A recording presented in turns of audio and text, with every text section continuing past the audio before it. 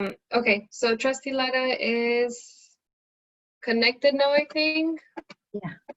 That makes 3 of us. Okay, perfect. Great. Thank you. Okay, so now I would like to call to order the West Metro Costa Unified School District Board of Education June 10, 2020 regular meeting. Do we have public comment before closed session? We have one public comment from Matt Horton. Mr. Horton. Thank you. Greetings, everyone. Probably the last time you'll hear from me for a little while, at least. Praise be for small favors, I imagine. I wanted to take a minute and just tell you how disappointed I am in all of you.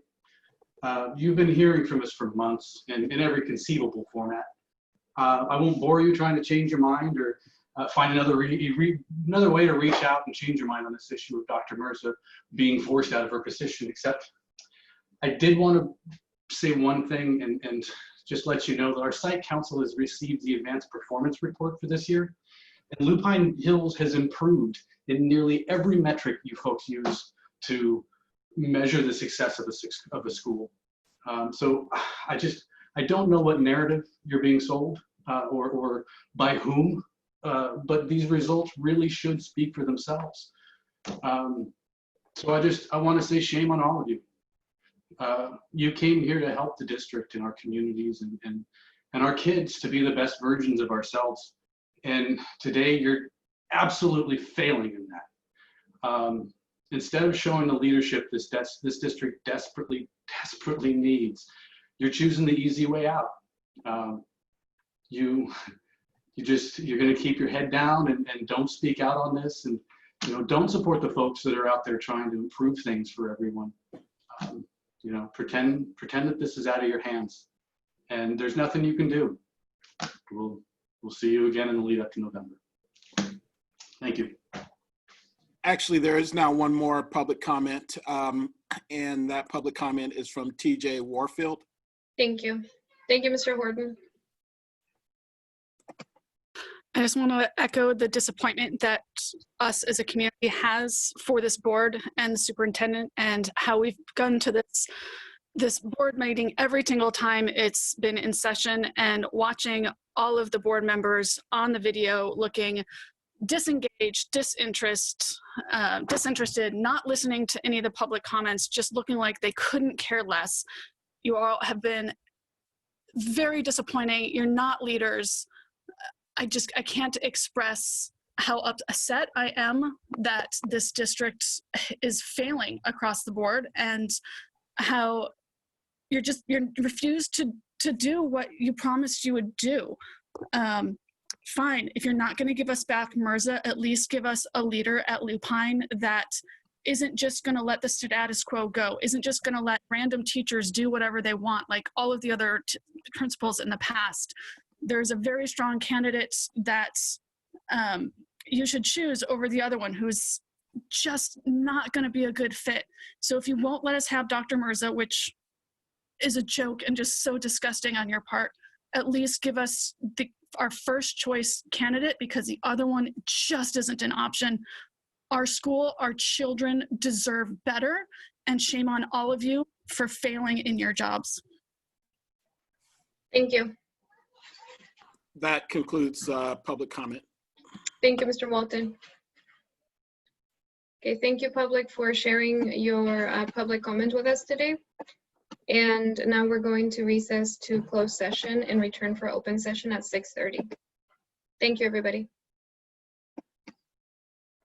Almost all board members present. We just need Trustee Cuevas to arrive. Okay, perfect.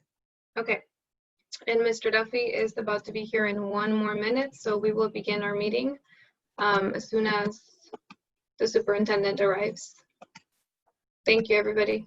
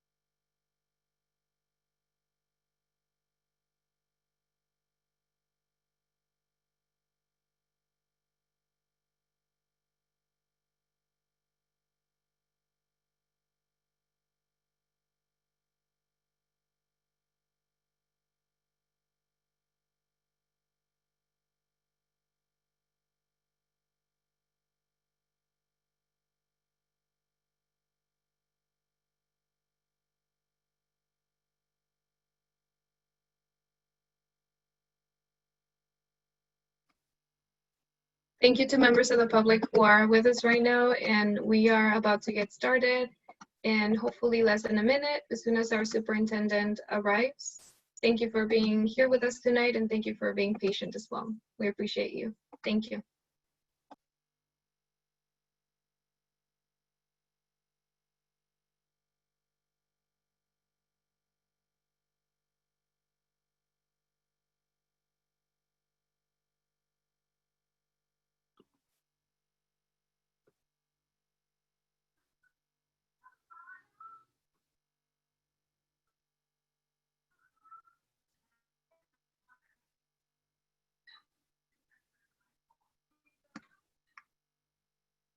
Okay, so it looks like Superintendent Duffy has arrived, and now we're just waiting on Trustee Cuevas. So good evening. I would like to call into order the West Contra Costa Unified School District Board of Education regular meeting on today, June 10, 2020. I would like for all of us to first begin this meeting by asking everybody to have a moment of silence in honor of the life of George Floyd, of Breonna Taylor, and of Ahmaud Arbery. So please, if we can take a moment of silence right now. Thank you.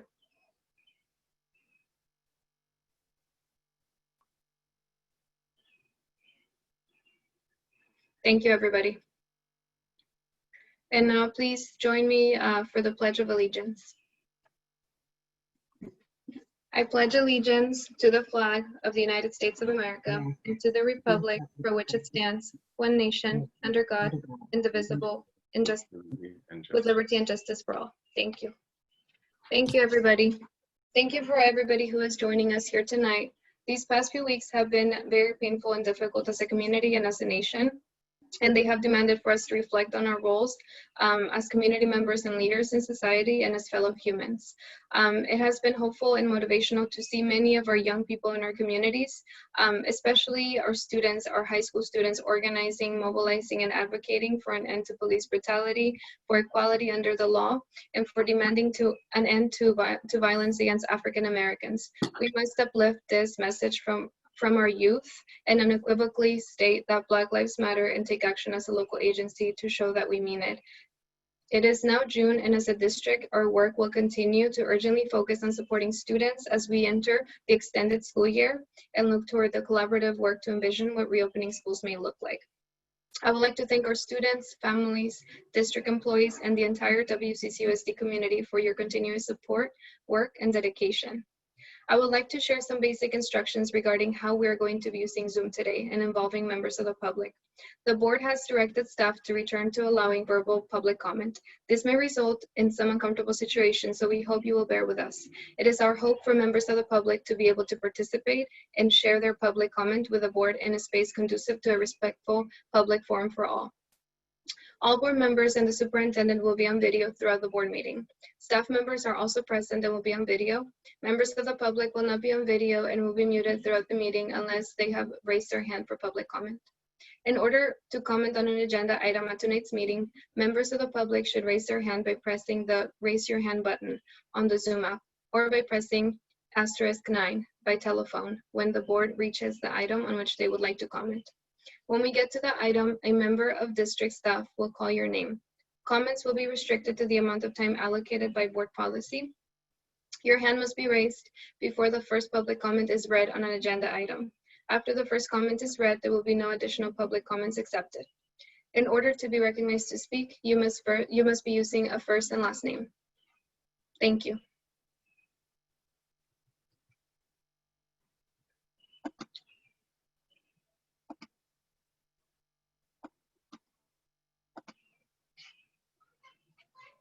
So now we have roll call. Mr. Duffy, can we please have roll call?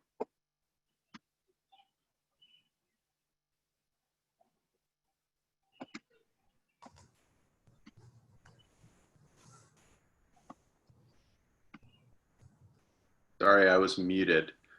President Hernandez Jarvis. Present. Trustee Lara. Present. Trustee Phillips. Present. Trustee Cuevas. not here yet. And Mr. Duffy, can you check in to see if maybe Trustee Cuevas is having any connectivity issues? Yep. Trustee Panis. Present. And I can't see from my screen if we have a student trustee. Yeah, I don't see Got it.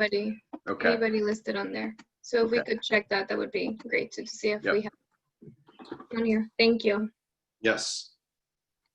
And I apologize, I forgot to give the directions for how to comment in Spanish as well. So para poder hacer un comentario en un artículo de la agenda hoy, los miembros del público pueden levantar la mano en el botón de levantar la mano en Zoom o también al presionar *9 en el teléfono cuando lleguemos a este artículo en la agenda. Cuando lleguemos a ese artículo, un miembro del distrito llamará su nombre y los comentarios estarán restringidos al número de minutos de acuerdo con nuestras pólizas de la mesa directiva. Gracias. Thank you. So, Mr. Duffy, do we have a report out of closed session? Yes, we do. Tonight in closed session, the board took the following action. The board named Poppy Sheldon as principal of Lupine Elementary School. 3 votes yes, 1 vote no. Mr. Phillips in the no vote with Trustee Cuevas absent. The board voted to name Phil Johnson interim principal at Greenwood Academy 4-0 with Trustee Cuevas absent. And the board voted to name Marcy Williams Chief Personnel Officer 5-0. That is the report out of closed session this evening. Thank you, Superintendent Duffy. So now we have our review of number of requests to address the board for comment on individual agenda items. Mr. Watson, do we have any of that information right now? President Hernandez Jarvis, we have 6 hands that are currently raised, but we have no idea which item they would like to speak on. Okay. Thank you, Mr. Walton. And for standing reports, do we have people signed up for that as well? Yes, we do have people who have indicated they wish to give their standing report tonight. Great, thank you. Madam So Chair, now- just want to record my presence. Thank you, Trustee Cuevas. Trustee Cuevas is present with us right now. Thank you so much. So now up next is our agenda review and adoption. Are there any changes, any items that board members need to pull or President have any Hernandez questions? Jarvis? Yes. I think there were a couple of technical items with the contract for Ms. Sachs on C3 and C4. So I'd like to ask that we just pull those off. Yes. And then also, I'd like to suggest that we combine our items F1 and F2 about the budget and just hear it as a single item right after our public comment item. Mr. Panis, can I Yes. clarify? I'm Trustee sorry, Sure. Yeah. President Yes, Hernandez Jarvis. Yes, Mr. Duffy. Did you want to pull the entire item C3-4, or did you want to simply pull the Marlene Sachs contract from 3-4? Just the Marlene Sachs contract. from 3-4. Got it. Thank you. And then combine F1 and F2 and hear them right after public comment as a single item.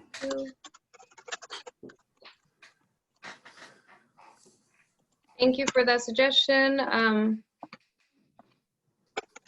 Trustee Panos. So pulling the Marlene Sachs contract from C3 and C4 and having F1, F2 consolidate into one item that comes right after public comment. I'd also Is like to there- note that Trustee Vasquez-Simula has arrived. Could you repeat that again? Trustee Vasquez-Simula has arrived. Oh, thank you for that. President Hernandez Okay, Jarvis, there I see him now. Welcome. Yes, Trustee Phillips. I would like to pull C7, please. C7.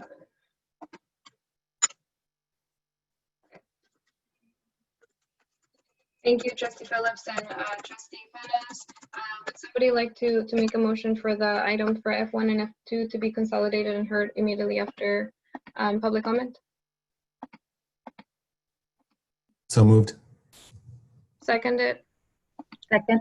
Yeah. Moved by Trustee Pana, seconded. I rescind my second and let Trustee Letta second it. So can we please take a vote beginning with our student trustee Vasquez Simala, if he's ready? Yahweh, yes. Cuevas, yes. Phillips, yes. Panis, yes. Lara, yes. Hernandez Jarvis, yes. Motion passes unanimously to consolidate F1 and F2 into one agenda item and hear it immediately after public comment. Thank you, board. So is there a motion to adopt the agenda now with the Marlene Sachs contract pulled from C3 and C4 and the C7 pulled? So moved, Madam Chair. Moved by Second. Trustee Cuevas, seconded by Trustee Lara. Can we please take a vote, board? Yahweh, yes. Cuevas, yes. Cuevas, yes. Phillips, yes. Panis, yes. Lara, yes. Hernandez Jarvis, yes. Motion passes unanimously. The agenda is adopted with the changes. Up next is B7, approval of minutes from the May 20th, 2020 meeting and the May 27th, 2020 meeting. Do any board members have any suggestions or changes that they would like to share? President Hernandez Jarvis, I noted one thing on the minutes for the May 20 meeting. Item B12, there was a conversation when I was asking Ms. Stewart about forms, and that was actually about how could students update their FAFSA now that their financial situation may have changed. Mm-hmm. Otherwise, I'll move the May 20 minutes. Thank you, Trustee Panas, for that correction. I'll second Is there a that. second? Moved by Trustee Panas, seconded by Trustee Letta, and that's only for the May 20 meeting, right? The minutes. Perfect. Great. Okay, so can we please take a vote? Yahweh, yes. Cuevas, yes. Phillips, yes. Panis, yes. Hernandez Jarvis, yes. And Lara, Trustee Lara? Lara, yes. Great. Thank you. I thought I didn't hear you. I wasn't sure if I was imagining it. Okay, so the motion passes to approve the minutes from May 20th and now May 27th. Are there any corrections that trustees would like to make? Is there a motion to? I'll move the May 27 minutes. I second that motion. Can we please take a vote? Yahweh, yes. Cuevas, yes. Phillips, yes. Panis, yes. Lara, yes. Hernandez Jarvis, yes.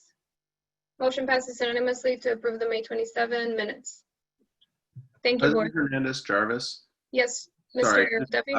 for my notes, we passed all of the consent items except C7 was pulled, and we pulled one contract from 3-4. Is that correct? Let me go back. We pulled the contract from C4 and then item C3 was pulled. So the entire C3 item has been pulled? I did not intend to pull the Trustee- entire C3, just the Saks contract. Okay, that's what I Got have it. in Thank my you for notes. clarifying. Yeah. Okay, so Okay. then just that contract from C3. And it was also in 4, so same contract, and then 7 is the item that's been pulled. Yeah, Okay, thank you. thank you for clarifying that. Thank you, Trustee Bonas, for clarifying that as well. So our next item is B8, resolution number 104/1920, condemning police violence and brutality against people of color. I'm going to be introducing that item. So thank you very much, President Hernandez Jarvis, as you opened this meeting, talking about the recent events and watching the incredible outpouring and protests and support for the Black Lives Matter movement, the energy, really pushing against militarized police practices. A number of our board members and community asked us to take up a resolution condemning police violence and brutality against people of color. So this resolution was crafted in response to what we are seeing in the world and some of the asks from our board members. It was crafted. I want to thank Marcus Walton, who worked diligently on it. And it also brings in language from some of our other resolutions, including the Positive School Climate Resolution. So, thank you for pushing for this resolution. We believe it's a positive resolution. And however you would like to do the reading of it this evening, President Hernandez-Jarvis, we will do that. So again, our staff and our district community stand by and fully support the work that's happening across our community, happening across our cities, our region, to ensure that militarized police practices subside and the violence against people of color subsides. And again, our heart goes out to those families of these victims. So thank you. Thank you, Superintendent Duffy, and thank you to Mr. Watson as well for crafting this resolution and for really helping us to envision the way that we need to respond and to be very aware of everything that's going on and really make a statement as a united group. I would really like to open this up for somebody on our board to read it. I don't know if our student trustee would like to read it. If any other board members, if we want to all read it and split it up by sections, we can do that as well. I'm open, and I really wanted to give first priority to our student on the board, our student trustee, because I think that this is something that is very meaningful to everybody, and I just want to make sure that I'm giving priority to the representative of our students in the district right now. President Hernandez-Jarvis, if I may. Yes, Trustee Phillips. So on Monday, our student board member, Dawit, he led a protest march in honor of Black Lives Matter across the city of Richmond, from Easter Hill United Methodist Church to City Hall. He made me very proud. He and the other young people who were there, and I think it would be excellent for him to read this. So I agree with that. Thank you. That's a great point. Thank you, Trustee Phillips. And I know that our student trustee has been very mobile about organizing students and just really being a representative that is here for the community and for all of the kids in West County. So student trustee Vasquez Simala, if you would like to do the honor of reading this resolution. Thank you so much. Even though I am an activist, I do get really kind of shy and scared when I do read. So hang in there with me if I just do stutter a little bit. Of course. We'll be ready to jump into if needed. All right. Thank you, guys. Should I start now? Yes. Thank you. Whereas on February 23rd, 2020, 25-year-old Ahmaud Arbery, an unarmed black man going for a jog, was shot and killed by two white men, one a former law enforcement official in Glynn County, Georgia. And on March 13th, 2020, 26-year-old emergency medical worker Breonna Taylor was shot and killed by police inside her home after a no-knock raid. And on May 27th, 2020, 46-year-old father of two George Floyd pleaded for his life and was ultimately killed by a police officer who pushed a knee into his neck for more than 9 minutes while Floyd lay handcuffed on the ground. And whereas the death of Ahmaud Arbery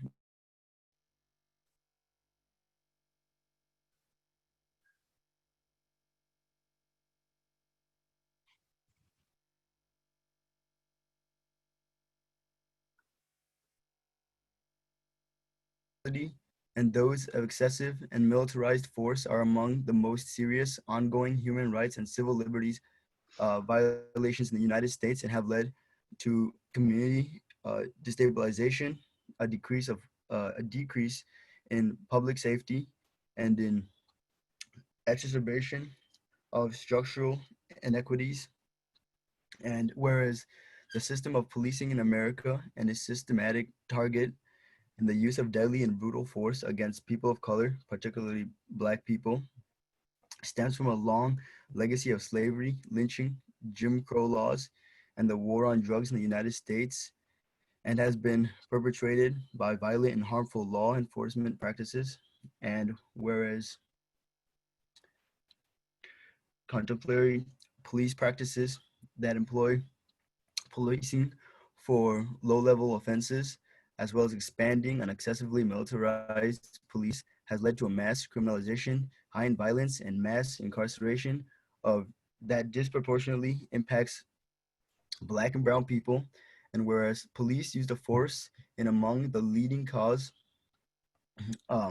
of death for young men of color and Black people, including Black women and girls, Native Americans, and Latinos, are killed by police at disproportionately higher rates than their white peers. And whereas people with disabilities and other historically marginalized communities, including LGBTQ plus individuals, immigrants, and those experiencing homelessness are significantly more likely to be criminalized and targets of police violence. And whereas over the last 2 decades, the number of police killings has increased dramatically. Since 2013, police officers have shot and killed roughly 1,000 people each year. And whereas police brutality and the use of excessive force have robbed countless communities of precious lives, have inflicted intergenerational harm and trauma to families, and are intensifying our nation's mental health crisis. And whereas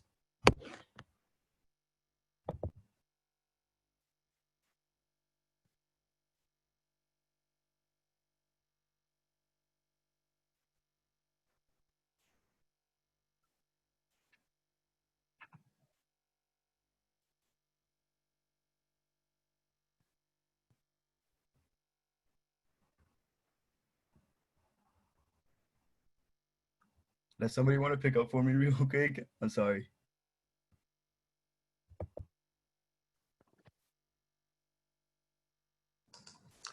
I think he's can- doing okay. I think Yeah. we should just be patient. Fine. Yes. Yeah. Thank you. All right, I'll start. Whereas police in the United States, through acts of brutality and the use of excessive force, kill far more people than police in other comparable nations and have historically shielded from accountability. And whereas the killings of hundreds each year, the demonstrations have followed have brought sustained national attention to the racially biased police violence against people. And whereas U.S. Representative, is it, I don't know how to say it wrong, Ayana?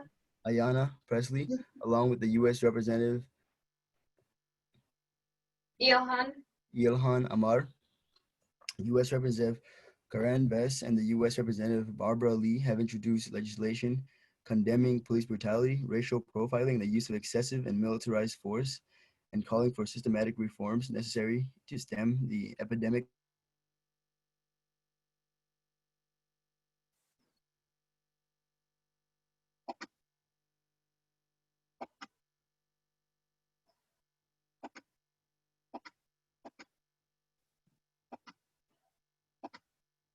Establishment of positive school climate policy that recognizes that that involvement in the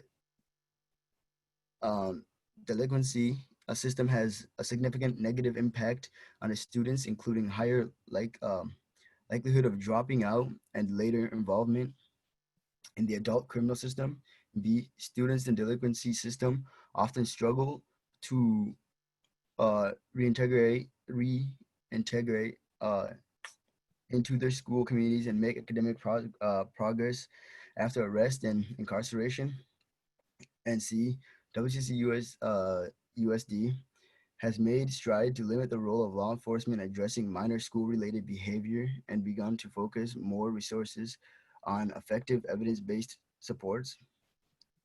And D, WCCUSD consider referral of students to law enforcement a last resort. And E, funding of law enforcement should be redirected towards the reduction in class sizes and total class loads to support restorative justice practices. And whereas the belief of all students can achieve a higher level of proficiency, and that the effects of institutionalized racism can be mitigated in central and high equity is viewed in West Contra Costa Unified School District. Now, therefore, be it resolved that the West Contra Costa Unified School District Board of Education strongly condemns the extrajudicial killings of Ahmaud Arbery, Breonna Taylor, and George Floyd, and calls on the citizens of this district to join in peaceful protest to call for the adoption of sound and unbiased law enforcement policies to all levels of government that reduce the desperate impact of police brutality and use of force on Black and brown people and other historically marginalized communities. And be it further resolved, the West Contra Costa Unified School District Board of Education calls for the cities of Hercules, Pinole, San Pablo, Richmond, and El Cerrito, and Contra Costa County to end militarized policing practices, support strengthening efforts to eliminate instances of excessive use of force, and conduct stringent oversight and independent investigations into instances of police brutality, racial profiling, and excessive use of force, and hold individual law enforcement officers and police department accountable. And be it further resolved, the West Contra Costa Unified School District Board of Education directs the superintendent to write a letter in support of the House resolution introduced by the U.S. Representative Ayanna Pressley, along with U.S. Representative Ilhan Omar, U.S. Representative, is it Karen? I said it Yeah. wrong. Yeah, Karen Bass, and the U.S. Representative Barbara Lee, that condemns all acts of police brutality, racial profiling, and the use of excessive and militarized force throughout the country. And be it further resolved, the West Contra Costa Unified School District Board of Education directs the superintendent and district staff to develop anti-racist. Sorry, I can't read it. You got it. You got it. Policies and procedures, and provide training for teachers, staff, and administrators to understand racism and its impacts on teaching, learning, and knowledge transmission, recognizing the difference between anti-racism and multiculturalism in Pedagogy. Curriculum, and educational advocacy, and understand how the place, geography, and institutional cultures are uniquely important to the implementation of such programs. Okay, thank you so much, Student Trustee Vasquez-Simola. I really appreciate that you read this long resolution that is crucial at this moment, and I really appreciate too that you did this, for the whole community to hear, to know that this is where our values are. And I appreciate all of the work that you have done, not just in the insight that you have provided, the questions that you have raised, but also the mobilizing in our communities. I think all of that is so crucial to this moment and to all the time, not just now. Yes, Trustee Phillips? I would like to move the resolution. Great, and I'll wait a second. Trustee Panas seconding the motion by Trustee Phillips. Before we vote on it, I want to give space for our trustees to speak on their, on just share what they're thinking at this moment, because I think this is a crucial point. I think we're at a crossroads, and I really want us to have an open conversation about this. And I don't want us to, just pass it. I want us to actually hear from each other and have the community hear from us and communicate with the public about this. And before we do that, I just wanted to know if there was any public comment for this. I know that there's a lot of hands raised, and it's hard to tell if it's for this specific item. Yes, President Hernandez-Jarvis, we're going to assume that everyone's hand who is raised right now wants to speak on this item, and we have currently 21, 22, 23 hands raised to speak. Okay, great. So I see that there are, okay, so I see that there are 25 now. So we're gonna have 1 minute per speaker since it's more than 15. Okay. And once we have the first speaker share, we want, if we can do as best as we can to make sure that we monitor, that we listen to everybody that had their hands raised before we start the discussion. Okay, I will again let the public know we need a first and last name. There is the name of a church that is listed, and we would respectfully ask McLaughlin Temple if you can sign back in with a first and last name. And if you only have a first name or a nickname, we will not recognize you for public comment at this time. Thank you, Mr. Walton.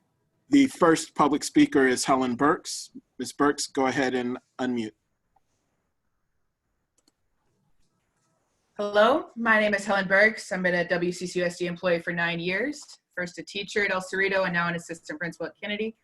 Over these years, I've come to know many different school resource officers and have both positive and negative experiences about interactions with students that I could relay. In relation to this resolution, I ask that you make further action in order and that you terminate all police contracts with our district. I think that it's an action that follows from the logic presented in this resolution. My reasoning comes from a deep philosophical belief that the presence of police is antithetical to the purpose of schooling, and also from a copious amount of research into the impacts of police in schools that shows they do not increase student safety, reduce crime, and instead result in higher suspension rates and triple the odds of a high number of arrests and wider racial disparity. I've been especially inspired lately by the youth and alumni who are part of Richmond Revolution, sharing their experiences and leadership. I ask that you listen to their heart, dreams, pain, and hopes. Thank you all. Thank you. The next public speaker is Gabrielle Micheletti.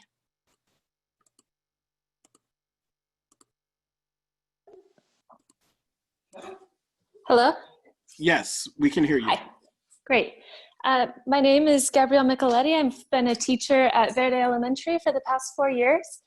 I am so hopeful to hear about this resolution with the schools because like the prior speaker, I do believe, and the research shows it is really antithetical to that school experience to have authority figures there that are not mentors like teachers, like principals, like other staff. I'm really hoping that in this year where we've had to make so many cuts and everyone's made sacrifices, that we can also make this cut here and take that money elsewhere.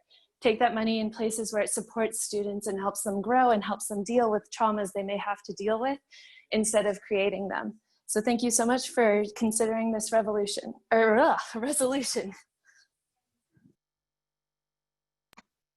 Thank you. The next public comments from Olivia Chikizi.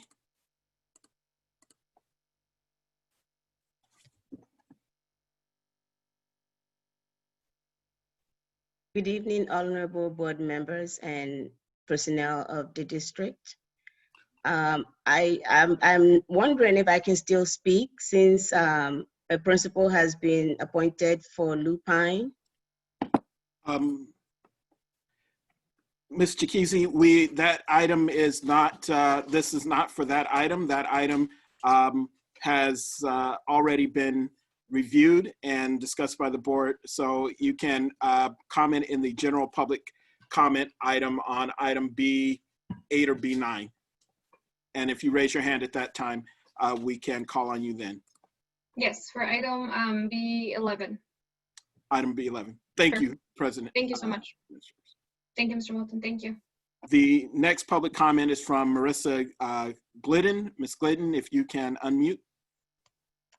Hello, my name is Marissa Glidden. I'm here today because Black Lives Matter, and we must all grapple with the fact that our systems and our schools are shaped by inequities, by bias, and by institutional racism. As educators, we have an obligation to work to end the school to prison pipeline. And with that, West Contra Costa Unified School District must immediately eliminate school resource officers and invest in our Black students. The funds used for policing our schools must be now used for counselors training and ethnic studies. Thank you. Thank you.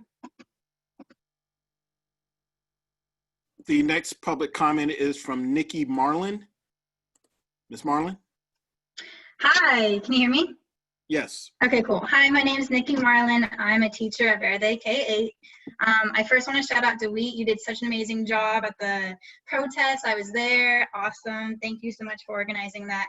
Now, I also want to demand an end to the contract with the police department and to remove all officers from our schools. We must invest this money into more counselors.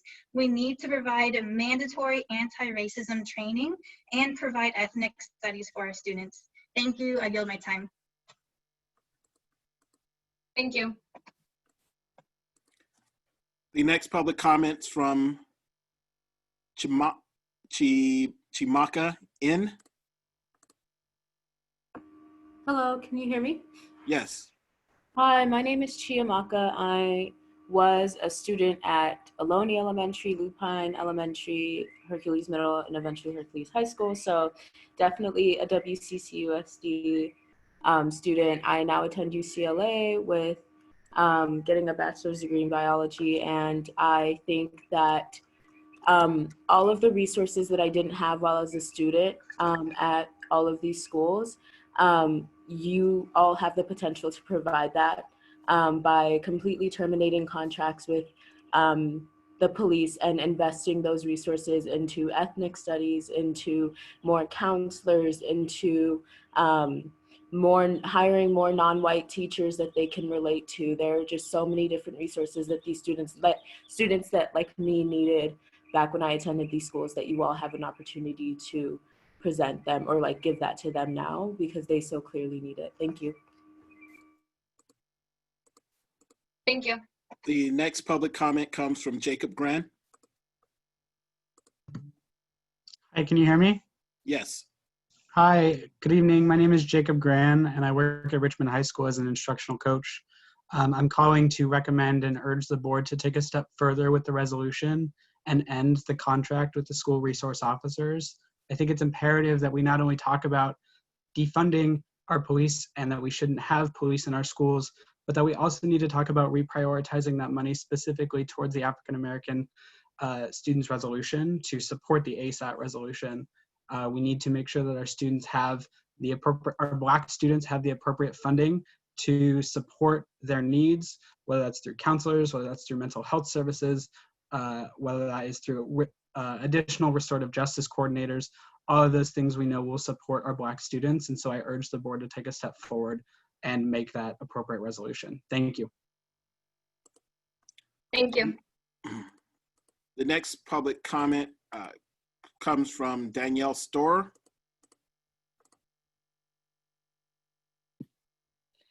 Hi, I was wanted to comment on the Healthy Richmond proposal. Do I wait to do that or do that now? The Healthy Richmond proposal? For the, I think if I may respond to, I think that maybe she was referring to the public hearing for the budget. Oh, I don't know. Potentially, maybe. I thought, is that where it comes up? I'm not sure. Is it for the recommendation? Yeah, from Healthy Richmond. It's also regarding the police and Yeah. you know. So does that mean we wait? Here, probably. No, I think. Oh, that- she needs to speak now, Madam Chair, Yeah, because it's I think- related. Yeah, it's Okay. related to this, to the topic of this resolution. So yeah, it's a good Okay. time now. Okay. Thank you. Yes, thanks. My name is Danielle Storer, and I'm a parent of a WCCUSD student, and I also work at the James Morehouse Project Health Center at El Cerrito High School, where I've been there for 18 years. I'm here today to support the proposal from Healthy Richmond to stop using district funds to pay for school resource officers and instead use those funds to support counselors and the school-based health centers. As many other people have said, I don't think that using police funds to, using district funds to pay for police is the right use of our money. Thank you. Thank you. The next public comment is Demetrio Gonzalez. Good evening, school board members, student board member, and Superintendent Duffy. My name is Demetrio Gonzalez Hoy. I'm the president of United Teachers of Richmond. Educators in WCCUSD stand with you, this resolution, and with our youth, condemning the racism, discrimination, and injustice that has been occurring in our country for far too long. We have an obligation to act and to listen to what leaders across our country and what youth in our community are saying. Educators stand with youth today, and we ask that you expand this resolution and act on the 5 following things. 1, you must defund school resource officers from all of our schools for next year. 2, we must provide training for educators and administrators this summer around restorative justice practices and implicit bias training. 3, we must provide space for Black educators to share input, concerns, and needs that they have experienced and that their students experience every day in our schools. 4, we must come through what our positive climate resolution says and ensure every site has a race and equity team that discusses data for their schools. Lastly, WCCUSD must create a plan to increase access to ethnic studies courses for every student. Thank you. We must act today, and history will judge us for how we react to this crisis. Thank you. Our next public speaker is Aceto Wilson. Mr. Wilson. Good evening, everyone. So I'd just like to echo the sentiments of some of the folks that have already spoken earlier. In order for us to do the right thing, then we do need to defund our school officers. And we also definitely need to provide training for our educators regarding anti-racism, anti-racist practice. And we must have discussions about race and equity, and not just equity. And we also must provide space for Black educators to share input, concerns, and needs. If our Black students are aware of the fact that their Black teachers are heard and listened to, then that will make them feel a little more confident to being heard and listened to as well by their Black educators. Also, we must create some type of plan to increase our ethnic studies course. I will be teaching the ethnic studies course this fall, but there's only one of me, and we need to welcome that into the district. And I appreciate you for reading the resolution earlier. You did a great job, and it's great to see that happening amongst the community. Thank you. Thank you. Our next public speaker is Lucero Garcia. Hello. Yes. Hello, my name is Lucero Garcia. I grew up here in this community. I attended Kennedy High School, graduated in '03. I also work at the JMP at El Cerrito High in the Health Center. And so, yeah, we have to step it up. You know, in 2003, I remember the experience of having police officers come in motorcycles on the K telling us to go to our classes. What message did it send? That we were not valued, that it didn't matter, right? We were already being trained to be in a specific position. Years later, we're having this conversation. I graduated '03. I ask that you really value our community, value our kids, right? Step it up, and contracts that hurt and devalue. Let's begin long-needed repair and healing. Fund our health centers. Every day, you know, during this time, I've been contacting parents, having students contacting me. So I ask that you really fund what is needed to repair and heal from everything that's going on. Thank you. Thank you so much. Our next public speaker is William McGee.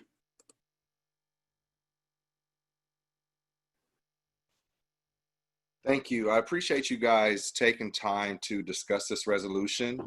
I will say that there is a need for more support. And along with the killings, it's not just the killings of Black people we're concerned about, but it's also the law enforcement and the white vigilantes that are a way to get away with this. So that's what else is upsetting. The thing that we need to also talk about in our district is the hiring practices and the retention and support of Black educators. There needs to be anti-racism training from the superintendent's office through the whole organization. We all need it. We all need to be in this fight together. And as we just heard, the space for Black educators is now. I want to come back and introduce BEN, the Black Educator Network, to you all This is something that we have started in the West Contra Costa Unified School District. This is the opportunity for all Black employees to share their voice.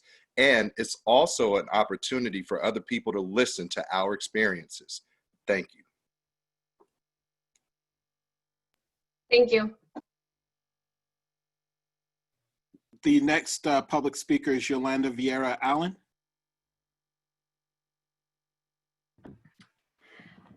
Thank you. As I'm reading through the resolution, first let me say thank you so much for taking the time to do this and putting the efforts that you did into this resolution. I also want to remind you that for 4 years, ASAT has been asking for this. This is not new to us.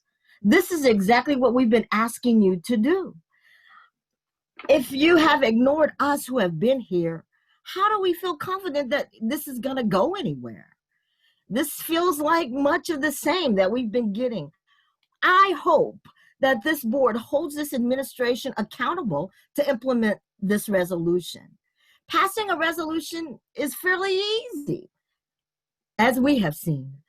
Getting a resolution implemented is the difficulty. And the institutional racism is the barrier to getting it enacted. Please, let's fix that. Thank you. Thank you. Our next public speaker is Raka Ray. Hi, my name is Raka Ray, and I'm a middle school science teacher in WCCUSD and also a woman of color. I'm speaking out to advocate for the immediate abolition of police officers on WCCUSD campuses. In light of the most recent budget cuts, as well as our current geopolitical situation, it is wildly inappropriate to continue to pay $1.8 million per year for campus police. On Monday, I attended the vigil for Eric Salgado, who was killed this weekend, shot 40 times in East Oakland by CHP. So many educators, myself included, fear that the next hashtag, the next name chanted, the next person summarily executed by a police officer will be one of their own students. Having police at school sites is nothing more than a scare tactic. Police are not social workers, therapists, or counselors, and their presence on campus threatens the well-being of all students, but in particular our Black students who are already marginalized and disproportionately over-disciplined. As an educator, how can I have faith in our district leaders when next year my school will see fewer teachers, fewer therapists, fewer counselors, fewer social workers, and fewer grad tutors, but the same number of police? I am not asking you to defund and abolish the campus police. I am telling you it is inexcusable to continue to have them. Thank you. Thank you. The next speaker is Lucy Sturba.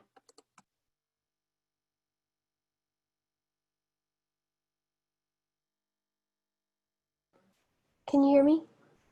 Yes. Hi, my name is Lucy Sturba. I'm a rising junior at El Cerrito High, and I'm also a member of the YSP with Dawit, who organized the protest on Monday. I'd like to just express my support with the others who have argued for the district to terminate all contracts with school resource officers. It's been seen nationwide that policing in schools directly contributes to the school to prison pipeline, especially for Black and brown students who are 3 times more likely to be suspended than white students. We've been spending up to $1 million on these officers, but if we instead directed that money to social workers, we'd actually be solving the problem instead of adding punishment instead of providing help. So I'd just like to support that. Thank you. Thank you. Our next speaker is Paola Chacon.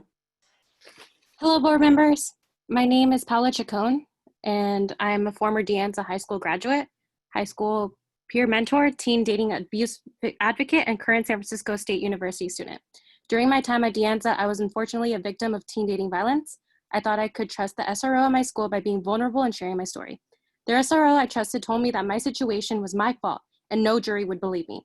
During my time at DEA, there were only 3 school counselors for more than 1,300 students, so I was not able to meet with one. Thankfully, a friend referred me to an org in the Student Health Center that offers resources such as counseling and advocacy training. I felt comfort and solidarity in the organization than I did in the SRO's office. We, the community members of Richmond, California, are demanding that the SROs be removed from schools and use the $1.8 million taxpayer dollars that is used to fund them towards counselors, psychologists, restorative justice, and mental health programs. Thank you, board members. Thank you. The next speaker is Nathan Barrick.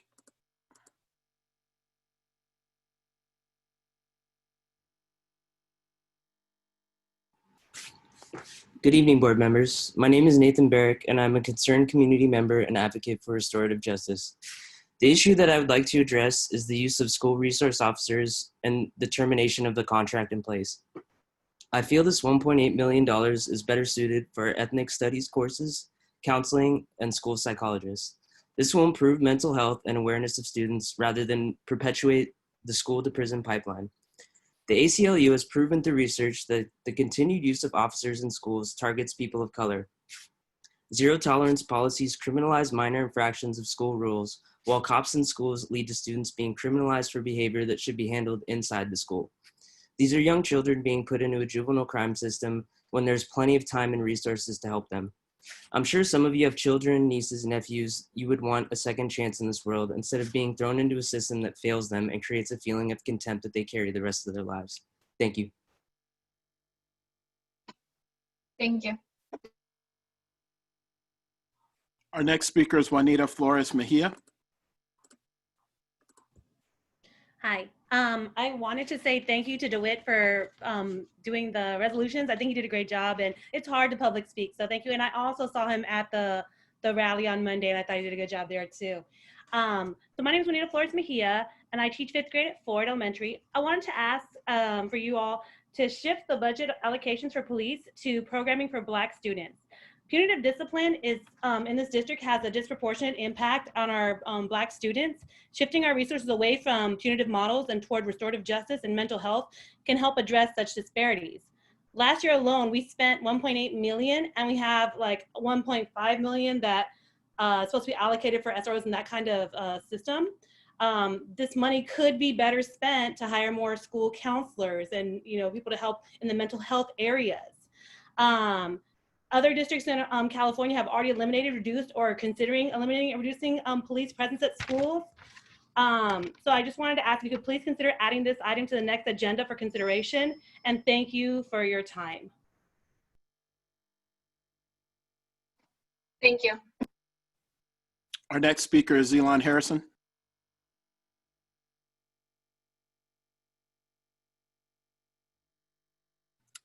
Ms. Harrison, if you can unmute. Can you hear me? Yes. Thank you guys for coming, for letting me speak, and thank you guys for all listening at least to this resolution. If you guys do not pass this recommendation and take it in, I at least want you to look at retraining the safety officers that interact with our children, because like a lot of the speakers said, this isn't always a good thing to have people there that don't know how to support Black students. And I do realize a lot of the safety officers at my child's school, which is Richmond High, are Black. So I would like to keep some of them there for mentorship and to help Black students that are on campus, but in a different way. So peacemakers can offer supportive and getting, instead of safety officers, some type of different name and support with training around how to interact and support Black students and staff. Thank you. Thank you. Our next speaker is Armand Lee.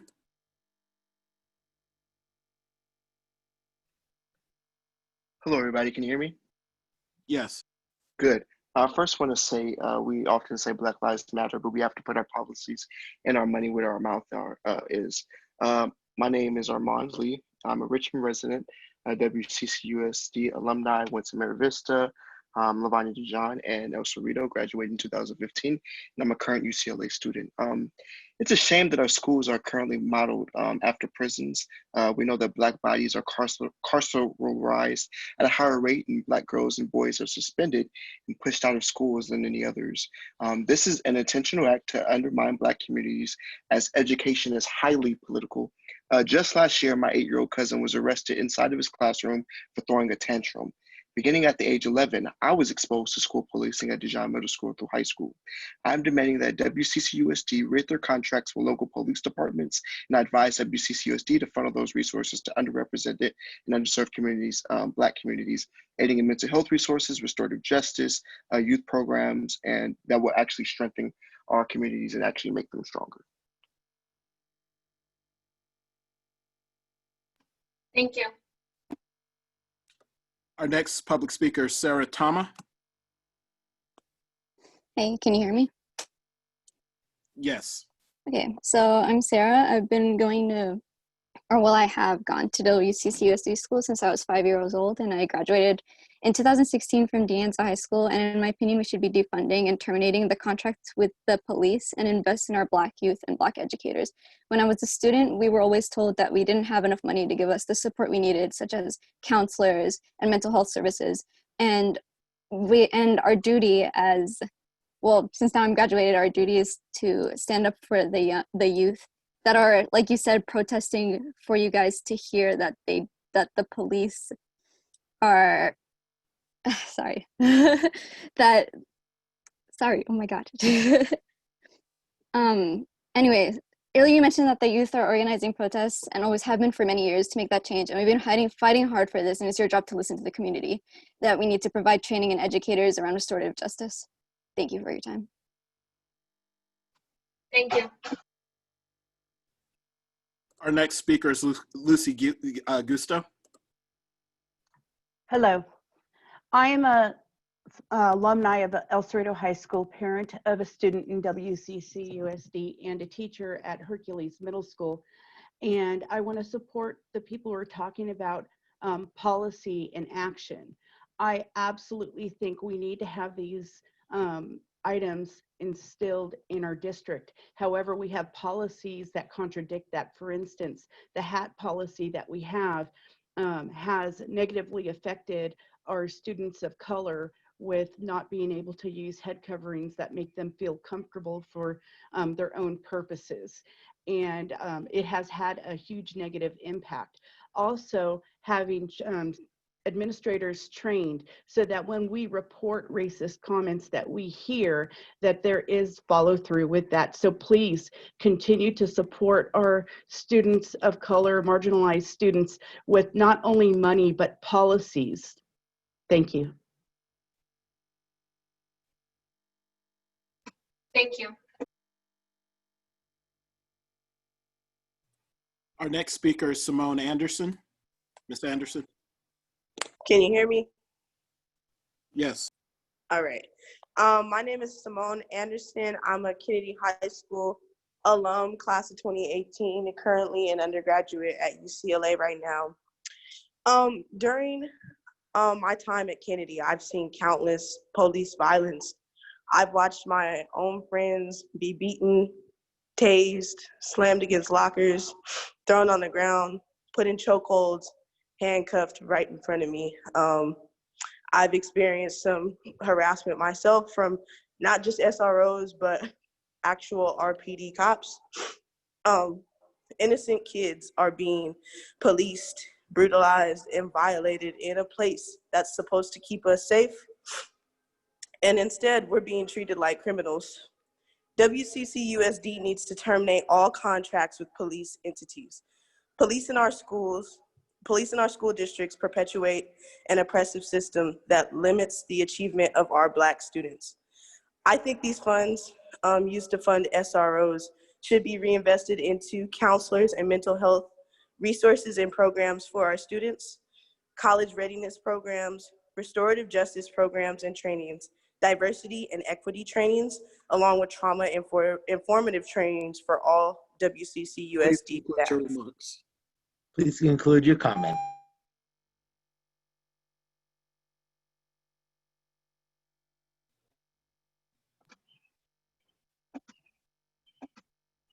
Our next speaker is Diana Lay. Thank you.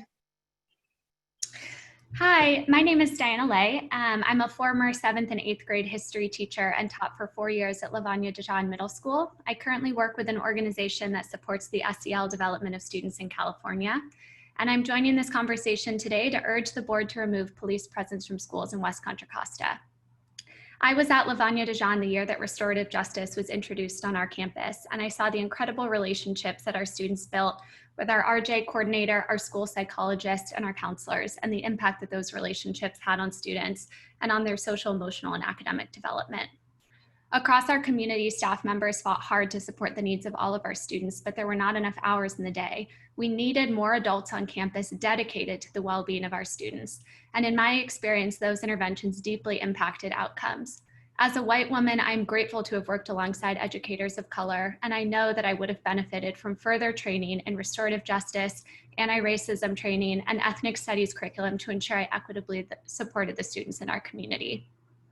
As a member of our community, I urge the board to defund police presence in our schools and to use that funding to invest more in counselors, provide anti-racism training for educators, and provide ethnic studies classes for all students.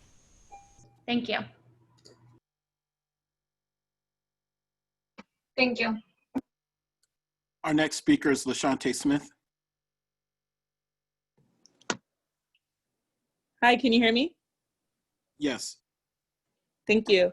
Good evening, Superintendent Duffy and School Board. Thank you for bringing forth this resolution. My name is LaShante Smith, and I'm speaking today as a parent and a community member of this school district. I attended the West Contra Costa Unified School District since kindergarten and ended up graduating from Hercules High.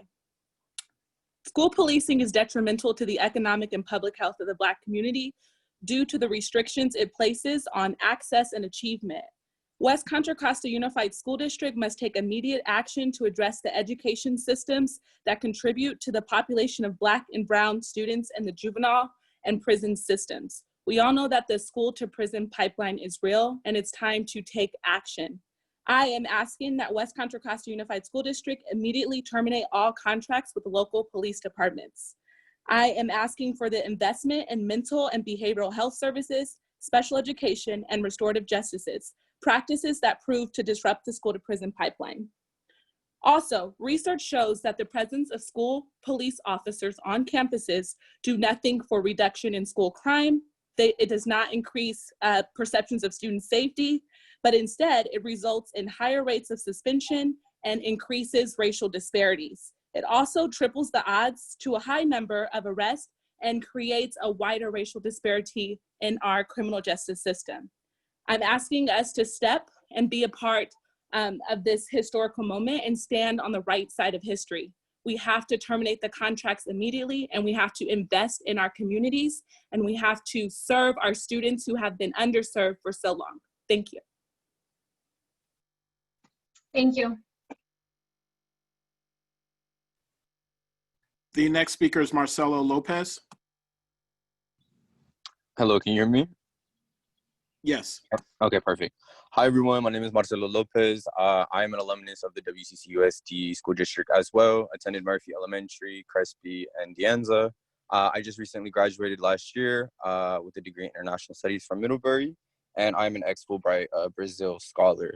So in terms of abolishing the SROs, I'm just echoing some earlier points that I did hear people communicate that they're, just in my own experience with the SROs, at DA, there were 3 counselors for about 1,300 students, and there were 3 assistant principals. The problem is that there was such a high turnaround that a lot of people didn't feel like they really had the support.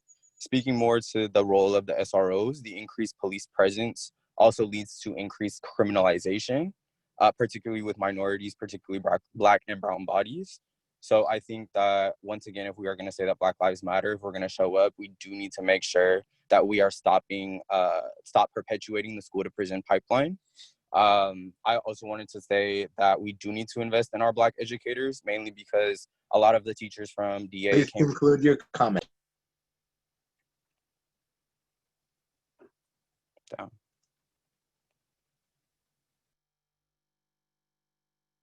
Thank you. Madam Chair, can I ask a clarifying question?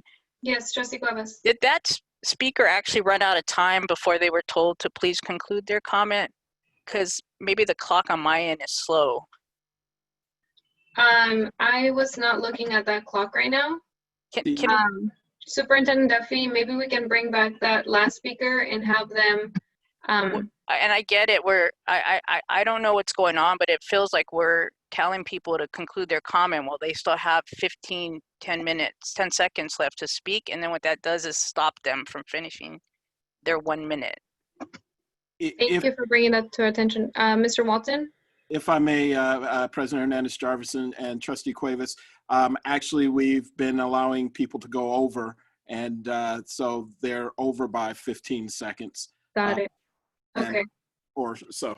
Thank you for that. Maybe for even more transparency with the public, would it be possible to pin the clock that has the image, I'm sorry, from Mr. Nick Berger? That way everybody can see the time. Because I think that what I see currently is when the speaker is talking, we see that. So maybe if we pin the clock, that way the speaker image won't move and we'll just have the clock at all times visible. Does that make sense? Yes, we can work on that. Okay, perfect. Thank you. Thank you, Trustee Gomez, for bringing that to my attention. Our next public speaker is Audrey Shields. Ms. Shields. Hello, do you hear me? Okay, it seems to me, I've only been around the district a couple of years, but I've been spending a lot of time looking at what's going on. And it seems to me the biggest problem this district has is that Black people are not seen, Black people are not listened to, and our opinions are not taken into consideration. We request information, we offer advice, and we seem to be completely ignored. I have noted complaints from various teachers in the district and other professional educators and administrators in the district. Black people are leaving in drones. Black professionals, educators, and administrators are leaving because they're not feeling supported and they're not feeling like they're heard. The monies that are requested for the flatland schools are not being made available to them. We need to be seen. You have to see us and hear us. Help us. We'll take you where we need to be. We need to look at programs like Peacemakers, where community-based people who love Black kids come in and work with us and families and make progress in the school. We don't need to be policed. We need to be supported and understood and helped. Thank you. The next public speaker is Alex Mazwit. Hi, can you hear me? Yes. Yeah, okay. So good evening, board members, and thank you for taking my call. So my name is Alex Mazouet, and I live in Richmond, close to Cesar Chavez Elementary School. I would like to urge you tonight to support defunding the police from all public schools in Richmond. We need to cut the police budget and use the money elsewhere. There are many areas in education that can use more funding. For instance, we need to upgrade our schools' technological equipment for the benefit of both students and teachers. We need better training and a more racially diversified body of teachers, and we need to invest in our neighborhoods that have been systematically divested from for years. Thank you so much. Thank you. Our next speaker is Simone Malkovich. Hi, I'm calling in to support the resolution to terminate school resource officers in West Contra Costa School District. As many have said, this would create opportunities to reallocate funds to things like mental health counselors, ethnic studies classes, RJ coordinators, and anti-racist trainings for our staff. It's our responsibility to dismantle the school to prison pipeline. I really hope you're listening to students, especially the ones on this call, when they say that RSO officers in their school don't make them feel any safer. I hope we're following the lead of other districts and we're defunding the resource officer program in WCCUSD because Black Lives Matter. Thank you. The next public comments from Brian Coleman. I'm sorry, Brian Coleman. Hello, can you hear me? Yes. Thank you. You know, I've been a parent in this district for a while now and attending a lot of these meetings. And I do appreciate the board and Superintendent Duffy for all of your hard work and everything that you guys have done. But you continually do the same things over and over again. And watching all these resolutions and all these meetings, the problem you're having is from the top down. Your leadership isn't telling you, hey, we need to stop arguing with one another. As a board, you guys know what programs work and what don't work. So us to keep continually having the same problems in the same meetings shows me that your egos are in the way.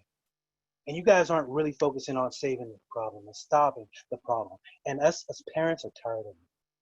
I definitely am going to make definite moves to make sure our children are getting taken care of. And it's not just about the police, it's about us policing ourselves to do better things and actually doing it. Thank you for your time. Thank you. Our next public comment is Guadalupe Inlana.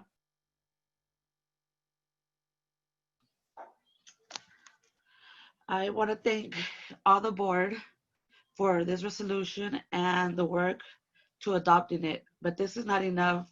Resolutions that are not put into work and just adopted do nothing for the community.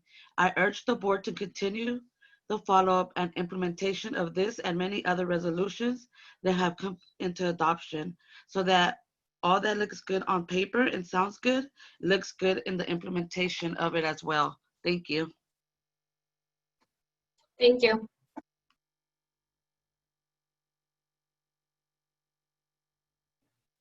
Our next speaker is Karen Larson. My name is Karen Larson, and I too am requesting that you defund the school resource officers contracted through the police department who have a presence at our schools. I've been an instructional assistant at Richmond High for the last 2 years and have served on the PBIS, Positive Behavior Interventions and Supports team, for the last year. Prior to that, I was on campus for six years with an outside program supporting student writing. I've been able to observe many different classrooms as well as the halls on campus. I have seen great success in programs such as Bay Area Peacekeepers and the restorative justice programs facilitated by Catholic Charities, as well as those programs run by our community health center that really support our students. Kids who are involved with these groups feel seen as individuals. All of our students need and deserve this type of support. In addition, Richmond High is working to expand its offering of classes such as ethnic studies and African American literature. The savings realized by the defunding of the school resource officers could be used to support these programs and more. Teachers and staff at our sites need training. Please conclude your comment. It's time to be brave and creative and to reimagine what engaging our students looks like. Thank you. The next speaker is Jen Rader. Hi, I'm the director of the James Morehouse Project, the ECHS School Health Center, and a 22-year district employee. I'm speaking in favor of the recommendations put forward by Healthy Richmond, specifically recommendation number 1, to repurpose $1.5 million of SRO funding to support school health programs.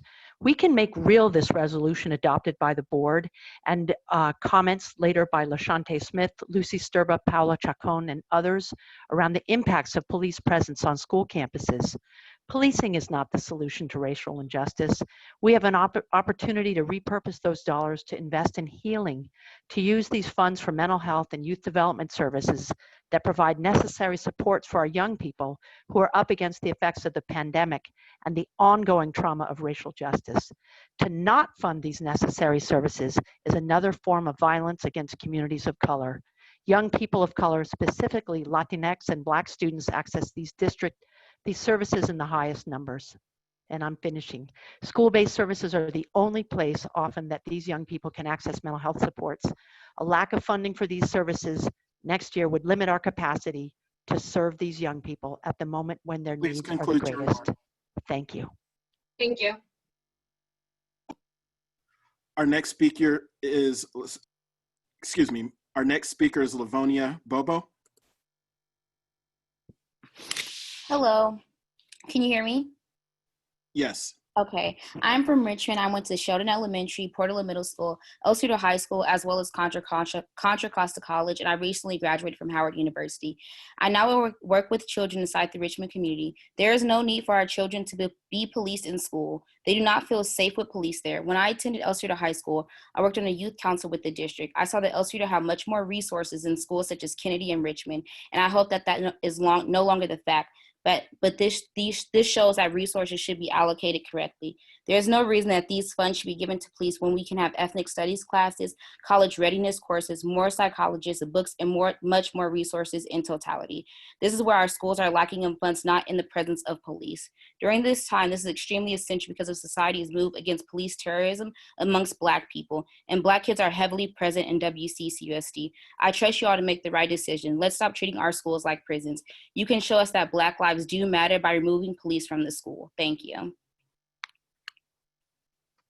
Thank you. The next speaker is Tamlin Chen. Hi, this is Tamalyn. I grew up attending schools in the WCCUSD elementary through high school. And my time, I was taught by many racist teachers who have wrongfully called campus cops time and time again disproportionately on Black students. Police are dangerous and create a hostile environment for students. This resolution is performative and does not make Black students attending these schools feel any more safe unless you immediately terminate all contracts with the police and have police and law enforcement permanently removed. Defund the police and put more money towards better teachers, teachers who aren't racist, Black teachers who actually care about the safety and learning of their Black students, and also towards restorative practices. Thank you. Thank you. Our next speaker is Alika Africa. Can everybody hear me? Yes. Okay, well, my name is Alika Africa. I was a former student, Harding Elementary, Korematsu Middle, El Cerrito High. I'm a recent El Cerrito High School graduate, former culture keeper, and student worker at the JMP. And I know, speaking for my fellow peers, that that's sometimes the only place that the most vulnerable students can access mental health services. And the money that we spend on NSROs could be spent on things like counselors or mental health programs and just ways to better support Black students and other students of color. I was also part of the school site council, and I remember as student representatives, myself and Adriana Sloan, advocating that we should, when asked, we should spend that money. We had the choice to choose between a SRO or a counselor, and we said a counselor, but that didn't happen. I know that that's not a choice that the school board can change.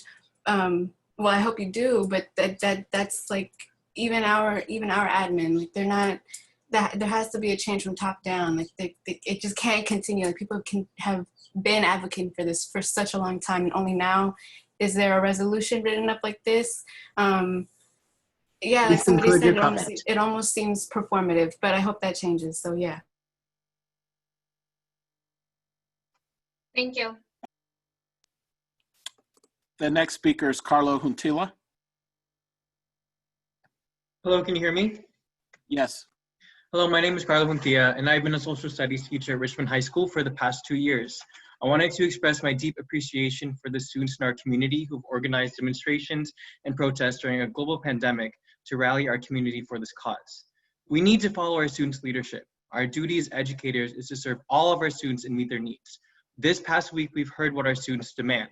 They're asking for the removal of police officers who monitor Richmond campuses, which they've described and we've witnessed as a detriment to the economic and public health of the Black community due to the restrictions they place on access and achievement.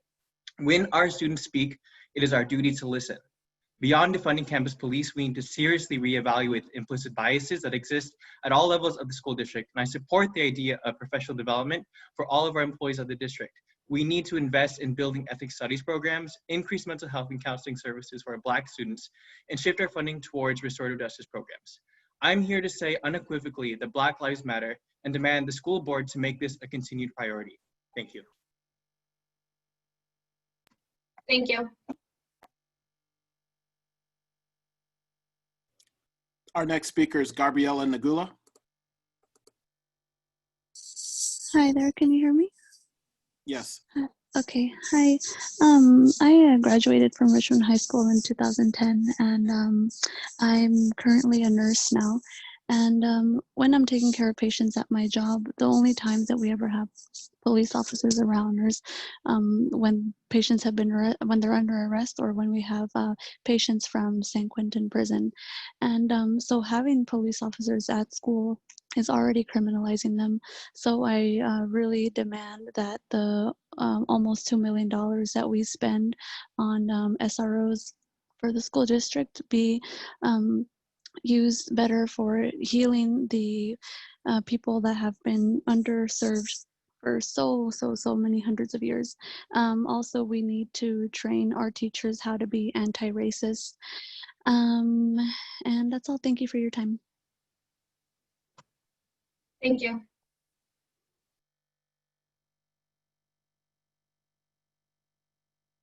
Our next speaker is Sherilyn McGowan. Hello, can you hear me? Yes, we can. Hi, I went to Ohlone Elementary, Hercules Middle, and High School. And as someone who grew up in West Contra Costa Unified School District, police presence on campus did not ever once make me feel safe. And I'm an Asian Pacific Islander woman. So for our Black and Brown youth, police presence is not what we need for them to feel like they are in a supportive learning environment. Merely enforces the school to prison pipeline. I would like to endorse Healthy Richmond's platform, divesting and breaking all contracts with police, and reallocating that money into mental health services, services and support for our justice impacted youth, racial structural oversight committee to address specific racism, specifically in the form of anti-Blackness in school curriculum and on campus, support teachers of color. And I really hope y'all are listening, because everyone has said that listening to the experiences of Black and Brown youth, and they have been fighting for this for so long. Thank you. Thank you. The next speaker is Valerie Jameson.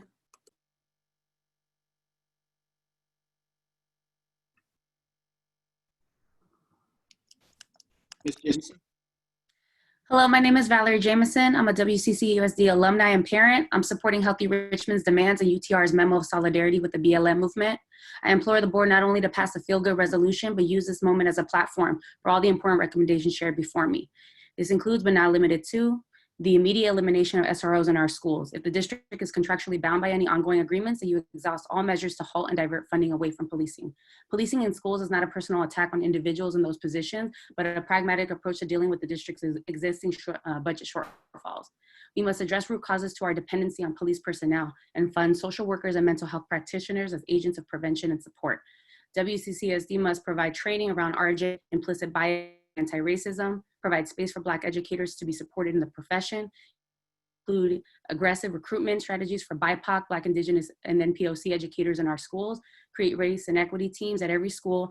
That's essential for addressing disproportionality of discipline actions negatively impacting Black students, and a plan to increase access of ethnic studies, partnering to lobby the state and ensure ethnic studies is viewed as a legitimate course of study, yielding A through G credits. I urge the district to implement all Please of this conclude and your more comment. with commitments and timelines for execution. Thank you. Thank you. Sonia Decker.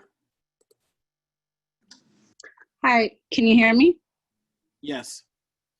Thank you. I want to uplift what a lot of people have already said. I'm a white family therapist, and I work with youth and their families in Contra Costa County, many of whom attend WCCUSD.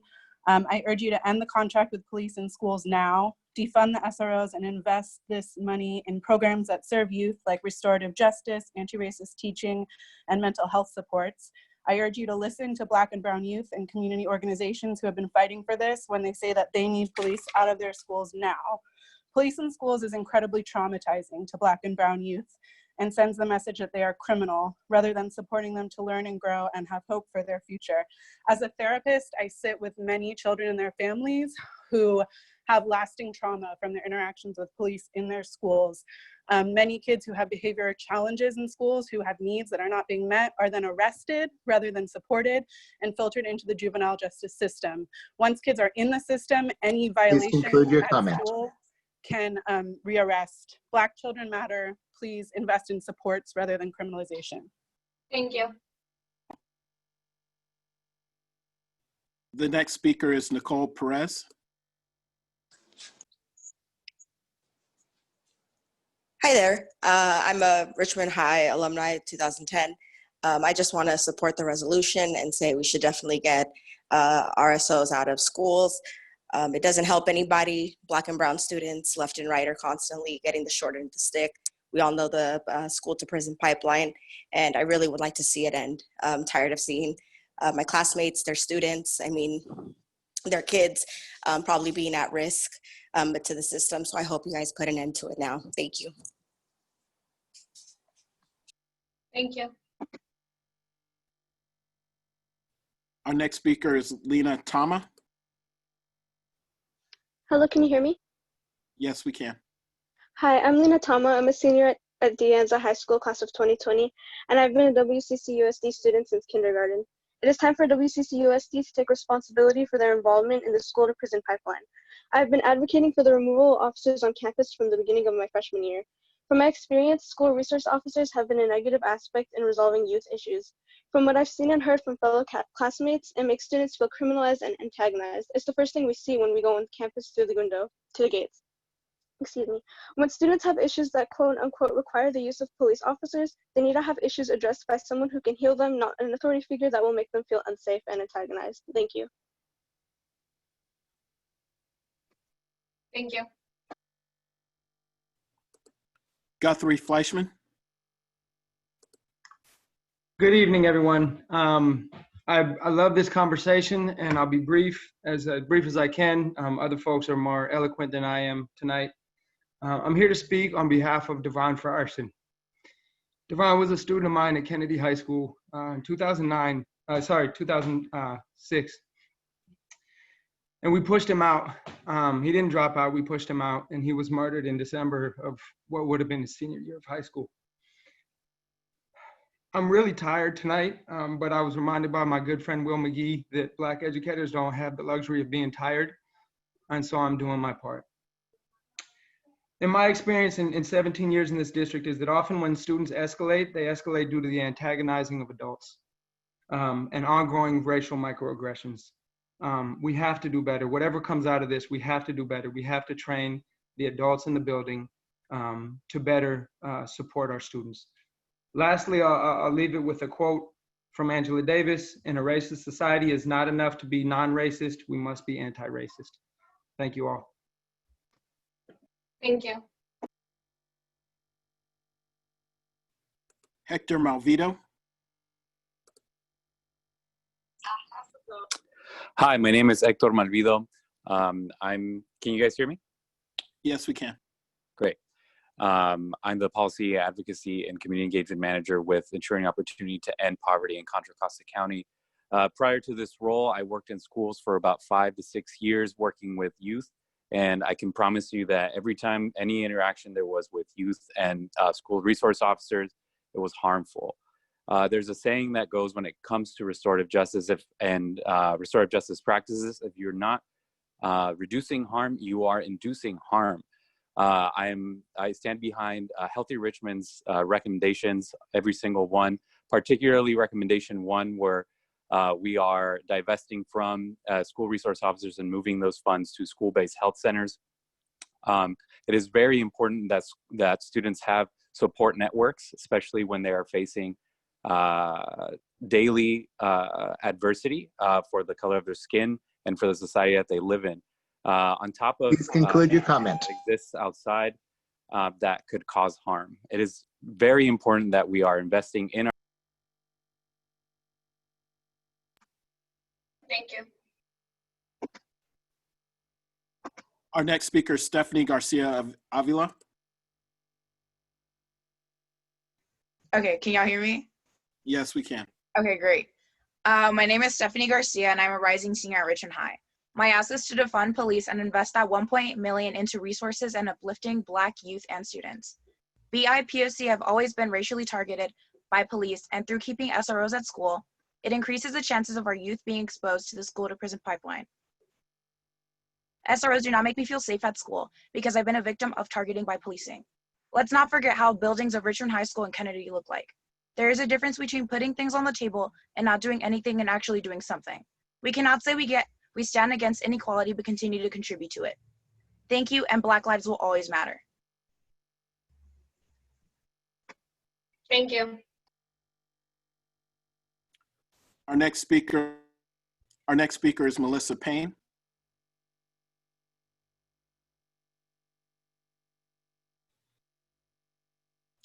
Ms. Payne?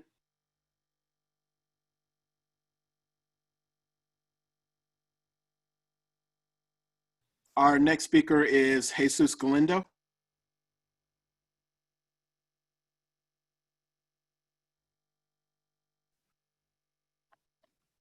Hello, can everybody hear me? Yes, we can. Good evening, everybody. I just want to echo the sentiment of all the speakers that came before me.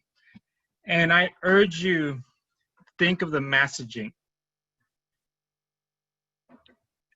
The message will be powerful.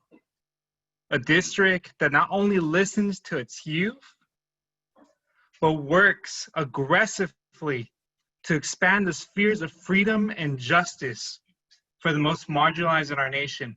A district that is committed to the liberation of our kids of color.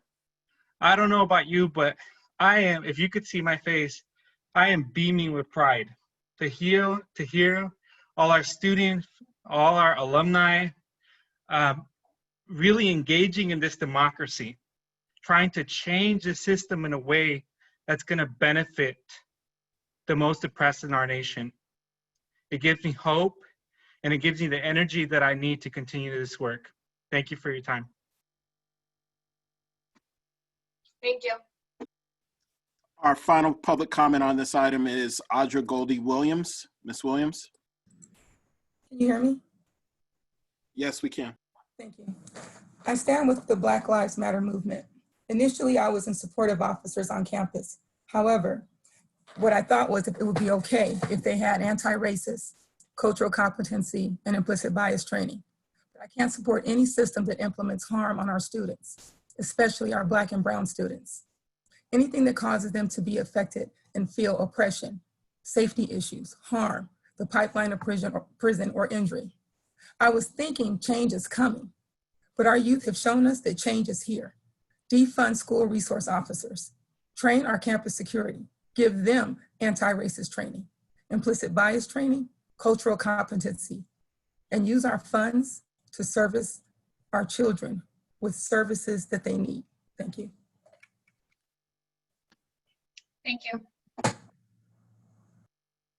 That concludes public comment. I would like to tell the audience, remind them that they need a first and last name in order to be recognized, and that we will cut off the public comment at once. We won't accept any new public comment after public comment starts.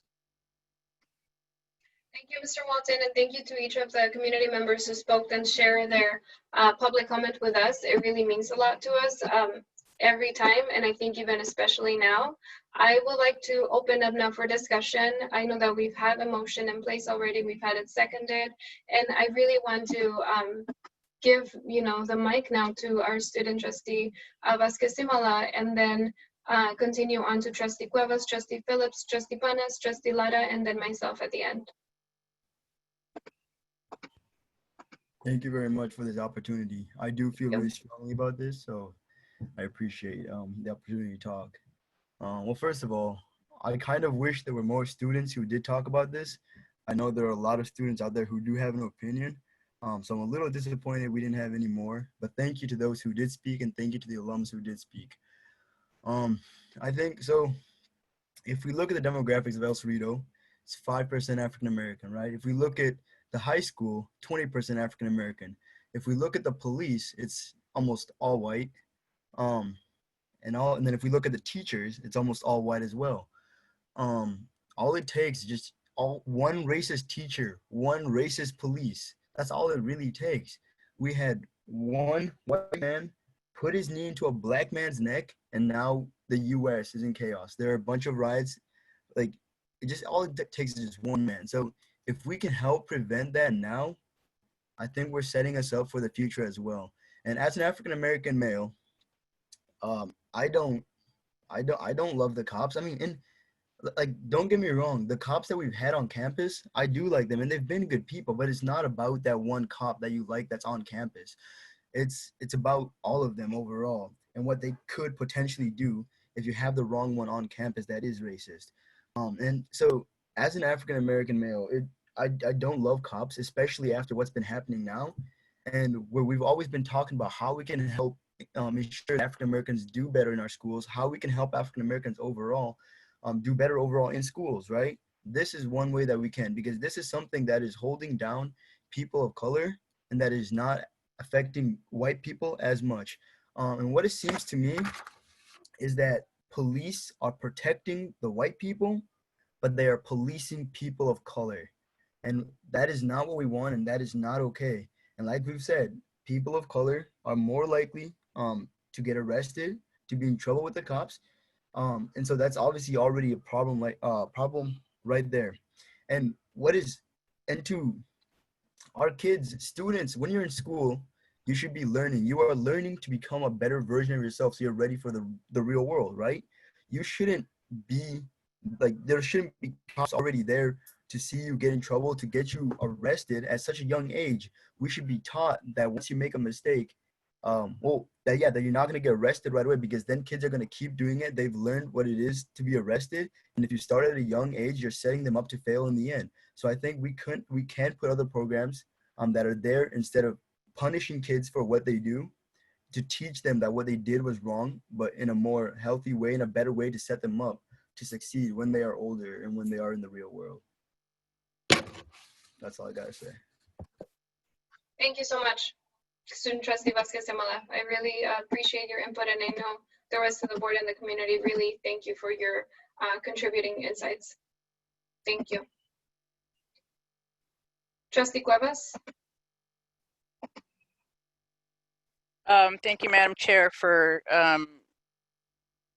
your bringing this to our agenda this week, and Clerk Laura as well.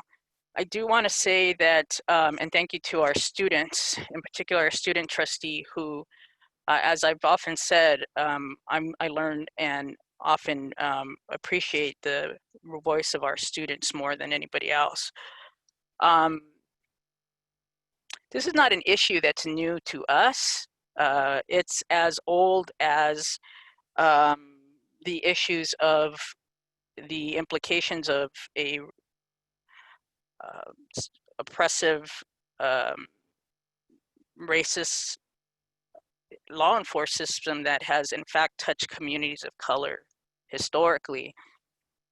But when I say it's not new to us, it's not new to this board within the last 2 years, 3 years.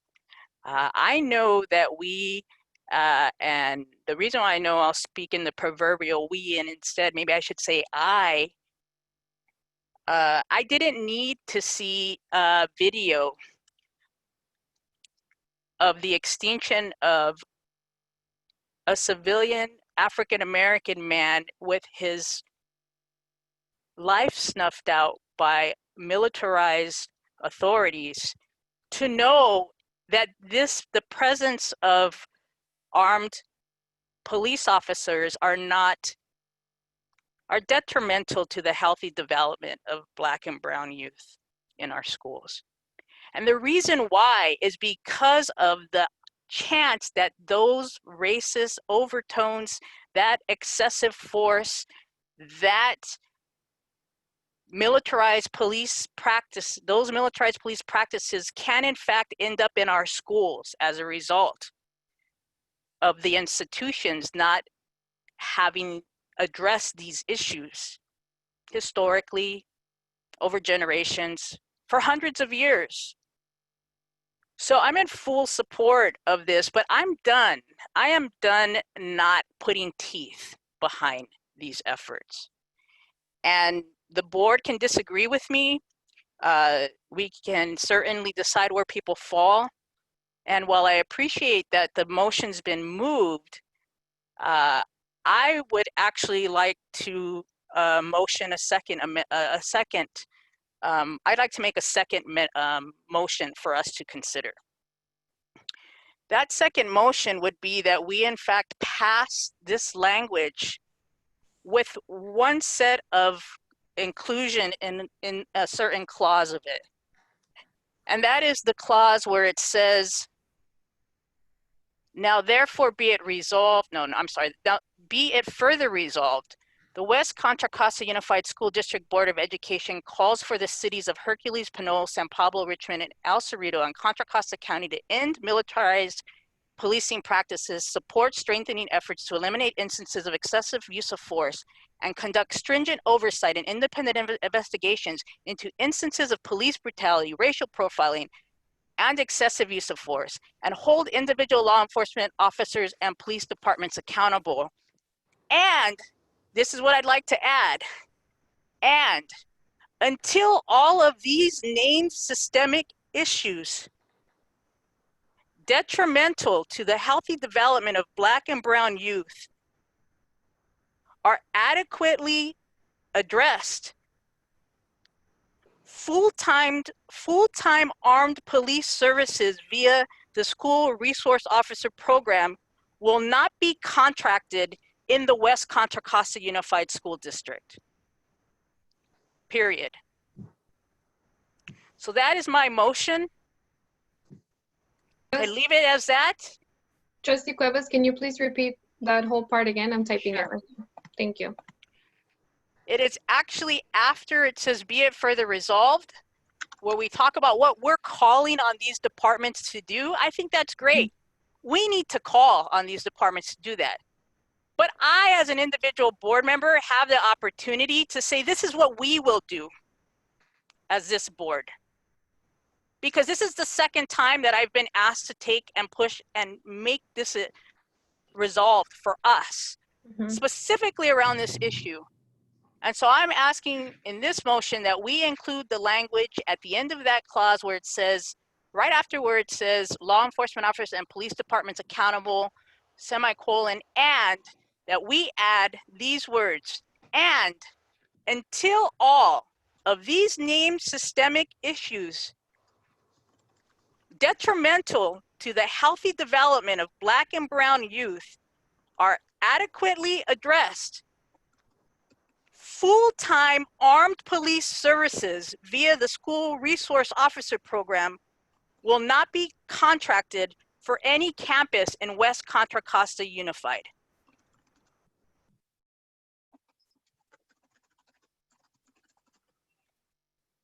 Thank you, Trustee Cuevas. I got that down. Superintendent Duffy, can you confirm that you also noted that down?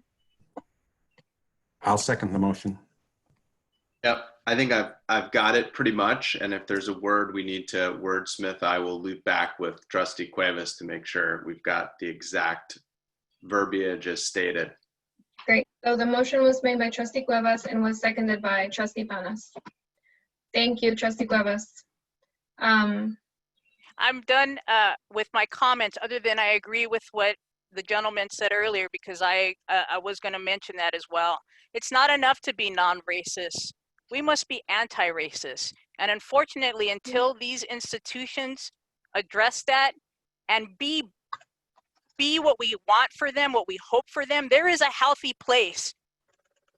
There is a healthy relationship with law enforcement that can exist. I absolutely believe it. We see it every day. There are folks even in those institutions that in fact live it. But until those institutions as a whole address where they fall short, not what certain people who are good do, I don't believe those institutions belong on our campuses. And with that, I'll yield my remarks. Thank you, Trustee Cuevas. So before we vote on the motion made by Trustee Cuevas, seconded by Trustee Panas, I I do want to say I would definitely let all of our colleagues have their For opportunity sure. to speak. Yeah. So I would like to have Trustee Phillips, then Trustee Panas, and then Trustee Letta and myself share our comments with the public and the board. Trustee Phillips? Thank you very much. Can you hear me? Yes. Okay, so what I want to do, there's a lot going on in this conversation, and the first thing that I want to do is start with a point of order. We are, how do I say this? If folks want to eliminate SROs in the school district, we actually need to put that on a school board agenda. This is an issue that is extremely divisive, and it is an issue that is extremely volatile. And that's not something that I have to explain to anyone. But the item that is on this agenda is a resolution. The action that is being asked to be taken right now is not actually agendized. And I'm not trying to discourage a conversation around having SROs in our schools. I think it's a conversation that should be had, but it needs to be placed on the agenda. So that is, and you are the president of the board, so obviously you can do that and without any problem, but it needs to be agendized so folks in the community who have something to say about that have the opportunity to call in and speak on it. So that is my thought about the new motion that has been made. Frankly, it's out of order.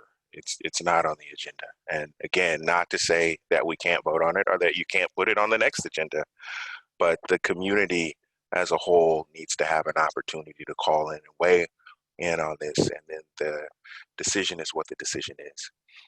But what I really wanted to talk about this evening regarding this issue, I wanted to speak to allies tonight. As a Black man that's grown up, lived his entire life in America, I have some very strong feelings about what's happening right now. But what I want to do is just take a moment and speak to allies and kind of what does it actually mean to be an ally. And this is my opinion, but I do know that there are many other African Americans that share this opinion. And I'll say it in my own way, but please, and it's not meant to offend anyone, but please look for the intent in what I am trying to say. And the best way I could talk about this or what it means to be an ally or a teammate, right? If we're talking about a teammate, is to use a sports analogy, all right? You have a football game, right? And you have the African American community carrying this football, and they're carrying it for 99 yards, right? They've gone from one end of the field to the other end of the field. They're carrying it for 99 yards. Now, when you get to the first, when you get to the 1 yard line on the other side of the field, there are some options, right? Now, an ally, as an ally, what I am suggesting, don't take the ball.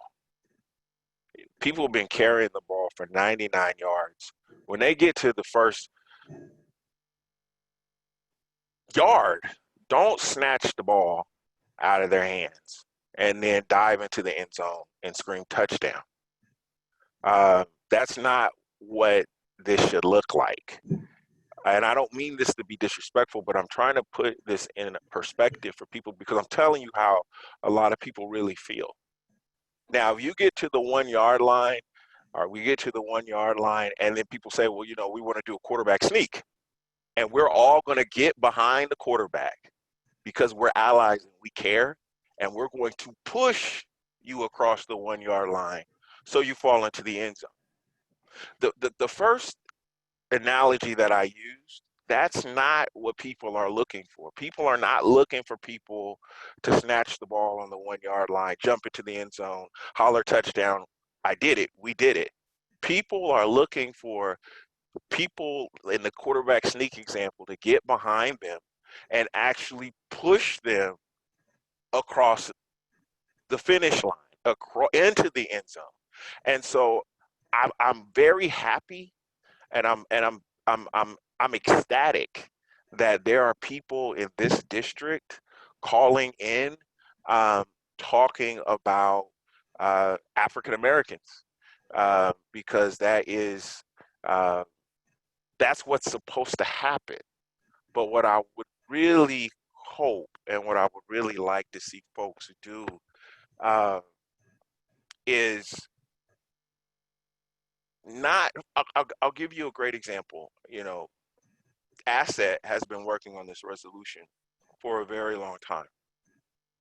The board has made it very clear to the staff that the monies that were talked about regarding the resolution and the implementation, that those things be put in place. But that was said a long time ago, and it's something that's been said repeatedly from every person on this board. So don't, when they get to the 1 yard line, don't snatch the ball and jump in the end zone.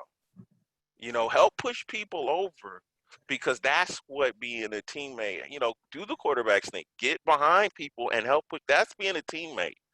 And I know that everybody's going to have their feelings, and I know some people may even be upset about what I'm saying, but we had Will McGee call in and talk about the Black Educators Network. We have Asset people calling in on the phone. Audrey Shields made a comment, and she said, we know where we need to be. Listen, and it's not that people are saying that they don't want help. It's not that people are saying, you know, I want to do it all on my own. I don't hear anybody saying that in the African American community. I think that what I hear people saying is the people who are going to fight with us, we appreciate and we love you for that, and we are so happy that you are standing with us.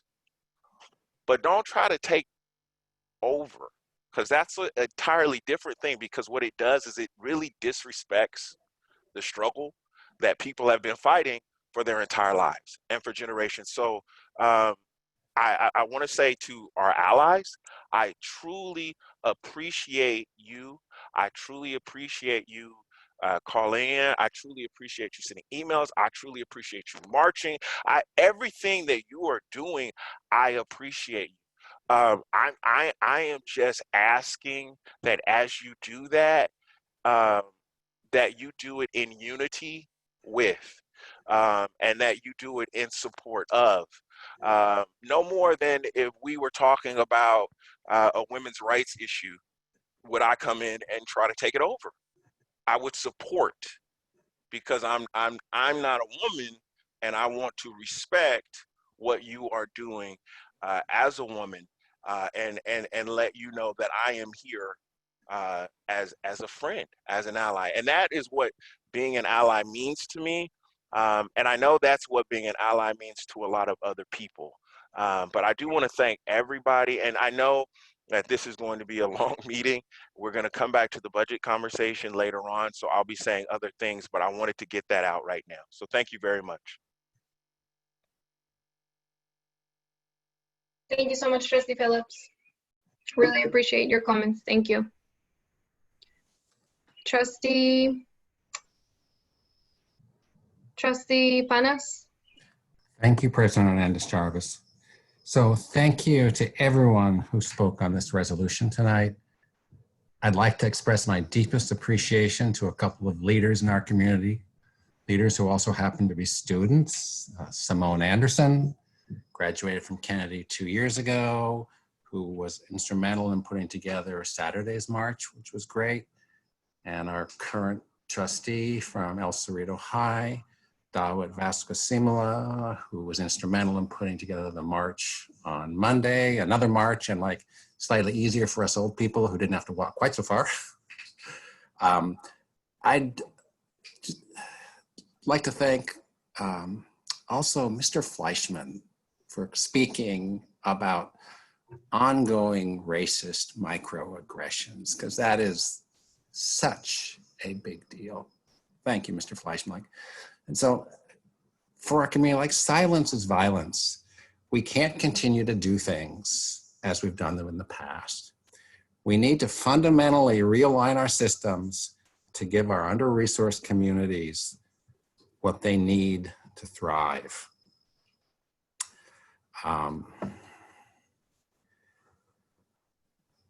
We've got to close the school to prison pipeline.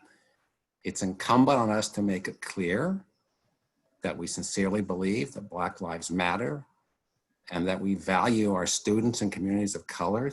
We've got everything to gain and nothing to lose from that.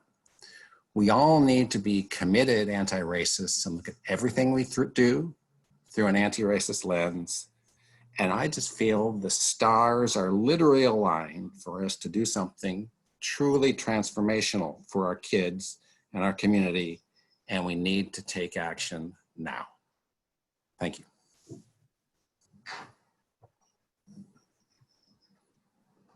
Thank you, Trustee Panas.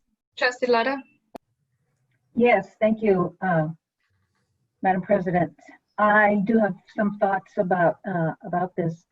I'm very proud of the people that are our students, our youth that are out there and showing their commitment, and it's just a wonderful thing to see.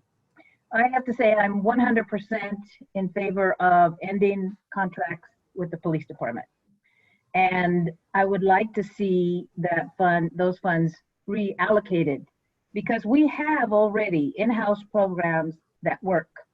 We do not need to reinvent the wheel. We have programs that need support, and that's where reallocating these funds could go. For instance, our CSOs, our campus security officers, who live in the community, and they know some of our kids' families, and they, like at Richmond High, there's many of them, they're African American. They need our support. They reach out to the community. And for instance, our SCOWs, they are our school community outreach workers.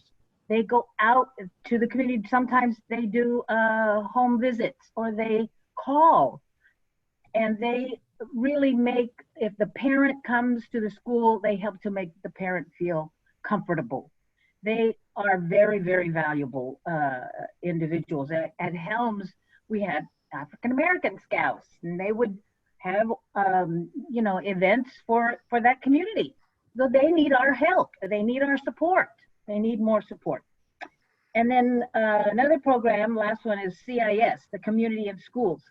These are, at Richmond High, mental health providers who serve groups. And there are African American mental health providers who do groups, and they need our support. These are the ones that I know of, having worked in the district. There's probably many more in-house programs that work with our employees.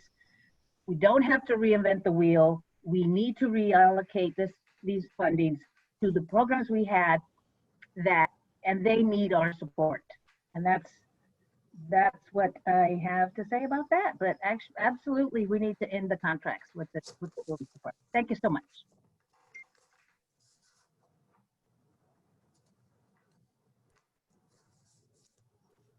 Thank you, Trustee Lara. Thank you to all of our students who have organized, who have mobilized. Thank you to each of you trustees for your role and for the insights that you have provided. Thank you to our community members too, who are joining us today to voice their support and their concerns. I hear all of you, and I want to share this from the perspective that I've had as a trustee, as a teacher, as a parent, and as a former student.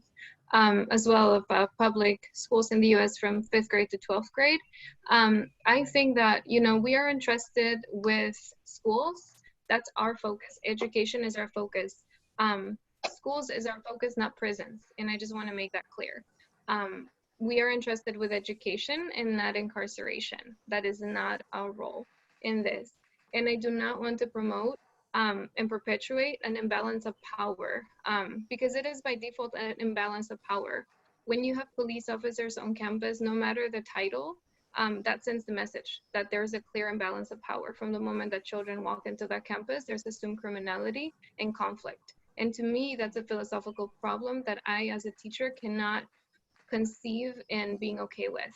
You know, and I know I'm profoundly saddened and infuriated by the killings of African American children, women, and men by armed civilians and by police officers across the nation with impunity. I think we have all seen. I remember being 21 or 20 when Trayvon Martin was killed, and there were protests, and then everything went kind of back to business as usual across the country. But for many communities, it really didn't. And I know that I think we need to make our point very clear and explicit, even about the title of this resolution. I think we need to name things the way that they are.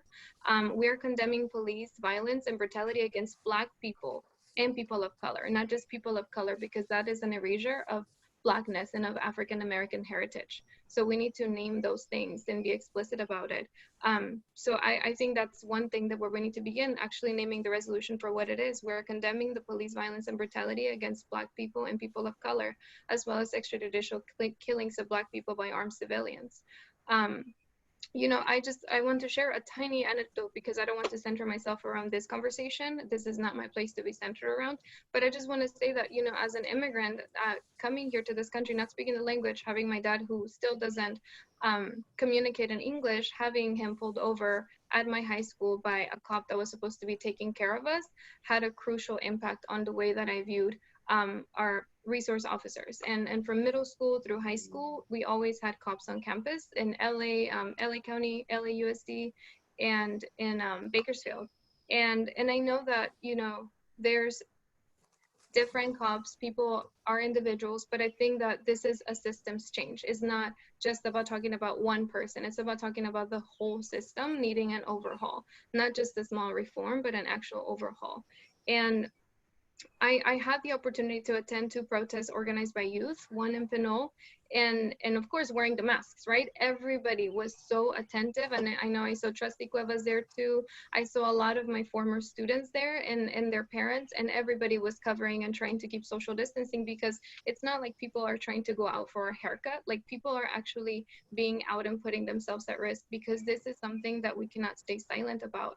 I was able to make it to the protest in Richmond very briefly, but I was able to see just the impact of our youth. I saw I saw Trustee Phillips there too. I saw our student trustee Vasquez Simola leading that march, and I just want to make sure that we carry on that message that Black Lives Matter and actually mobilize behind our students for this. And I just want to thank our student trustee Vasquez Simola and all the students who organized and participated in these protests, and also the ones who have been in solidarity and active from a distance and behind the scenes too for a long time. I think that as trustees, it is in our full responsibility to follow through with our part, to hold ourselves and the superintendent accountable to the resolutions that we pass.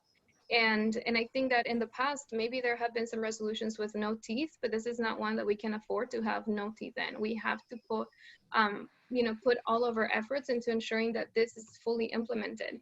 Last spring, during our joint meeting with the Pinole City Council, I asked for information on outcomes and local data on the effects of SROs on campus. To this day, I have received nothing. And last year, at one of the meetings after that, I also brought the issue that because I didn't have enough information and I did not believe that police should be on campus, I could not vote to approve the SRO contract to continue paying for it. And I know that at that moment that was a bit weird because we hadn't talked about it with the police unions, but I just think that we should not have to ask for permission to not have police on campus. I just think that's not our role.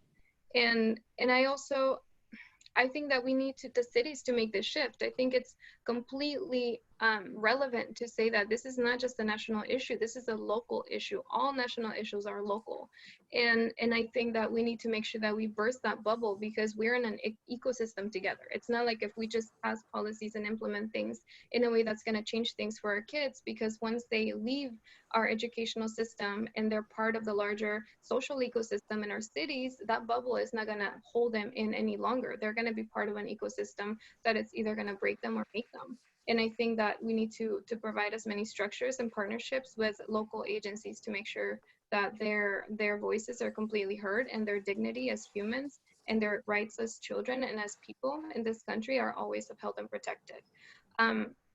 I know that the Positive School Climate Resolution was passed by the previous board, and we are still in the process of fully implementing that. And I really want us to prioritize that work too, because that's a resolution that I know had some immediate effects, but it was not systemic enough to cause the outcomes that we wanted to see across the board. I know that, you know, Black, Indigenous, people of color, LGBTQIA+, gender, non-conforming, girls, young women, students with the IEP, students who have special needs, students who are undocumented, students who are not speaking English yet as fluently to communicate their needs, may also, you know, be suffering from effects of police on campus because we don't have any of that local information yet. And I think that for me is a red flag. I strongly believe too that SRO is a euphemism. I think that we need to call it for what it is. If we pay $150,000 per SRO, how much can we actually afford in books and mental health services and psychologists and nurses and counselors for that? Yesterday, I read a quote by the former Housing and Urban Development Secretary, Julian Castro, and he said teachers shouldn't be forced to buy their own supplies while our police departments purchase combat vehicles. And I'm not saying that we have combat vehicles on campus, but I'm just saying that where do our priorities lie as a district? We're interested with education, not incarceration.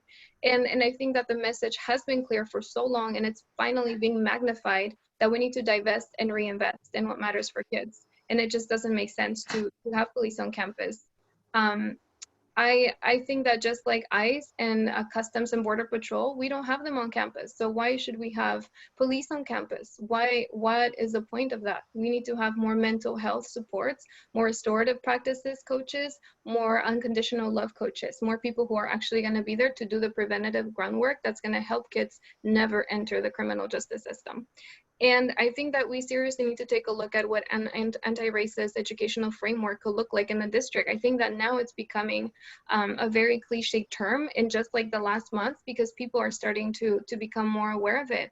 I think that there have some people that have been working on this, like Ms. Bettina Love. There have been a lot of people who have been leading this work, and now people are finally tuning in, and I think that's great. But I think we also need to identify that this is not a fad, this is not a trend, this is not a moment. Like, this is an actual movement that we need to commit to.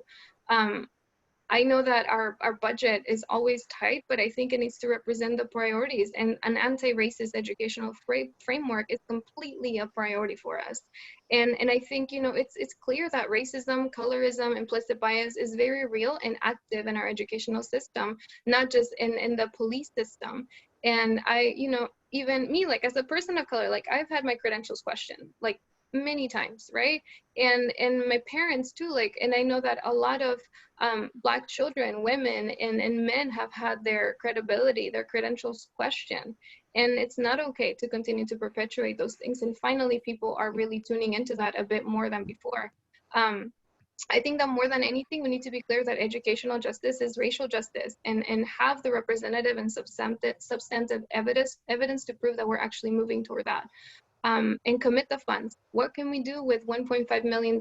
How can we help to implement the asset resolution that we passed in January and take solid steps to implementation? If I don't see deadlines, if I don't see groups of who's gonna hold what work accountable, if I don't see timelines, that to me is not saying that we're doing a clear commitment and serious commitment to implementing these resolutions. I think that in all honesty, we need to have a cultural shift as an organization and have that anti-racist framework, not just expected in the classroom, but have it as a key ingredient from the classrooms to the leadership at schools, to our school board, to our cabinet, to HR, to every playground aide that supervises and has contact with children every day.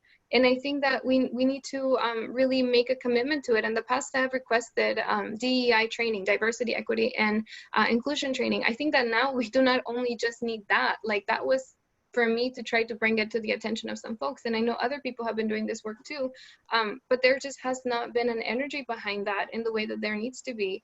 And now we need to add on top of that, that we make sure that we start to take steps to actually learn, what does it mean to be anti-racist? It's not like you just get to a point where you are. It's a work in progress that you have to commit to long term for life.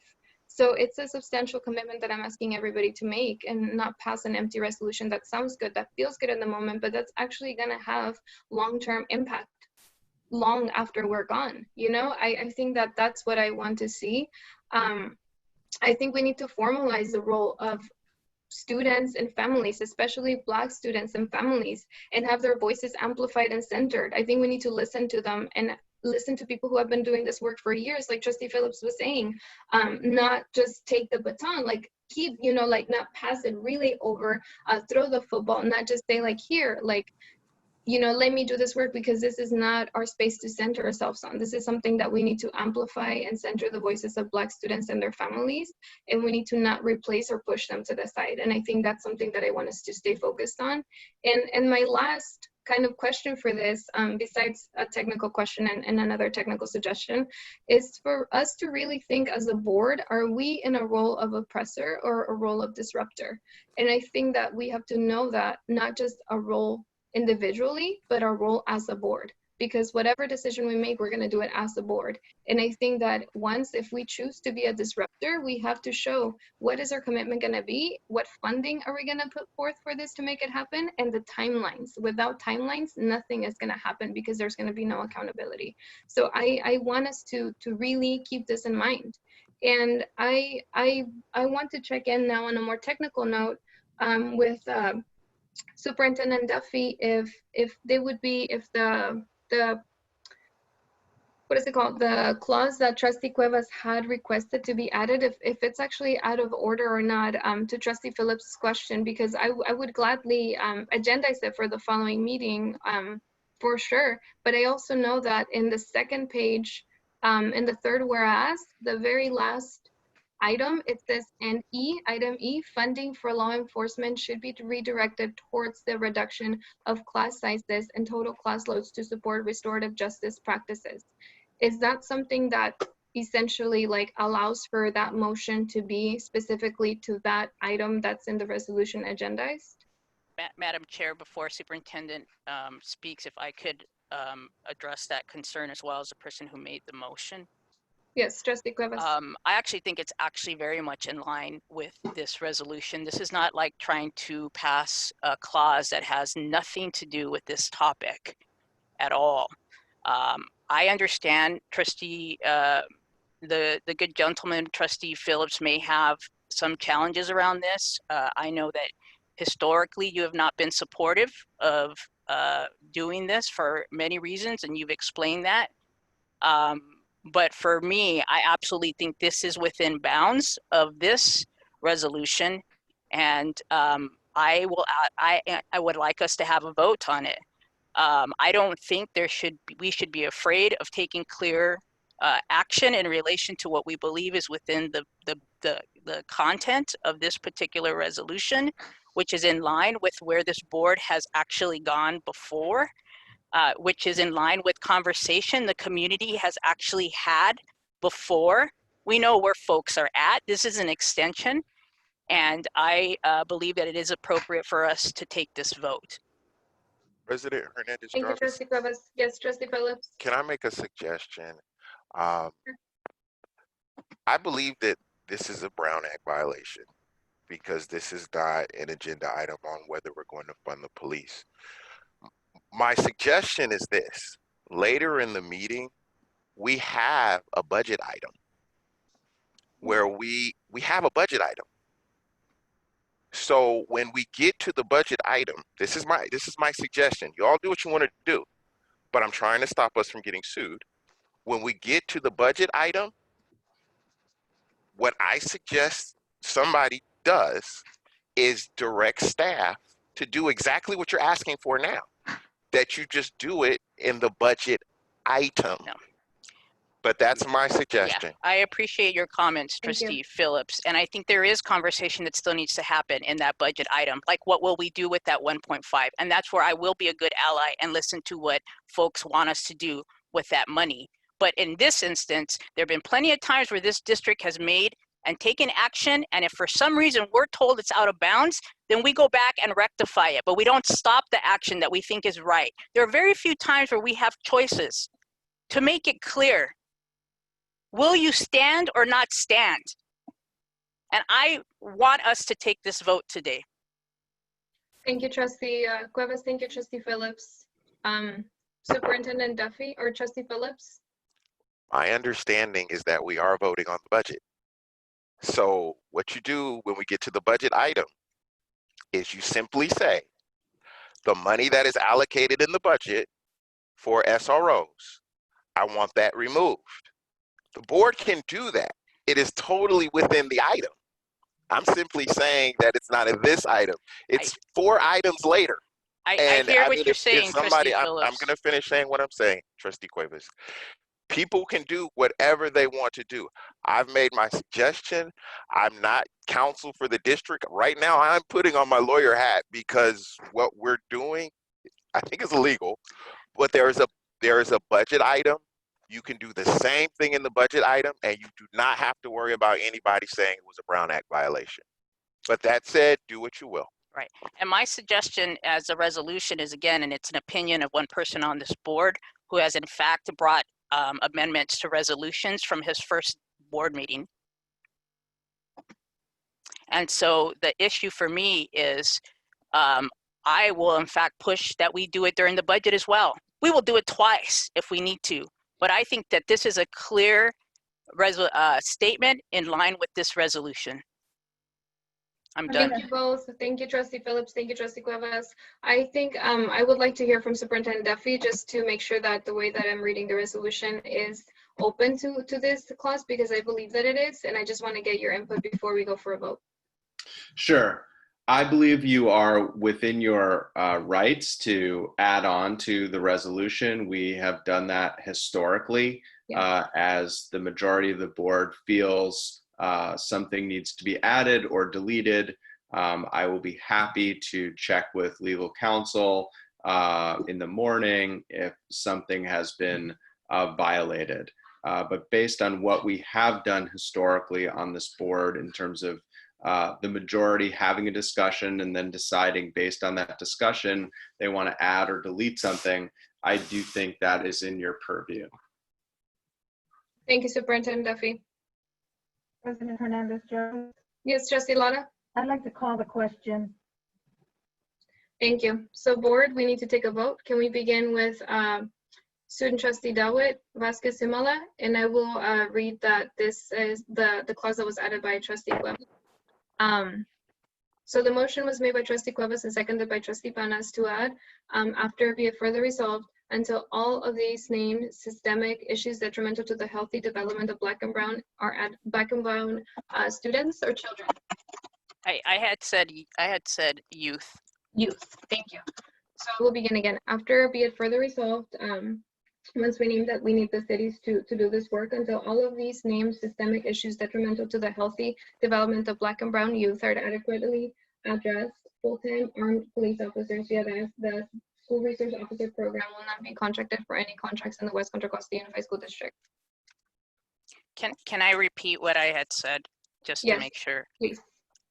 Until all of these named systemic issues detrimental to Black and Brown youth are adequately addressed, WCCUSD will not contract armed police officers as full-time.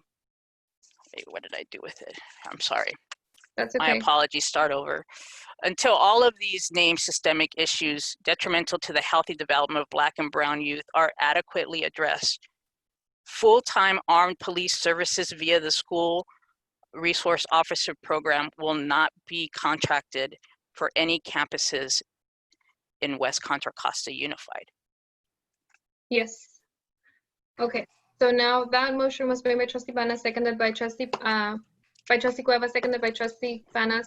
So Trustee Lara requested for us to call the question. So we're going to take a vote. beginning with our student trustee. Dawit, yes. Cuevas, yes. Mara, yes. Panis, yes. Phillips, Mr. Duffy, do you have the exact language that she just read? I do. Can you just read it back really quick? I have an addition of until all of these named systemic issues detrimental to the healthy development of Black and Brown youth are adequately addressed. Full-time armed police services via the SRO program will not be contracted for any campuses in the West Contra Costa Unified School District. Got it. Yes. Hernandez Travis, yes. So this motion passes, the resolution passes unanimously with a additional clause by Trustee Cuevas. Thank you, board. Thank you so much for this work, for this discussion. And thank you to the community for all of your input and participation. We really appreciate it. Thank you.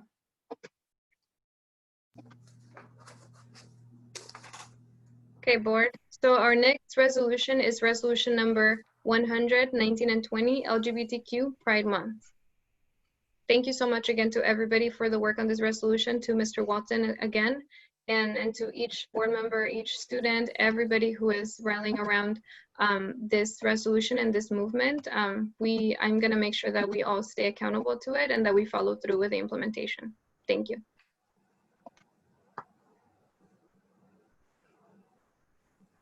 Madam Chair. Yes, Trustee Cuevas.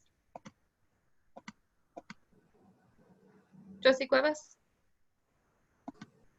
Madam Chair, I'd be happy to read the next resolution unless our student would like to. No, you're good to go. Okay. Thank you. You can just, there we go. West Contra Costa Unified School District Resolution number 100, 1920, LGBTQ Pride Month, June 2020. Whereas the West Contra Costa Unified School District models, advocates, and promotes the inclusive and respectful treatment of all our members of the community it serves, and is committed to safety for all, including the lesbian, gay, bisexual, transgender, queer questioning community, or those that may be perceived as such. And whereas the FAIR, can we make it a little bigger, please? And whereas the Fair Education Act of 2012 called for positive inclusion, okay, not that big, just go back down one more. There we go.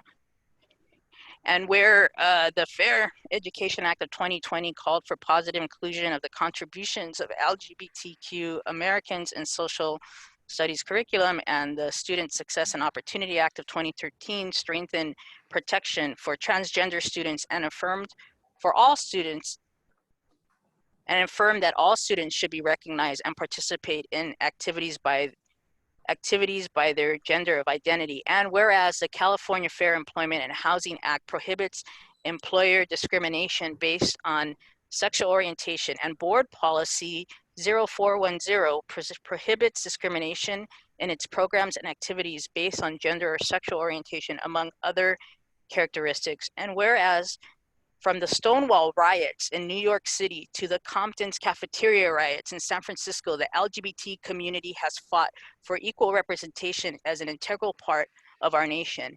And whereas sexual orientation and gender expression-based bullying is among the most common forms of harassment in schools, and the significantly higher rates of school dropout, academic failure, and school disengagement among LGBTQ youth across the country are attributed to peer harassment and bullying. And whereas no one should ever be the target of bullying, harassment, or violence, and we must strive to ensure that district schools are consistently safe and affirming spaces for all students, staff, and their families. And whereas the district is committed to fostering a safe and respectful school and community, is committed to fostering safe and respectful school and community cultures, and affirming school and home environments substantially improve the mental health and school engagement of LGBTQ students. And whereas The month of June is an opportunity to celebrate the identities and contributions of the LGBTQ community, and by recognizing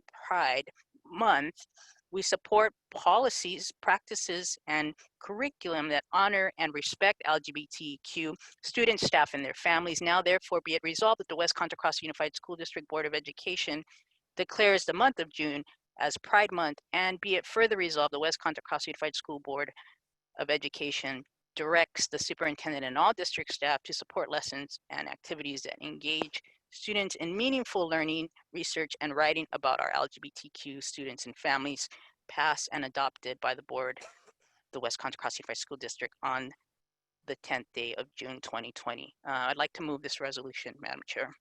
Second that. Thank you, Trustee Cuevas, for reading this resolution and for moving it. Trustee Pendas has seconded. Do we have any public comment before we take a vote?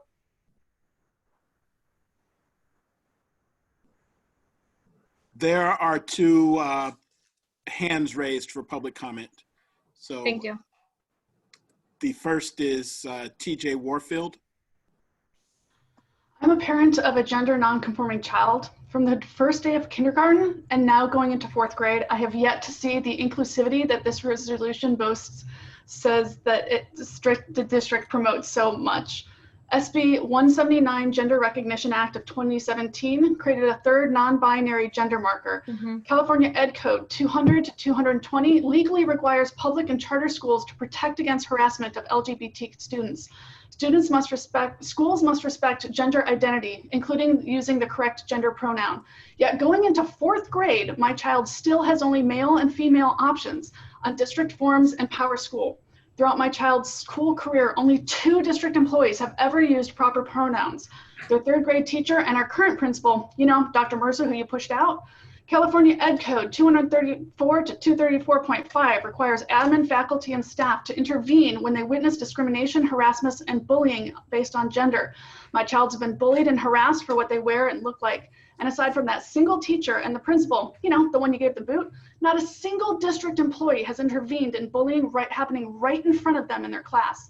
California Ed Code 48907 protects students' right to discuss LGBTQ issues and topics in school. California Ed Code 51500 forbids instruction that promotes and reinforces gender stereotypes. Fair Education Act Ed Code sections 51204.5 and 600400 require schools to teach the role and contributions of LGBTQ Americans throughout history. Yet, a teacher wanted to talk to class about gender and how it's not binary, but she had to get permission from the previous principal. No such permission was given. No such conversation was ever allowed in class. I've seen no efforts by the school or district to support children like mine, nor many other parents that I've talked to. The district is not educating staff on LGBTQ topics and student rights. This year, our amazing principal, Dr. Mirza, has been the first district admin that has organized any kind of school education on this topic, but she couldn't get district funding, and then she got pushed out by this very board. For years, the district and this board have been violating California Ed Code, federal laws, and US Constitution. To date, the district still forces my child to choose between binary gender choices, has no way to capture their correct pronouns, and is doing nothing to educate their teachers. My child's rights are being continually violated by this district and has been bullied and not properly protected. You want to prove that you actually stand by the statements made in this resolution? Prove it and put agenda items on future district meetings to discuss how you aren't living up to these standards. Put budget toward the proper training of your staff. Put the proper systems in place to be in line with Ed Code and federal laws. I've seen enough from this board and district employees to know that appealing to this board and district is like screaming into a black hole. So go ahead, pass a resolution, but I want my voice heard and on record that this resolution is a joke without any further action. To every member of this board and Superintendent Duffy, your actions speak louder than any resolution you pass. We see you and we're paying attention. Thank you. Mr. Duffy, I think I would like to ask you if we can follow up on seeing how we're implementing this resolution as well. Thank you. The next public speaker is Diana Diaz Noriega. Hi everyone, my name is Diana. I'm a WCCUSD alumni and a community and youth organizer. once again, as folks are saying, yes, this is a resolution and this is one of the steps that folks can take. And I want to uplift some things that, like some action steps for y'all to consider. And one of them is around gender identity, sexuality, that there's a lot, and for y'all to consider pathways to have gender neutral restrooms at all schools, and not just high schools, but thinking about elementary, middle schools, community spaces, and even allowing or giving the right to students to change their ID names. A lot of folks go through transitions in any grade, and they should have the right to switch their name in their school IDs and to not be called by their dead name by their teachers, and for educators to know that and to acknowledge that a student has a right to switch their name and to have a name be what they prefer. And even thinking about sports, that sports also be a space where gender not be a thing, that there be non-gender football, soccer, all of that. So thinking about how you can actually incorporate gender, sexuality, identity politics in school, IDs, books, sports, the whole building itself, and education and educators, and definitely considering pronouns as being the norm for all your meetings, for educators, classes, anything that has to do with school and learning. Thank you. Thank you. The next speaker is Audra Goldie Williams. Can you hear me? Yes, we can. I'll be very brief. I just want to say that I absolutely support this resolution. I believe that it's important for every student to feel represented, for every student to feel they have a voice, and eventually, hopefully we'll have a calendar full of months that represent our entire student body. So thank you for this. Thank you. The next speaker is Claudia Jimenez. Hello, Yes. could you hear me? Yes, we can. I want to say thank you for adding the language in the resolution. However, it seems weaker. I think like what you had to aim for is to completely finish the contract that you have with the police departments and take out the police from the schools. Safety does not exist when Black and brown young people are forced to interact with a system of policing that views them as a threat and not as students. For many Black and brown youth, the presence of police in their schools disrupt their learning environments. So you need to be bold and to push the envelope, because it's not enough to say that until the police will show and demonstrate that something is wrong, you won't contract with them. I think like what you need to say is that because all what is happening and because data shows that having police in the schools, the only thing that has is to fill the school to prison pipeline, we need to change that. And this is why we are ending the contract with SROs. And I think like you have another opportunity tonight to vote your values when you are voting the budget. And that is another opportunity that we are watching you tonight to see if you are actually moving this money that goes to the SROs and goes to other services. Thank you for your time, and I am waiting. Thank you. The next speaker is Mariela Cuellar.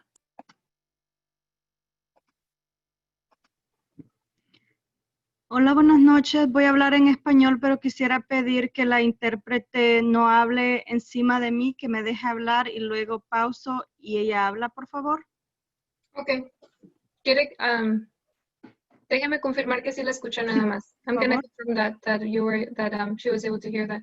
So if our interpreter can please listen to the public speaker, and then when the public speaker pauses, if they can please interpret what the public speaker said in Spanish into English.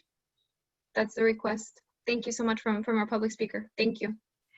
Gracias. Oh, Gracias. mi nombre es Mariela Cuellar y me encanta que ustedes estén hablando de resoluciones.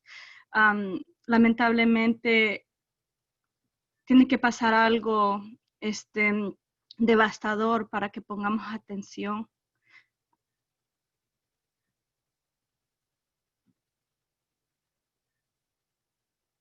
¿La intérprete? No sé si me escucha. Déjeme checar. Mr. Duffy, can you confirm that our staff interpreter was able to translate that into English in real time? I'm gonna have to get that confirmation from Mr. Walton because I don't hear the interpretation going out to the public. Okay, Mr. Walton? Yes, we are trying to make contact with them now. Okay, perfect. Thank you. ¿Espero o sigo? Si puede esperar un momentito para confirmar con el señor Walton. So, Mr. Walton, if you can confirm once you have been able to reach. Yes, give me 30 seconds. Okay, thank you. So, vamos a esperar 30 segundos ahorita. Sí, gracias. No. So, we're going to wait 30 seconds to get our interpreter connected. Thank you. Me avisa, por favor, cuando esté lista.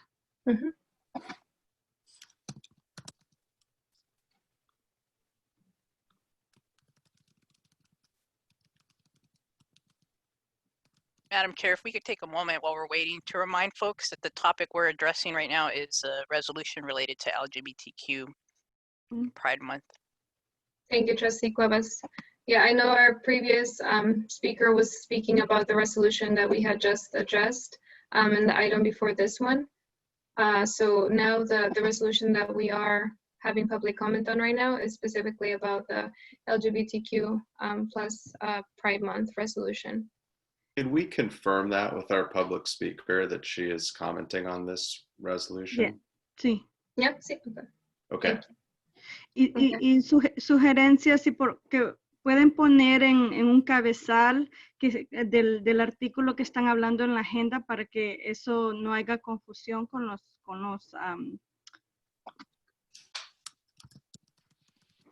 comentarios. Sí, como en el video. Sí, en el video, en el futuro.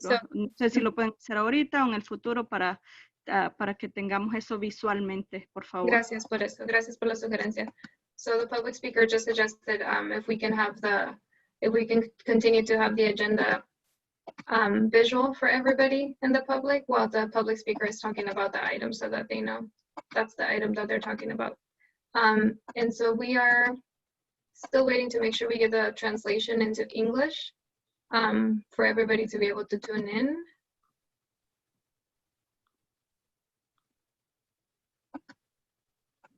Okay.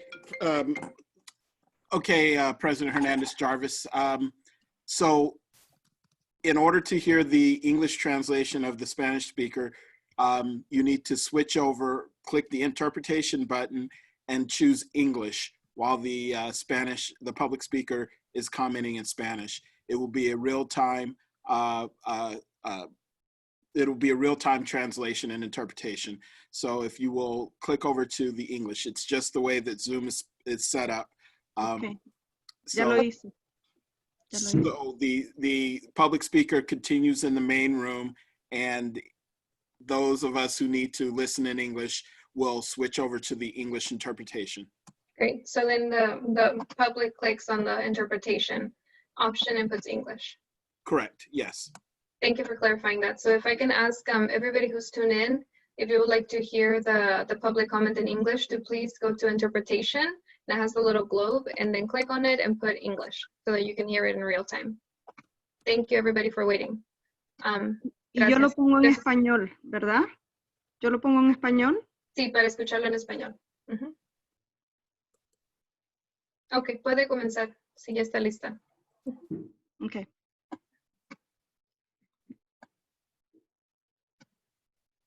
¿Ya empiezo? Sí. Ok. Mi nombre es Mariela Cuellar y Me da mucho gusto que estén hablando de estas resoluciones, especialmente para el LGBTQ.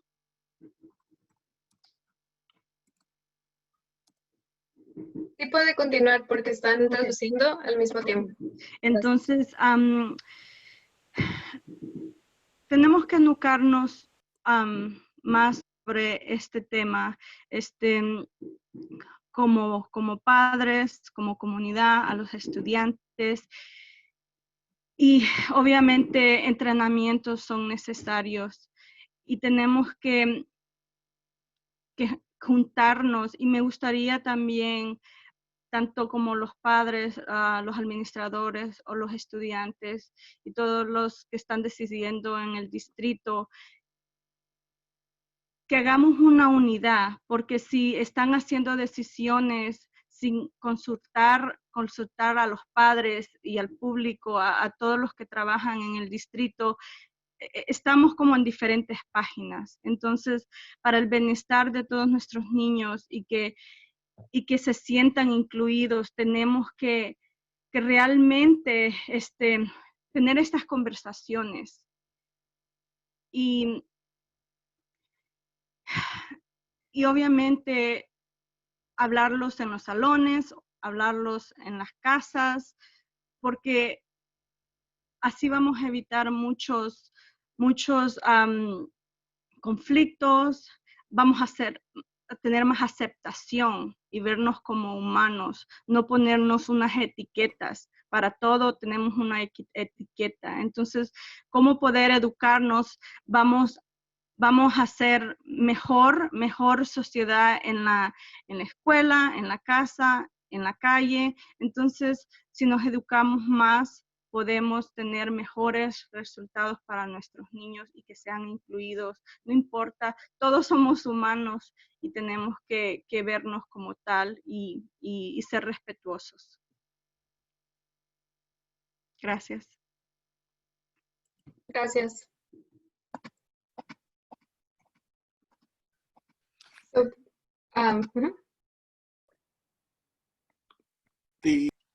And that concludes public comment on this item. Okay. Thank you, Mr. Walton, and thank you to each member of the public who spoke on this item. And I don't know if any board members would like to share. I know that the last resolution that we had, we did have a lot of time to speak about that resolution, and I just want to make sure that I give everybody a fair opportunity to also speak if they have something that they would like to share for this resolution. I do have a comment that I want to make, and I would like to start again with the order with our student trustee Vasquez Simala first, and then go on to the rest of the trustees after that, to trustee Cuevas, Phillips, Lara, and Panas and Lara. Thank you for giving me a chance to speak again. I am not LGBTQ plus. I am an ally, but and one thing that really upsets me is when I even hear it from my own friends, and it's a big thing in school, but using things such as gay and faggot as insults.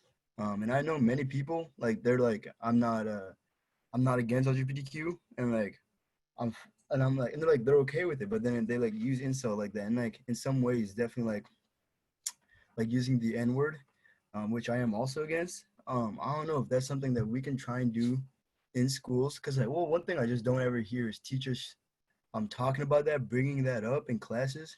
And I know that many students are just quiet about it, but they don't appreciate when people do use that. And so that's one thing I feel really strongly about. Hopefully something that we could tell maybe teachers to talk about, or something we can do on a district level. Not only that, but I think Diana Diaz, who spoke a little bit before, I think she brought us some really good points about, I think we should do more than just say, here's a month for LGBTQ, but we should actually do some stuff about that.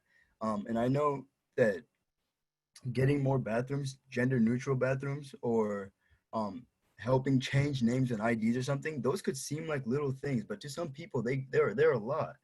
And I think it may take more time, resources, and effort, but I think it's something that we should definitely try harder to invest time into. And I know money's a problem right now, but I think this is something that is really important. And if we really do care about our LGBTQ community, we would try and invest some more time into stuff like that. That's it. Thank you so much, Student Trustee Vasquez Zamola.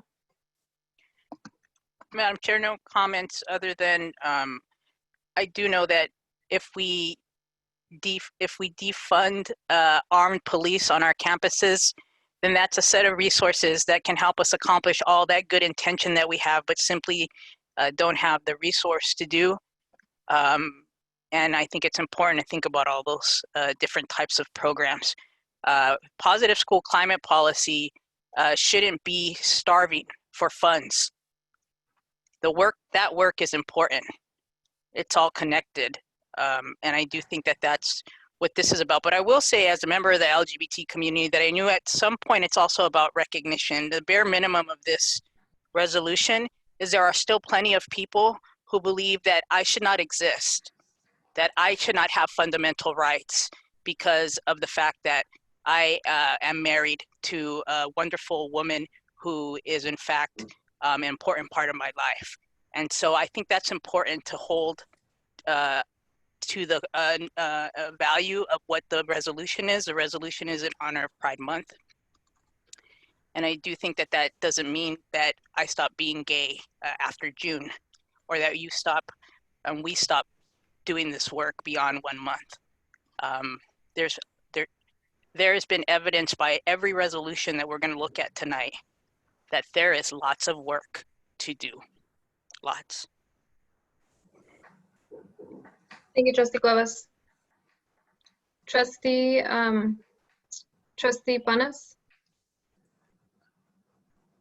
Trustee Phillips first, I think.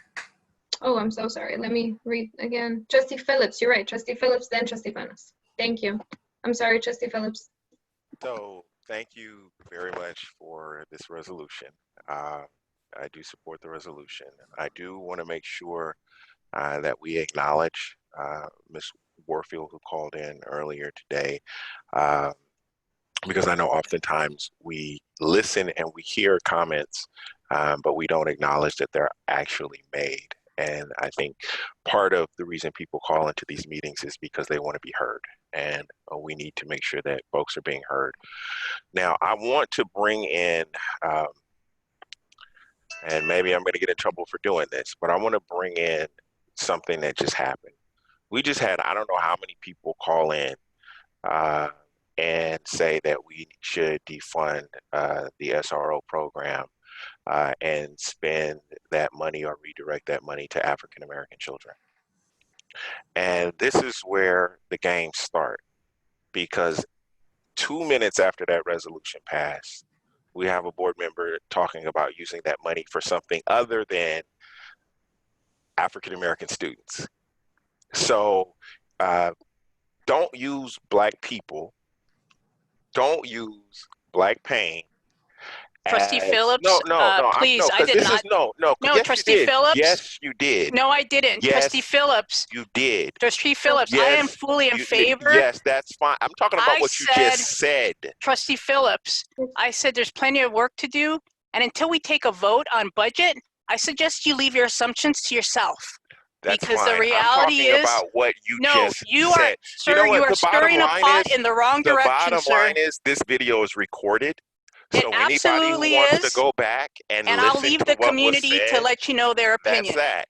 So what I'm going to say to this board is we just took a vote about if it makes you feel better, Trustee Phillips, I will be fully supportive of all those dollars going to support Black students, because I will make myself clear and not let another board member infer what I mean.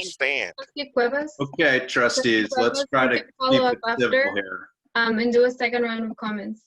Thank you. You can let Trustee Phillips finish his comments, please. Thank you. So as this conversation proceeds, I don't want to hear any conversation about any of that money going anywhere other than the past budget, because that is what everybody used, whether they're on this board or off of this board, to justify defunding that program. And that's where that money's going to go.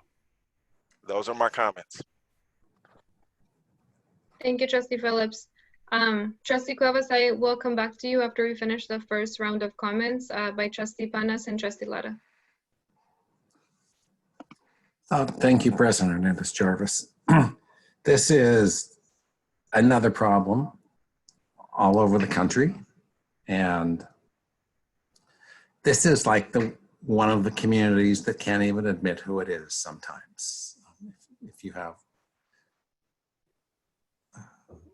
and concerns, like it may be in your household, it may be with your friends, it may be at your school. So we just need to do everything we can to support our entire community. And this is part of that community. And I'm really happy that we have this resolution every year because it reminds us, and I just want to say, like, this should be part of our life every day, not 1 month a year.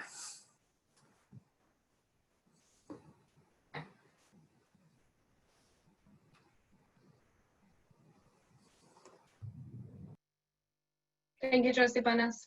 Trustee Lara? I have no comments. Thank you. Thank you.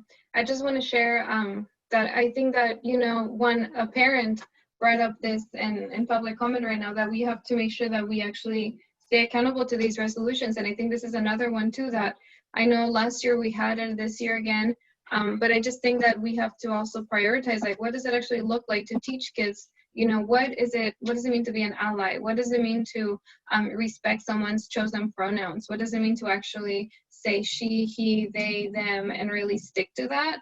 And you know, not just be visible and talk about being an ally, but identifying that we all do need to have structural training. Again, this goes back to diversity, equity, and inclusion, because you know, at the beginning of the meeting, we were talking about, or not even at the beginning, right before this resolution, we were talking about another resolution and about visibility and making sure that we are allies and that we really carry through the work that we say we're going to do in these resolutions. And I think about also the fact that we need to honor the lives of Nina Pop and Tony McDade, who are also trans men and women who also lost their lives, and that, you know, there's still no investigation happening. I think that that's completely relevant because Black trans lives matter, and it's not, I'm not saying that just to sound you know, like I'm saying that because people are saying it right now, but I'm actually saying that because we should not contribute to the erasure and invisibility of transgender people and families in our community.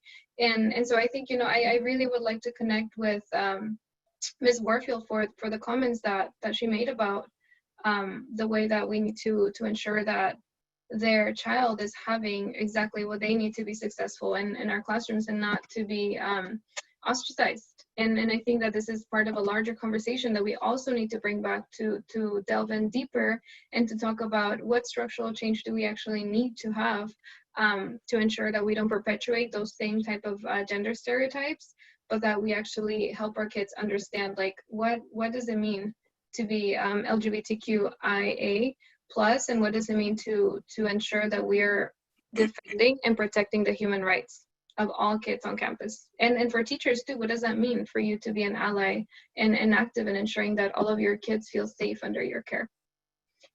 That's my last comment on that. So I would love for us to be able to follow up with the superintendent and families to look further into what this work is going to entail too. Trustee Cuevas, before we wrap up, did you have another comment that you want to? I have no further comment. I'm not going to justify what I think is pure assumption and politically motivated discussion. If anybody wants to know whether I care about Black lives and prioritize Black voices over anybody else's when it matters, then they can recognize where my consistency is, of putting my mouth where my actions are.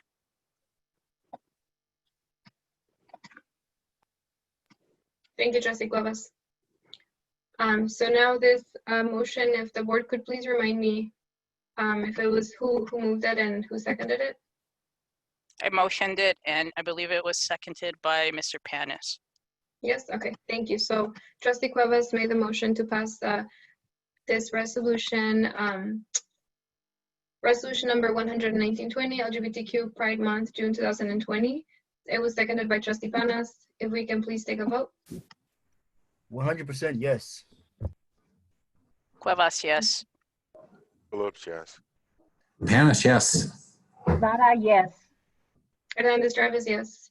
Motion passes unanimously to pass resolution number 11920, LGBTQ Pride Month, June 2020. Thank you. And now we're on to our next resolution. Thank you so much for the discussion, board. And I would encourage everybody to make sure that we continue to engage as best as possible with each other. Thank you. So now we have our next resolution, item B10, resolution number 101, 1920, Immigrant Heritage Month. Would any member of the board like to read the resolution? I'd be happy to do it. Thank you, Trustee Panas. West Contra Costa Unified School District Resolution number 101-1920, Immigrant Heritage Month, June 2020. Whereas the West Contra Costa Unified School District models, advocates, and promotes the inclusive and respectful treatment of all members of this community and is committed to school safety for all members, including immigrant students and their families. And whereas since June of 2014, Immigrant Heritage Month has given people across the United States an opportunity to annually explore their own heritage and celebrate the shared diversity that forms the unique story of America. And whereas Board Policy 5145.13 expands the district's commitment to the success of all students and its belief that every school site should be a safe and welcoming place for all students and their families, irrespective of their citizenship or immigration status. And whereas the Family Educational Rights and Privacy Act, FERPA, of 1974 calls for the right to privacy regarding students' personal information, including their immigration status. And in 1982, the Supreme Court decision in Plyer versus Doe set the precedent that no public school district may deny students educational access or opportunity based on their immigration status. And whereas the Deferred Action for Childhood Arrivals, DACA, of 2012 helped to expand higher education and employment opportunities for undocumented immigrant students. And whereas the state of California has played an active role in opening up academic pathways for undocumented immigrant students through the California DREAM Act and AB 540, and the state of California's 11 million immigrants make vital contributions to the economy, to education, and to the communities throughout the state. And whereas the United States is a nation of immigrants shaped and supported by immigrant innovation and labor, including that of activists and leaders, and immigrants contribute to the cultural, linguistic, and diverse heritage of our communities. And whereas by recognizing June as Immigrant Heritage Month, we support policies, practices, and curriculum that honor, celebrate, and welcome immigrant students, staff, and their families. Now, therefore, be it resolved that the West Contra Costa Unified School District Board of Education declares the month of June as Immigrant Heritage Month. And be it further resolved, the West Contra Costa Unified School District Board of Education directs the superintendent and all district staff to support lessons and activities that engage students in meaningful learning, research, and writing about immigrant students and families. I'll move resolution number 101-1920. I second it. Thank you. Do we have any public comment for this resolution? There's one public comment from, or now to, Blanca Gonzalez. Thank you. Hi, can you hear me? Yes, we can. Oh, okay. I am an alumni from Richmond High School. I also went to a few different elementary schools in the district, and I was also the last graduating class of Adams Middle School before it closed down. I just wanted to say it saddens me a lot that while in high school, I didn't really learn much about, I guess, you know, my culture, where I came from, my people, what we had to do in anything. You know, I guess as history went on, how we were treated or you know, anything like that. I went on to go to Contra Costa College, and I took a La Raza class only because it was, you know, a class that I needed for like to transfer to a 4-year. And I cried because it was just so much information being dumped on me at once, and so many things that I did not know. I'm Mexican, by the way, and just so many things that I did not know that I guess other Mexican people went through throughout the years. And you know, what it took to get us to this point.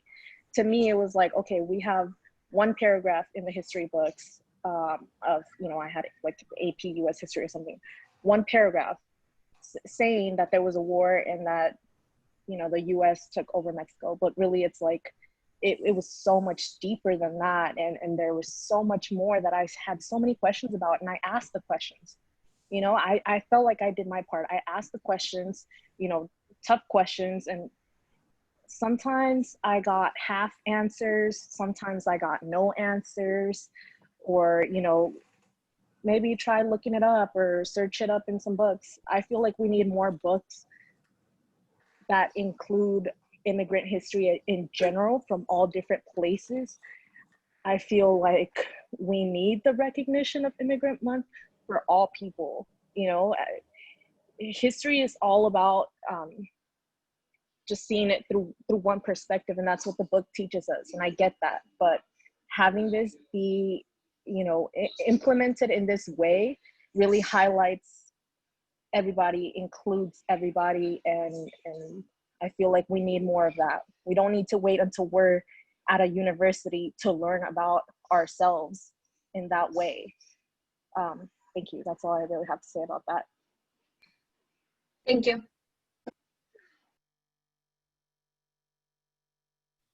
The next public speaker is Audra Williams. Good evening again. And by the way, I go by Audra Goldie Williams. I'm always going to speak from the platform of inclusion, so I absolutely support this. I think with every resolution that we're hearing, what we're hearing is there's gratitude for the initial movement or motion, and what's needed is the details to support what's being presented. I'm totally in support of a curriculum, but I guess I'm not just in support of, but I'm excited for our district to put ourselves in a position where our curriculums are representative of our students. The sentiment that the young woman just shared, I remember feeling that way. Growing up, excuse me, we had one paragraph as Blacks or African Americans. So I'm very excited, probably too much so, because until we finish doing the work, we haven't done the work. But I'm excited for the direction that we're talking about. And like I mentioned earlier, at some point I'll be very happy when our calendar is filled. And what I meant by that is, and let me not, there's so much, well, I guess that would, how do I say it? I was gonna say something, there's several groups that are important to me, but I don't want to take away from what we're talking about in this resolution. But I just want to say that I absolutely stand with inclusion and our immigrant students and families. And I'm excited. I'm probably too excited. Like I said, I'm excited because change is here. And I'm not talking about just this resolution. I'm talking about the change that's going on right now. We can absolutely take advantage and be able to be supportive of all our students to be included. Thank you. Thank you.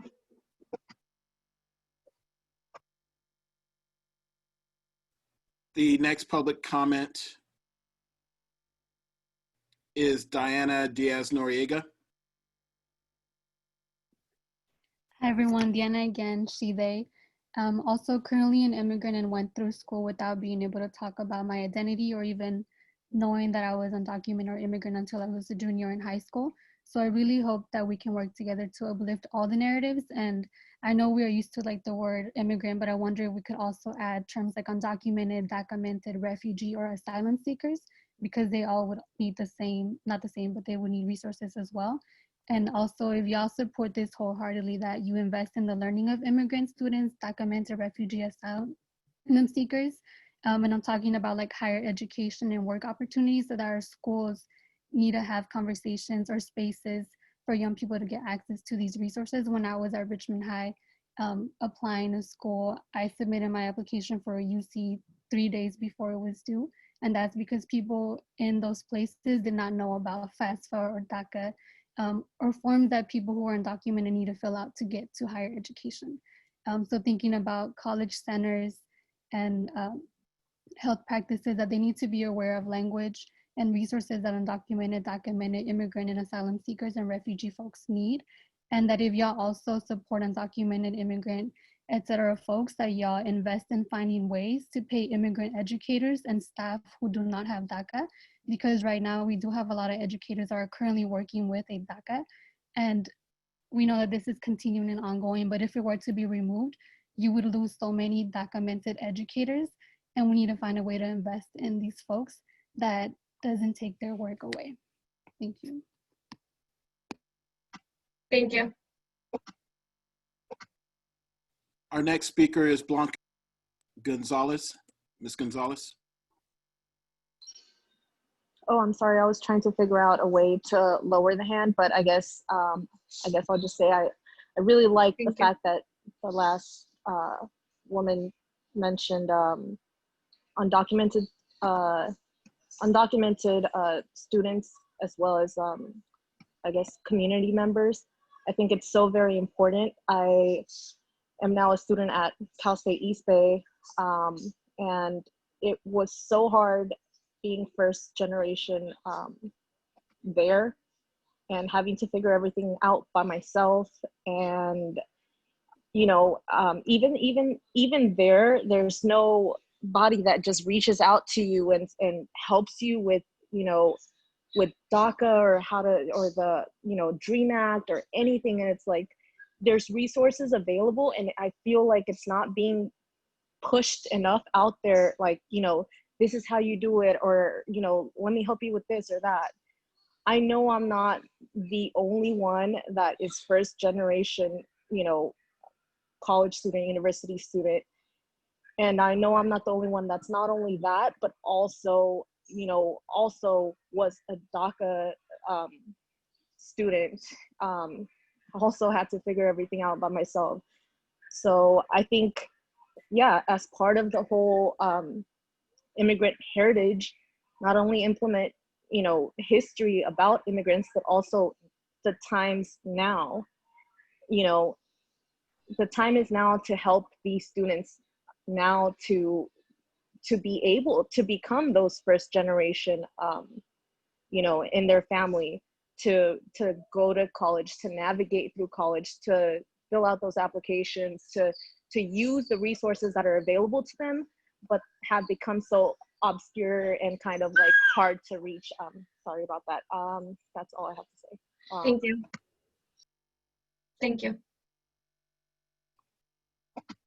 Our next speaker is Alika Africa. Hi, can everybody hear me? Yes. I think I had spoken before. I'm a recent graduate from El Cerrito High School, and like Ms. Goldie, I'm pretty excited about this this resolution. I was part of the pilot class. A small group of us was part of the pilot class for ethnic studies at El Cerrito High. I know how transformative that is to students of color, but also to our students who aren't of color. They learn about our history and just how as a collective we contributed to this country, to the history of this country, just how much we contribute, how much work all of our ancestors have put in to be able for us to have this opportunity. I too am first gen. I know that for undocumented students, documented students, a lot of visibility matters, representation matters. I know for some of us who are privileged enough to be part of the AOP, we got that extra support, but I know that having a month like this could give visibility to all undocumented, documented, all immigrants, children of immigrants, and just how much that would mean to everybody. So yeah.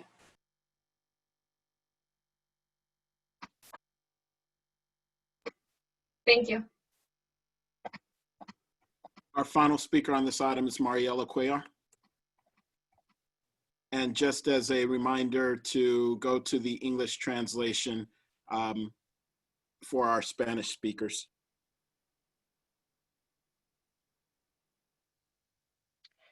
Hola, mi nombre es Mariela Cuellar.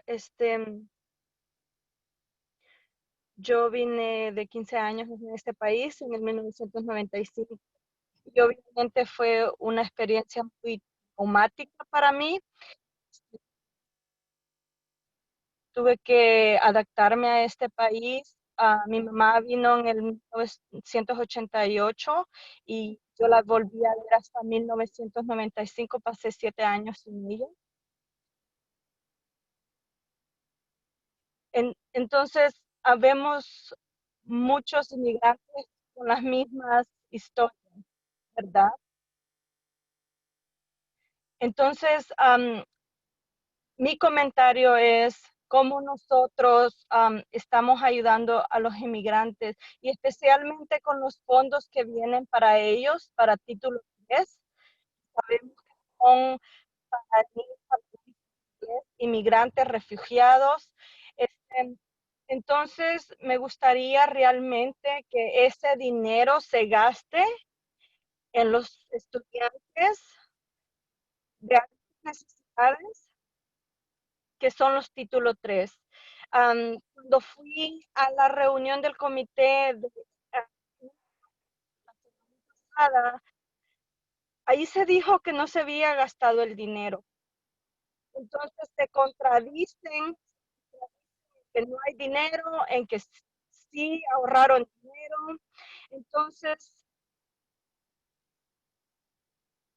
Entonces, si el título 3, el distrito no lo gastó, yo una de las preguntas que tengo es, ¿quién decide que no se gaste? ¿Por qué este dinero no se está gastando en los niños título 3? Entonces, realmente gastemos estos dineros que son específicamente para ellos. Yo estoy en el curso de Helms y ahí hay muchos niños inmigrantes. Está la carrera internacional, donde realmente necesitan los fondos para hacer mejor. Muchas escuelas que reciben título 3 no están agarrando el dinero. ¿Por qué? Porque ¿quién está decidiendo eso en el distrito? Entonces, realmente impactemos, no solo que haya resoluciones en papel, porque se mira muy bien, pero realmente aloquemos dinero para las escuelas que se merecen, que tienen niños título 3, inmigrantes.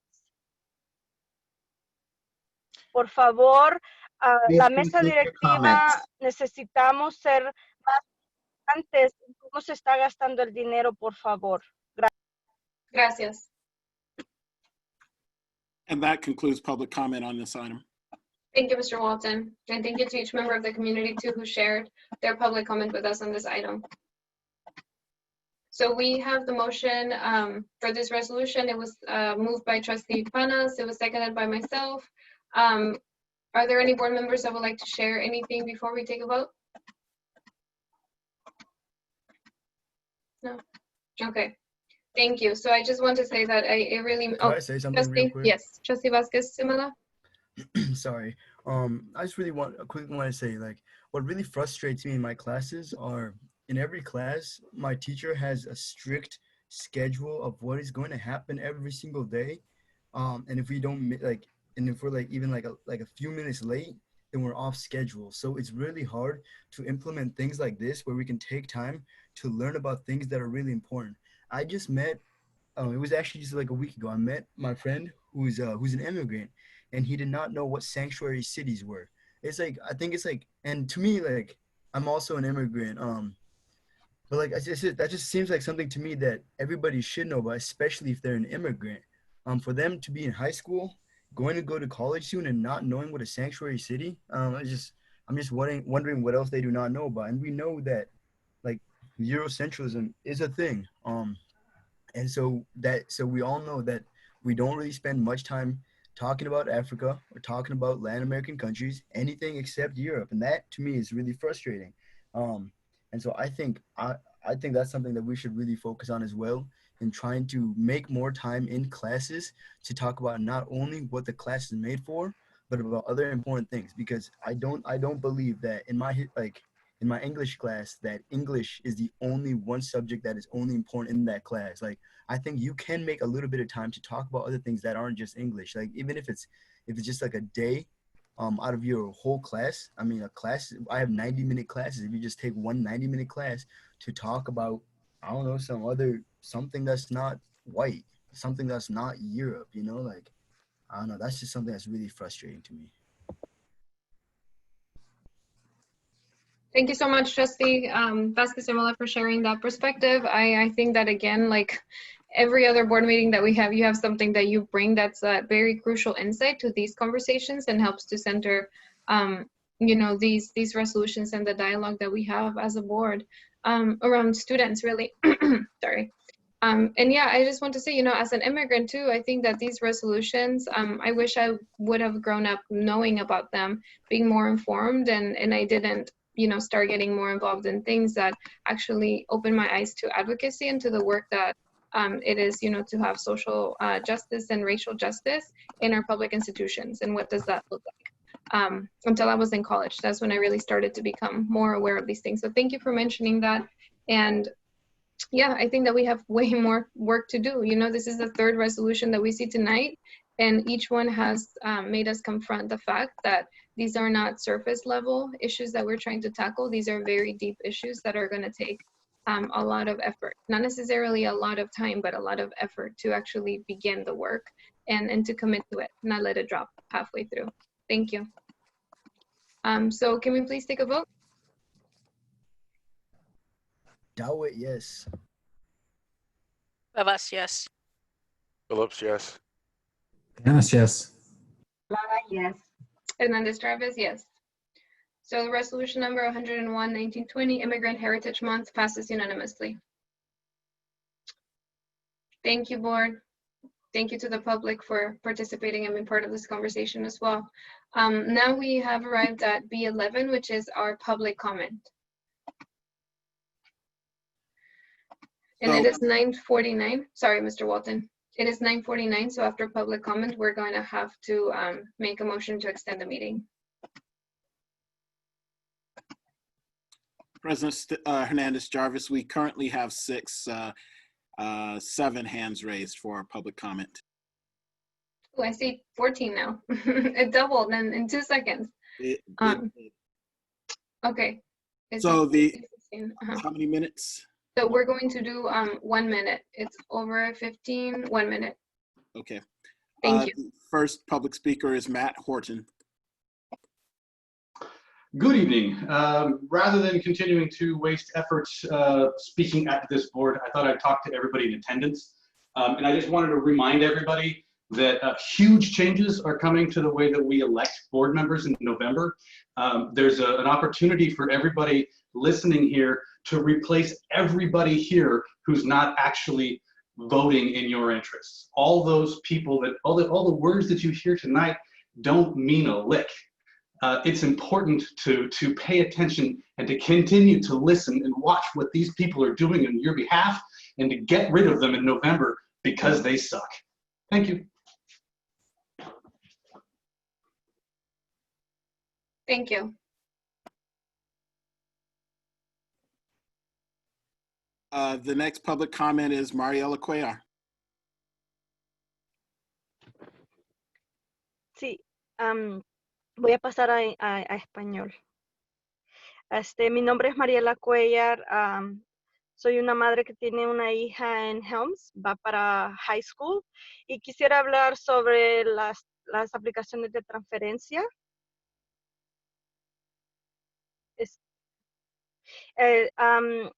Yo apliqué para mi hija mayor y también para mis 2 gemelas. Más me interesa a mi hija mayor que va a la high school. Yo estoy buscando opciones. Y me gustaría que la oficina de transfer realmente esté trabajando, porque cuando yo fui, obviamente hago muchas preguntas, y me dijeron que iba a ser lotería el proceso y que iban a mandar las cartas a finales de mayo. Hasta la fecha yo no he recibido ninguna noticia de aprobación o de negación.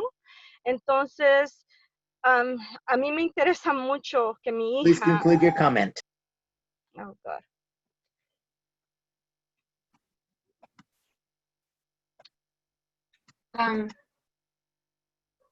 Was the speaker cut off? Sí. Ok, ¿sí puede concluir su última parte del comentario, please? Gracias. Lo que a mí me gustaría es que realmente nos manden esas notificaciones. Yo tengo que hacer una decisión. Okay. Entonces, quiero buscar en el distrito tradicional, pero no tengo más opción también que buscar en las charters. Gracias. Gracias. Our next speaker is TJ Warfield. Hey, can you hear me? Yes, we can. Trustee DeWitt, you're amazing. Keep it up. As for the rest of you, with all the blatant lies that we've been told by district staff, it is quite obvious that this board is just straight up corrupt. Marco Gonzalez lied during a recorded parent listening panel to the deadline of applications being accepted. He said the deadline passed when there was still the rest of the week. He had several chances to correct himself and stuck with his lie. The Lupine Hills principal interview panel chose 2 candidates for second round interviews with Duffy. The priority candidate, the one that was ranked highest, was never even called or interviewed as was promised by district staff. I want to stress that. Our chosen candidate is a highly qualified Black woman who lives in our town, Hercules, attended our city's K-12 schools, and you still chose the older white person without even following up with our chosen candidate. Hell, you appointed a new principal without even voting out our current one. There's nothing equitable, fair, or honest about this process and the board's behavior. This board and district is riddled with cronyism and is simply corrupt and racist. Please conclude your comment. Done with your crap.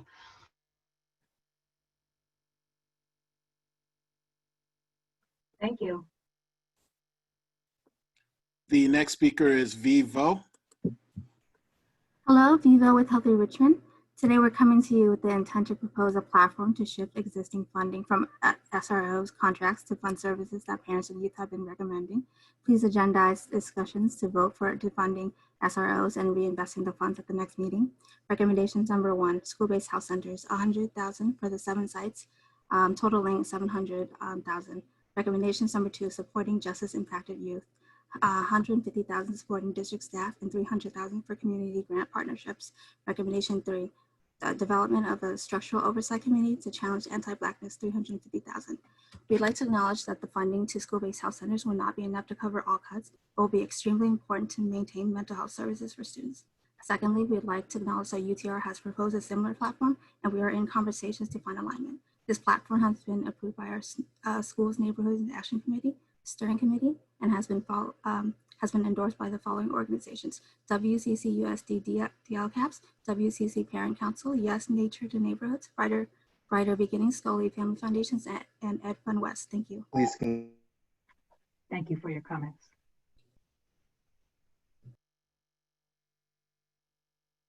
The next speaker is Aceto Wilson. Good evening. Hello again, everyone. Since we're short on time, I just want to touch upon something that came up earlier. Black pain is Black students when they're not supported. Black pain is teachers when they're not supported. Black pain is in the voices of all the Black parents that are counting on you all to do something about their Black children. That is also Black pain. Black pain is when you do not listen and acknowledge the Black pain that is taking place within this district. So since this resolution was passed, Black pain will be holding you all accountable for taking care of business. Thank you. Thank you for your comments.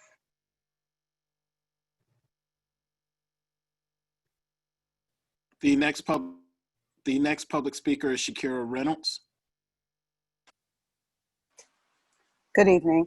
I'm Shakira Reynolds, a Black mother of 2 special needs sons, former educator and concerned community member. I'm here in support of the Healthy Richmond recommendations, as well as the UTR platform and the implementation and funding of the ASAP resolution. This requires more than empty promises, but demands action and funding. The time is now for change at all levels. My son was accused of faking injury and punished by being denied access to a staff member he requested for comfort. He was 7, with autism and a speech delay. I live in fear of his future interactions with law enforcement, as well as teachers, administrators, and authority figures who lack the training, awareness, and the systems to ensure that he is not criminalized for being his beautiful Black self. I'm asking you to take immediate action by reallocating the SRO funding, recruiting and retaining Black administrators, teachers, and staff, funding school-based health clinics, and providing training that challenges anti-Blackness and dismantles the school-to-prison pipeline. Please invest in what you claim to value. Thank you. The next public speaker is Rose McGeegan. Hello, yes, can you hear me? Yes, we can. So I really struggled with what I wanted to have the board understand and speak in this public comment. And I guess the thing that really comes to mind is disappointment. Again, obviously you guys are all aware of how our community in Hercules has really advocated for our current principal, Dr. Mirza. But we went ahead and interviewed a new panel with the hopes that we can actually have a voice and believed that we would have a voice. And yet the one voice that we really felt was the one that we needed, the African-American woman who was highly qualified, never even got a call back. I just don't understand how you can put forward resolutions and talk about how Black Lives Matter and systematic racism, and yet here we are as a community begging you for this individual, and you won't even give them a chance. I am dumbfounded and utterly disappointed. That's all I have to say. Thank you for your comments.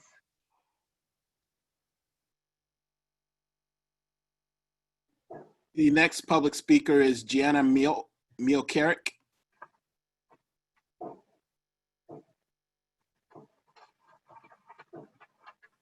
Hello, can you hear me? Yes, we can. Okay, hi, thank you so much for taking the time to listen. I just wanted to comment that I support the police being removed from all the schools in our district, and I support all the demands that have been made by Healthy Richmond and Richmond Revolution. I just wanted to say I'm new to the area, so I don't know about the schools here, but in my area where I grew up, I actually had to move across the city and transfer to a different high school and drive an hour every day because I was so targeted and traumatized and harassed by the police, and I'm a white female. So I later became a teacher. I'm a middle school science teacher, and I saw this happen over and over again with my students. The police being on the campuses that I worked at only created more violence and trauma. So the data shows that taking the police out of our schools is better for our students. So thank you for your support on that matter. Thank you for your comments. I would just like to remind the public speakers that you need to have a first and last name. Organizational names will not be called. The next speaker is Olivia Chikizi. Good evening again, honorable members of the board and district personnel in session. My name is Ms. Chikizi, an educator in this district for about 23 years. But for the last 12 years, I have been teaching at Lupine Hills Elementary School. During these 23 years of service, I have worked with many principals. Each of these principals come with management and administrative styles that are peculiar to them.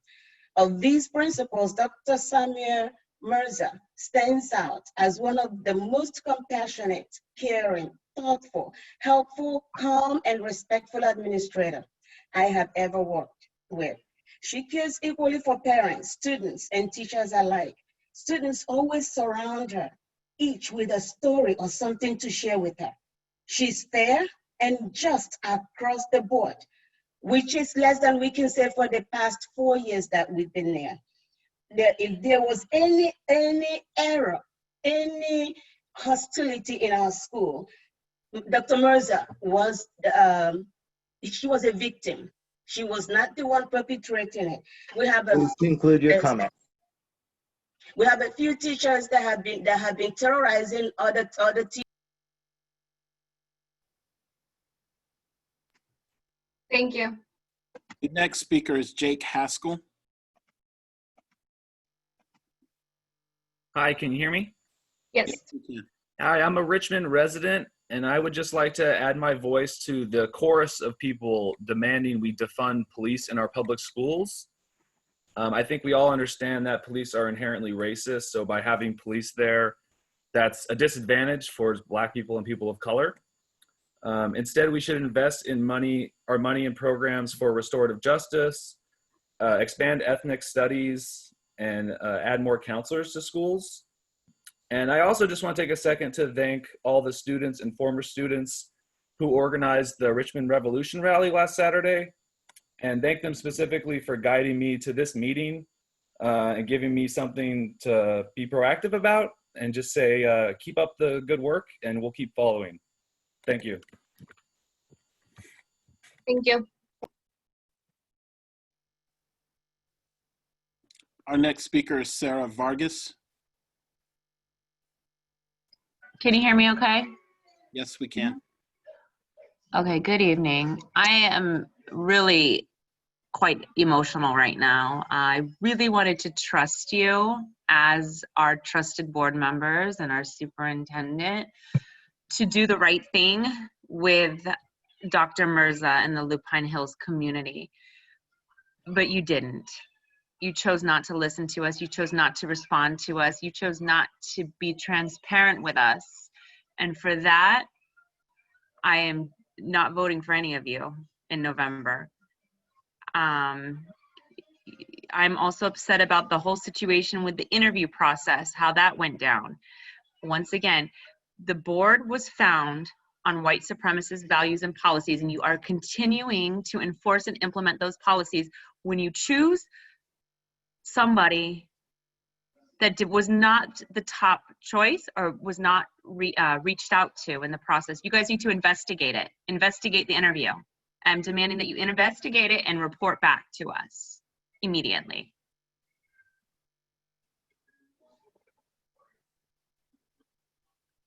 Thank you. The next speaker is Roxanne Garza. Good evening, Board Trustees and Superintendent Duffy. I'm Roxanne Creo Garza and will be speaking on the Healthy Richmond recommendation number 2, which calls for the investment in existing programs in positive school climate for justice impacted youth. We've made a lot of progress since the positive school climate resolution passed in 2017, but cuts in district staff assigned to positive school climate resolution implementation will set us back. You can send a message to our families tonight that combating institutional racism and seeking alternatives to policing starts with entrusting and solidifying strong community partnerships like Safe Return Project, the Office of Neighborhood Safety, New Life Incorporated, and Bay Area Peacekeepers, who are committed to the implementation of best practices to increase academic and social success of justice systems involve young people through non-law enforcement assisted diversion programs. I ask you to consider and vote on our platform at your next board meeting. Thank you and good evening. Thank you. The next speaker is Cindy Gerges. Good evening, Cindy Gerges with Public Advocates. As a community and nationwide, we are experiencing a difficult moment that calls for meaningful and bold action. Tonight, I want to echo what has been said by students, alumni, and community, and call on the board to redirect funding from SRO contracts and other school hardening measures, and instead invest funding to measures that have proven to support high-need students, students of color, and particularly Black students who disproportionately experience trauma, depression, and anxiety. As many folks have shared tonight, research shows that school hardening measures, like having SROs on campus, fuel the school to prison pipeline by pushing out, criminalizing, and harming these students. We call on the board to invest in priorities that Black youth and youth of color identify in their community by investing in more school counselors, psychologists, social workers, and social emotional supports as recommended by Healthy Richmond's platform. Thank you. Thank you. Guadalupe and Yana.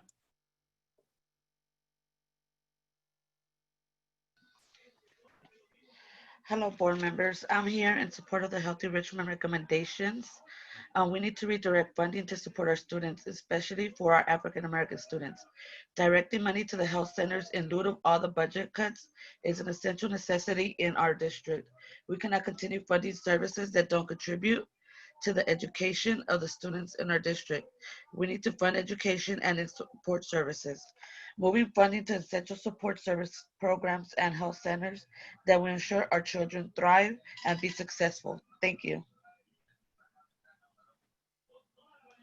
Thank you. Guadalupe Remedios Atencio.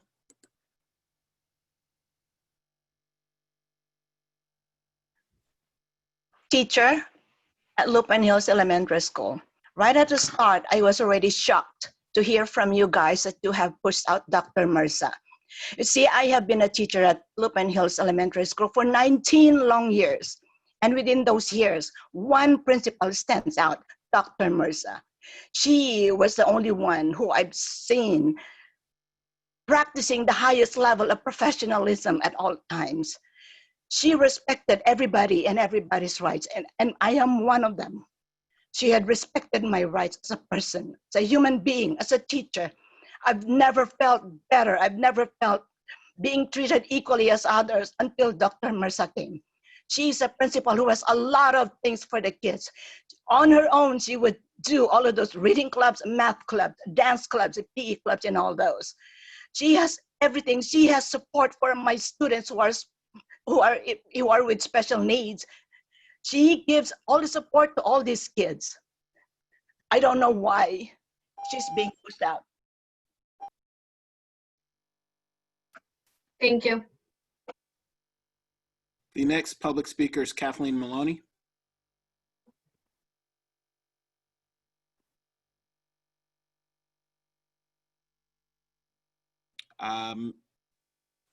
Ms. Maloney has disappeared, so we'll move on to Blanca Gonzalez. Hello, can you guys Yeah. hear me? Yes, we can. Okay, great. Not only am I an alumni from, the WCCUSD, but I'm also now a mother. And as a mother, I would not feel safe sending my daughter to a place, anywhere, an institution where she's supposed to learn, where there is police officers there, especially with me having, having gone through, very traumatizing experience with somebody that I called a friend, who turned out not to be my friend and took advantage of me. I had the courage to go to an SRO, and first I went to a mental health counselor. Mental health counselor directed me to an SRO. SRO said that basically there was nothing they could do about it.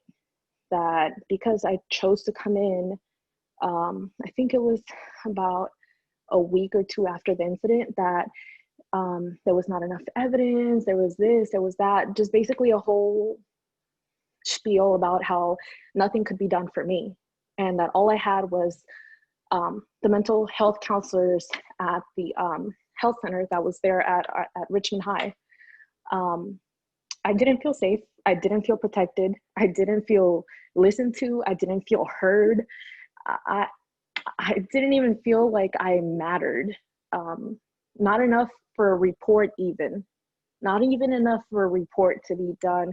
Nothing. Like no chance of me, being a person. It was just like, here you go, mental health counselors or health center. It's your guys' problem to deal with, basically. Conclude your remarks. Basically, I'm saying I support the defunding of the police officers on school campuses. Thank you. Carlos Limas.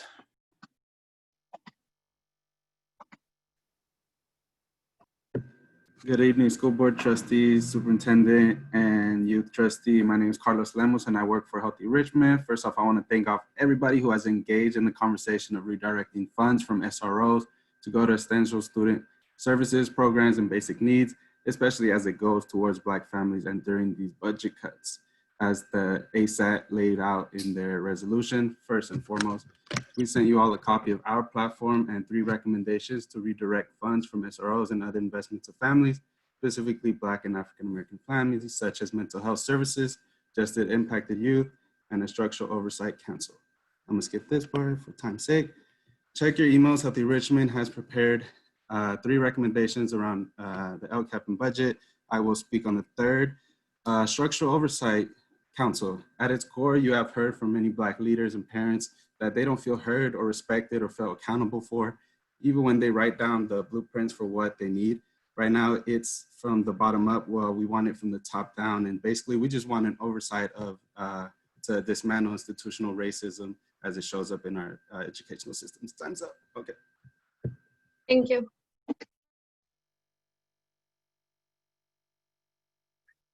The next public speaker is Yolanda Vieira Allen. Good evening.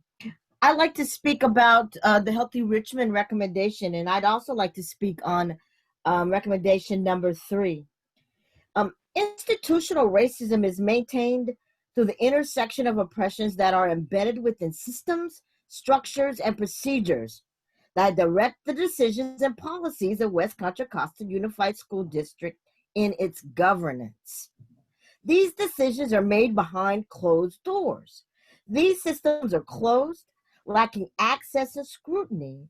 We must liberate them by granting access and a seat at the table to all invested partners and make transparent all decisions, policies, and procedures to the citizens who are the true owners of all public schools. Thank you. Thank you. Thank you. That concludes public comment. Thank you, Mr. Watson, and to members of the public who share their public comment with us right now. I apologize, President Hernandez-Jarvis. William McGee accidentally removed, he was the last public speaker, and I guess he toggled his hand down on accident. He's back. Okay, thank you. Next public speaker, William McGee.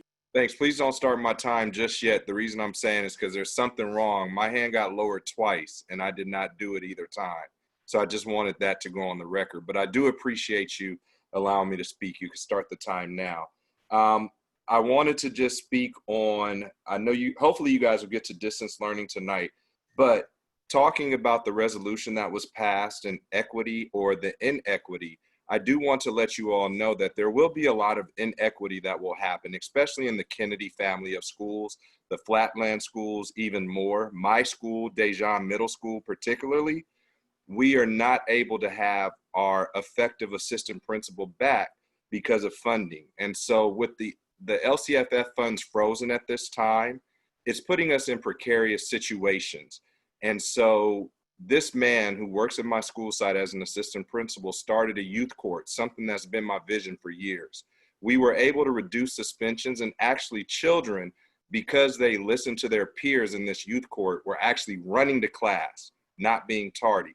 So I just want to bring that to the board's attention, that this will negatively impact my site as well as the Kennedy family of schools with the freezing of funding. So I hope you guys can really take a look at that and work through this to allow us, because we are going to lose this man who is an asset to our district.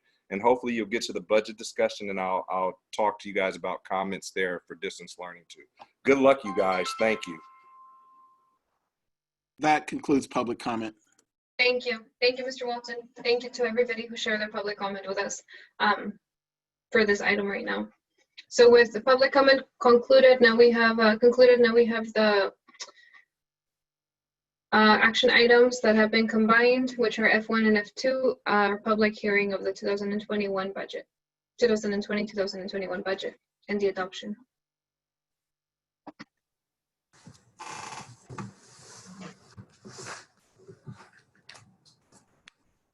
Good evening, trustees. We would recommend that we begin with the public hearing, which is required each year to allow the public to make comments on the budget. We would then follow with the presentation and discussion of the budget after the public hearing.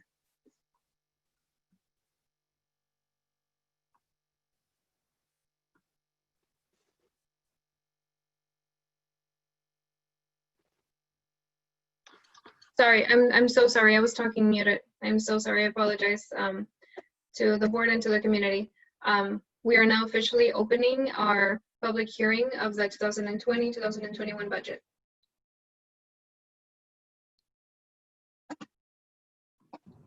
Do we have, are we putting the presentation up right now too? Normally what would happen in the public hearing, anyone that has comments would make those. We would then move to the second item, which That's is right. the budget. Thank you, Dr. Waltz. So yes, so Mr. Walton, do we have any public comment for the public hearing? The public comment is now showing up. We currently have 4. I am sure there are others who want to speak on it who have not raised their hands yet. So the first public comment is Mariela Cuellar. Okay, and I still see 4 hands raised, so we can start with 3 minutes. If we get more than 10, then we'll have 2 minutes. So 3 minutes per speaker right now. Thank you. Ms. Cuellar. Presidenta Hernández Jarvis, a mí me gustaría que primero hicieran la presentación y después hacer comentarios públicos, por favor. Porque para mí yo tengo muchos comentarios, pero yo quiero ver la presentación antes de hacer comentario público, por favor. Gracias por su sugerencia. So the request that was made was to have the presentation first and then have public comment. Mr. Duffy, can you clarify just on this? Because I know that when we have done the public hearings in person, we have the public comment at that time, but I want to see if we need to do it that way, because I think that there would be benefit in the public actually seeing the presentation right now before their comment, but I want to make sure that's not going out of line in this way. We can do, sorry, yeah, we can do that. That's fine. We need to do that presentation.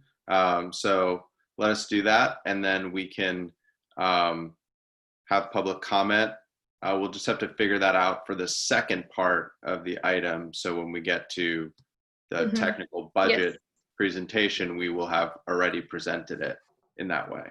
Thank you for clarifying, Mr. Duffy. So No if problem. we, so then right now I see that there are still 4 people with their hands raised: Mariela Cuellar, Randy Joseph, TJ Warfield, and Yolanda Vieira Allen. So if I can ask you to comment once we have the presentation, we'll come back to public comments so we can have the presentation right now, especially because it's 10:20. So I would also request for a board member to make a motion if they would like to extend the meeting. Now would be the time to do it. President Anderson, I'll move we extend the meeting to 11:30. Is there a second to extend the meeting to 11:30? I second that motion. Can we please take a vote? Dawood, yes. Avas, yes. Phillips, yes. Panish, yes. Lara, yes.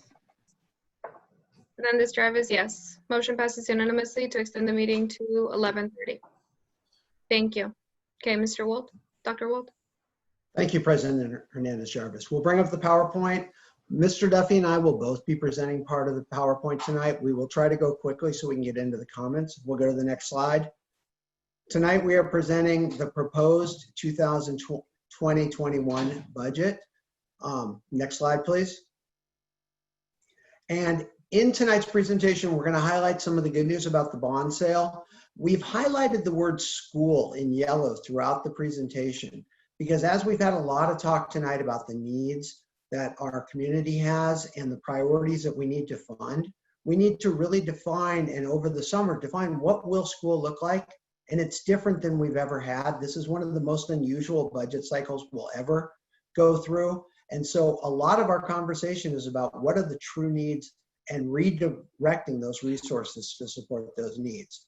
We'll talk about what is in the budget, what is not in the budget, and what very likely will change in July and August at both the state and federal level. We'll quickly talk about cash flow and what comes next. Next slide, please. So I want to start with some very good news. The board approved for us to issue the last of Measure D and Measure E bonds.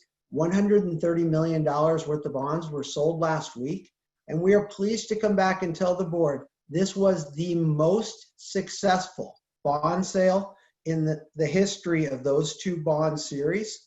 We ended up with a combined rate at 2.60 interest rate, which was the lowest borrowing cost for any new money series of GEO bonds for either the 2010 or 2012 Measure E. We had extremely strong investor interest from major investors. This was even after a small downgrade in our bond rating from Moody's. We were still able to bring forward all of the $130 million plus deposit just over $10 million into the bond repayment fund from the premiums, which will already reduce the taxpayer burden for this bond. Next slide, please. This is just a quick summary of the Measure D. If you go to the next slide, you'll see a summary of Measure E. Folks can look through and see that our 2.6% is significantly lower than any of the other series, A, B, C, or D. So we're very pleased with the timing, getting out in the market and doing that so that not only do we have the funds for our construction program, but we're doing right by our taxpayers during these times. Next slide, please. The governor's May revision came out on May 14th. It was a sobering May revision. We presented most of the details to the board right afterwards. He is proposing more than $6 billion in cuts to K-12 education, with the caveat that those cuts would be removed when Federal HEROES Act money comes in. We are being directed by the Contra Costa County Office of Education to use these assumptions for our adopted budget. I will talk about the legislative proposal when we get into the details. In addition, there is a proposal for deferrals, $1.9 billion in this month, June, and then next year, $5.4 billion, where public education will receive no state funding in the months of April, May, or June, requiring us to do some borrowing through the county treasury. Next slide, please. So the big takeaways from the governor's budget were that in 3 months, more than 3 years of LCFF growth were immediately erased. The state does not have a permanent solution for the economic impact and needs the federal government to step in to help. Also, it's very likely that the 2021 school year will be much worse, 21-22, than 2021, because the impact of lost income in this calendar year won't be felt until we see income tax returns in April of 2021. And so it is still very, very important that the educational community continue to advocate for relief so that we can provide just the basic services. And we're starting to hear that our voice is being heard in Sacramento as I get into the details later. And there are a lot of movements to continue to value education. We still are in a position where the governor has proposed the elimination of every new program that he was looking to do and then cutting back on existing programs. So our challenge is to be very efficient with how we shift our resources. Next slide, please. Now, the state legislature, however, has a very different strategy. They believe that we're going to get the federal money, so they are recommending no cuts to LCFF. They are recommending no cuts to the categorical programs or state preschool. They're recommending the funding of a 2.31% COLA there. And their belief is if the federal funds don't materialize, their course of action will be to add an additional $5.3 billion in school funding deferrals. What that means is not only would we not get paid in April, May, and June, it's very likely that we will have to borrow cash within the year to cover a promissory note for another $5 billion across the state. They also have an average daily attendance hold harmless there that requires that we have distance learning if schools remain closed there, but we would still get funded for our students. This is a much more promising event. As we stand right now, both the legislature and governor have agreed on a couple things. They agree on the deferrals. They agree on the STRS and PERS reduction. Where they're having some differences has to do with the distribution of the last portion of CARES Act, and I'll talk about that when we get into the details. And then they have the disagreement on whether it's a fully funded budget or whether it's a cuts budget, and then we'll refund money in September, October. Next slide, please. The reason that the county has required us to budget based on the governor is because in the state charter, the governor has blue pencil rights.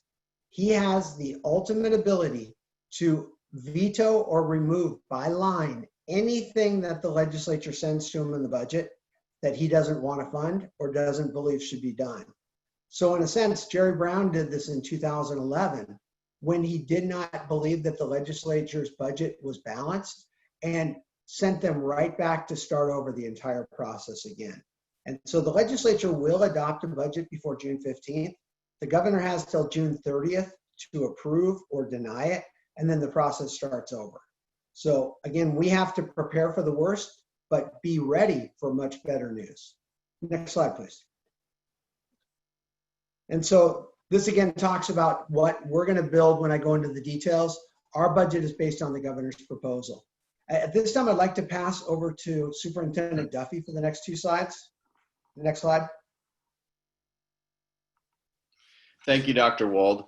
I just wanted to take a minute to remind the board and community that we continue to build around these board budget priorities. So as folks have spoken throughout the night, the budget we're building is doing everything we can with extraordinarily limited funds to make sure we take care of the goals and the activities set out in the roadmap, and that we keep focused on our newly adopted ELA program.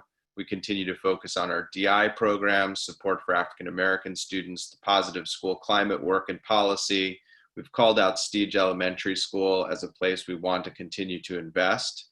And that last bullet, make the necessary reductions. And I think that was for this year. And we've really done a wonderful job on that, of getting there. So just really making sure folks understand that what we're doing is driven by a set of core values and priorities. I wanted to also just take a second to make sure we captured the DLCAP budget recommendations. And we know that the full LCAP is not due until December, and we're going to take full advantage of that extension to continue working on the LCAP through the summer and make sure we get our programs in place before school opens. So the budget recommendations from the DLCAP were that all base funding should be included in the LCAP, and we're working towards that.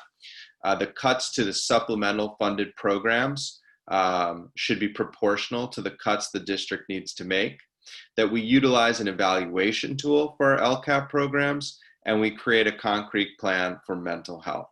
So we are fully aware of those, and we thank the DLCAP for their incredible work over this year, and they wanted to make sure they got those to us early, so we have them and we'll continue to work on them. So as we go to the next slide, the old model really was about equity of funding. As we've spent a lot of time tonight talking about equity of outcomes, a student-centered approach. And as we move forward, that truly needs to be our focus, that every available resource is directed to where it's most needed. Slide 15, please. So as we go forward, our program decisions, everything needs to be about what can we accomplish? How will we measure our results? Based on our resources, what actions do we want to implement? And our whole strategy is, as with the adoption of the budget, that's just the beginning. Then it's back to, with all of those resources that we do have on hold, where do we direct those? What is the most important piece to make sure that we're meeting the needs of our community, that they've really broadcast very clearly to us what they want to see? Next slide. And so the building blocks, this is something we talked about in September when we started this process, that the budget needs to be consistent within our organizational objectives. It needs to be realistic and understand what we can do and what may be a stretch, but it also needs to be extremely flexible. And flexibility is very difficult when 85% of your budget is attributed to staff. So one of the things that we've done operationally is we've put a hold on every non-essential contract that's within the budget. The budgets remain, but the contracts have not been brought back to the board to allow for that flexibility, to allow us to redirect resources, which has been a big topic tonight, so that we can address those critical needs. Next slide, please. And at the same time, we have to spend this summer redefining what school is. We have task forces that are beginning that involve all of our stakeholders, our unions, our district staff, our parent groups, the board, that we're going to need to have discussions and define that word school.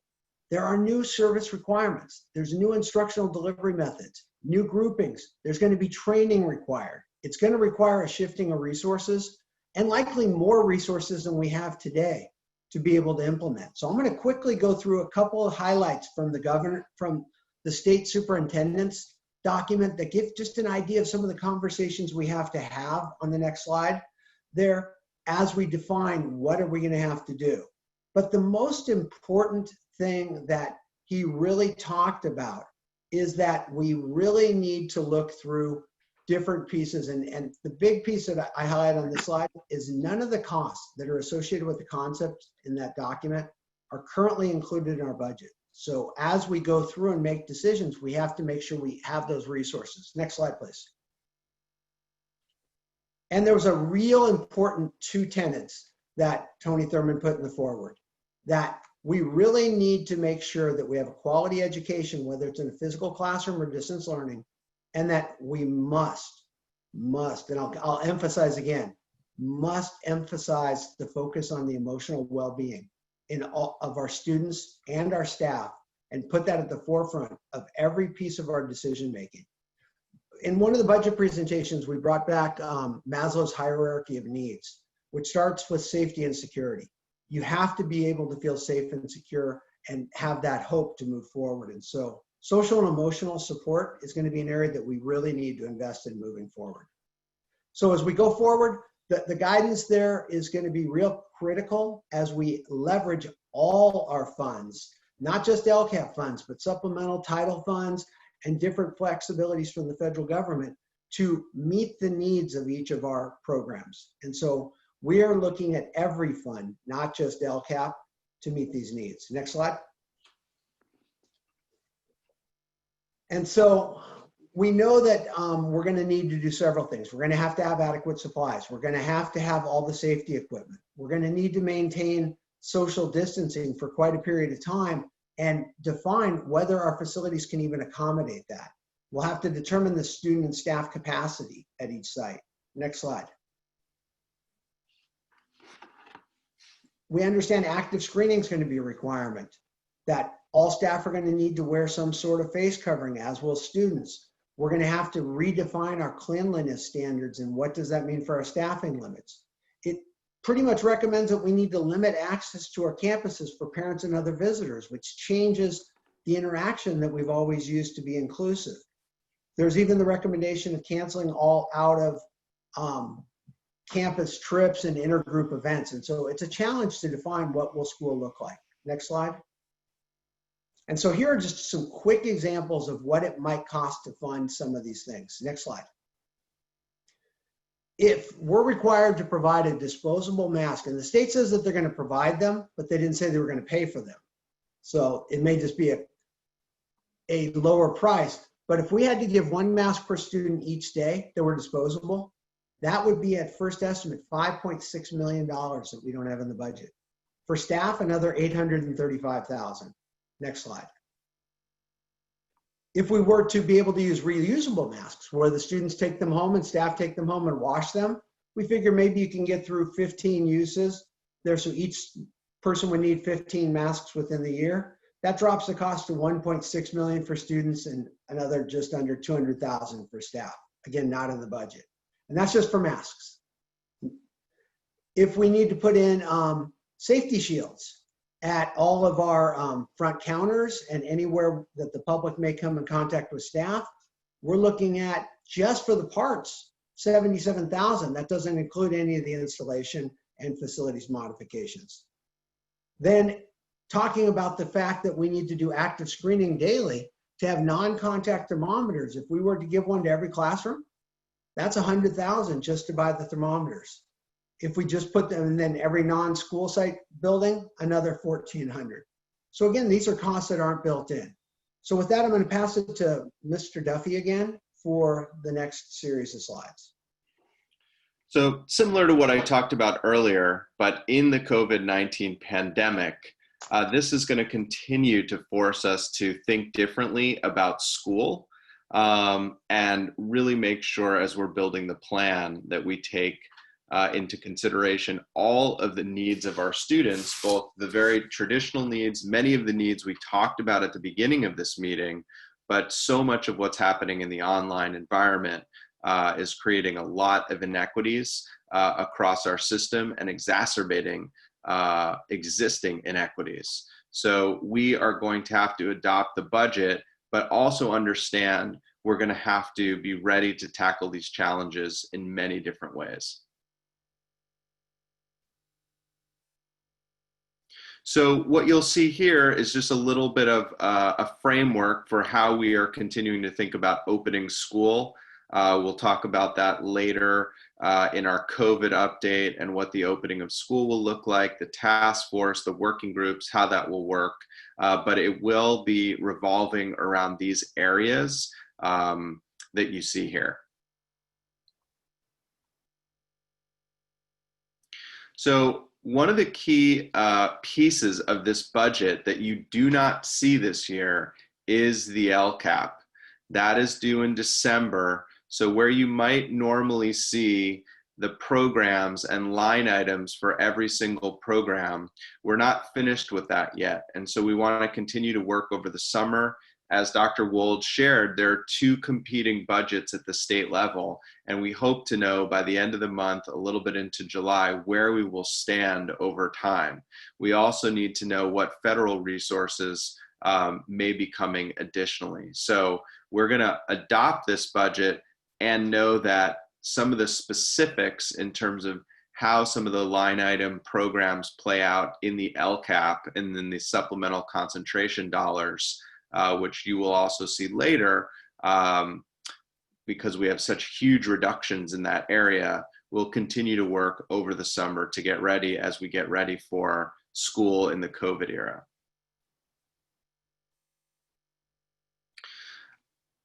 And connected to that, one of the very, very important areas in our LCAP is the funding for African American students. We sometimes call that PASS, our Programs for African American Student Success. And so we adopted a resolution in January that committed ourselves to increasing resources for African American students and families. And that is exactly what we're doing. So that resolution called for about 7.2, but it also called to be in alignment with our supplemental. We expect a major reduction in supplemental, so that would lower that amount of money just a little bit. But right now, we believe clearly that we will be at that number by the time we get to the opening of school. And the next slide outlines a little bit more about how we're doing that. So on this slide, you'll see on the left what we believe we've allocated so far. And while we don't believe next year we can take that entire 7 or close to 7 out of supplemental, we're doing everything we can to get to that number that we've committed. So you'll see on the left dollars that are finished, completed, allocated for the work. And there's another set of dollars on the right that we continue to investigate.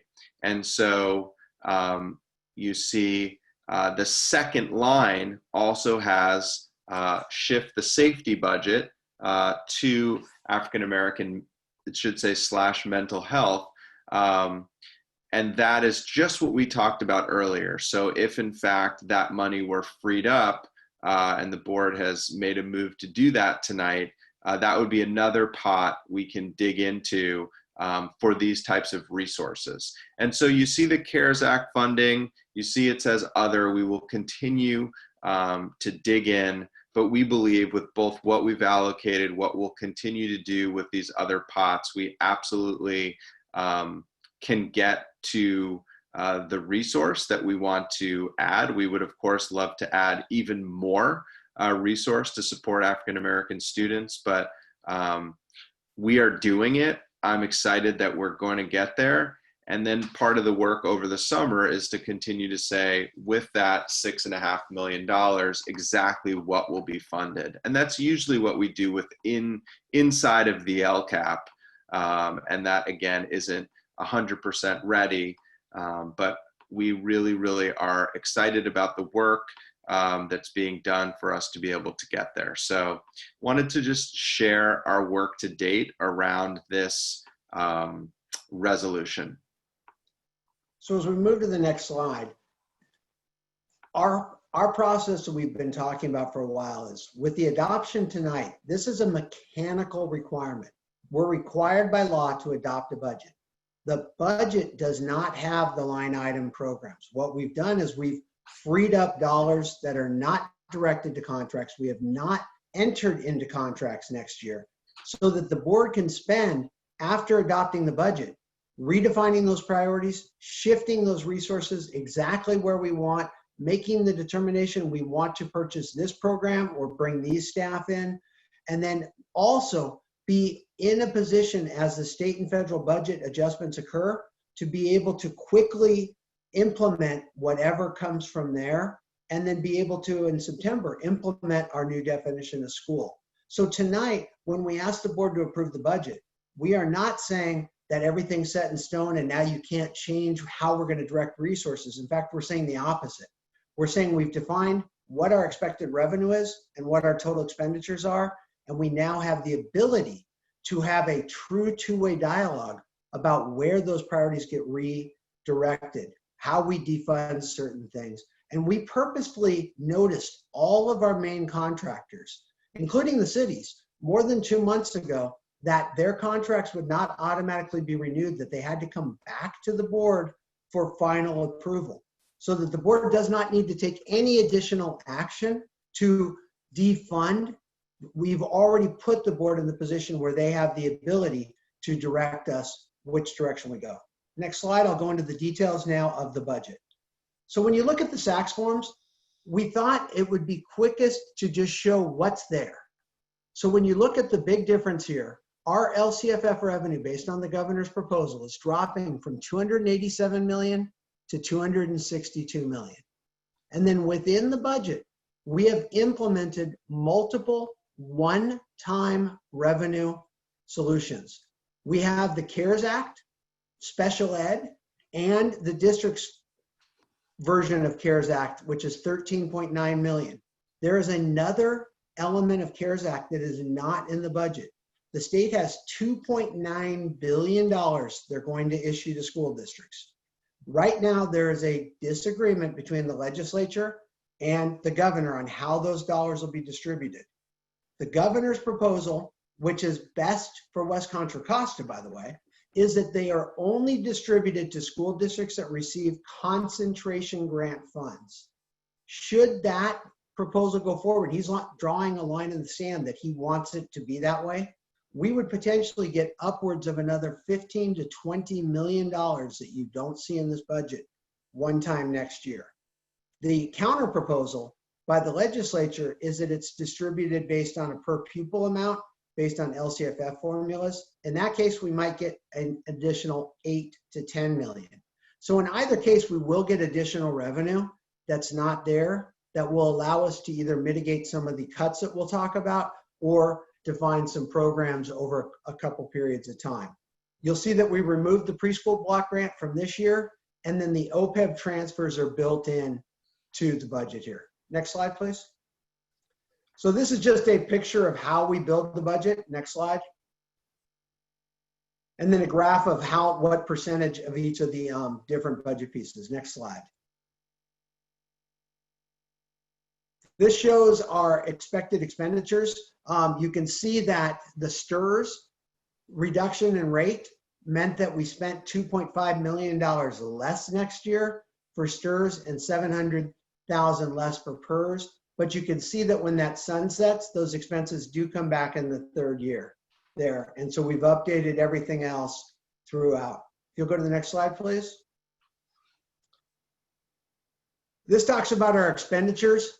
The board took dramatic action to reduce services and non-salary. And you can see in the budget a 20% reduction from 63 million in the current year to 50 million budgeted for non-salary. So a 20% reduction, very significant. You can also see that the board's adopted budget reductions are indeed built into this budget and that we've reduced our expenditures down to 377 million. Next slide, please. This just shows a quick history of our revenue and expenditures. Next slide. This talks about the transfers. So you can see this year we brought in Fund 17 revenue one time to move us through the year. You can see that the contributions continue.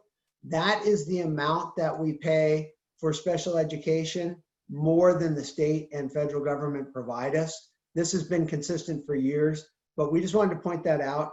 Also, because of the amount of work we've had to do to feed our community, there is the potential for a larger encroachment or contribution for nutrition services.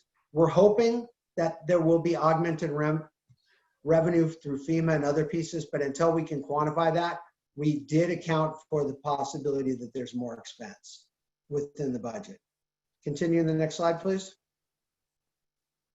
So our ending fund balance, we will end this year with approximately $27 million above our 3% reserve.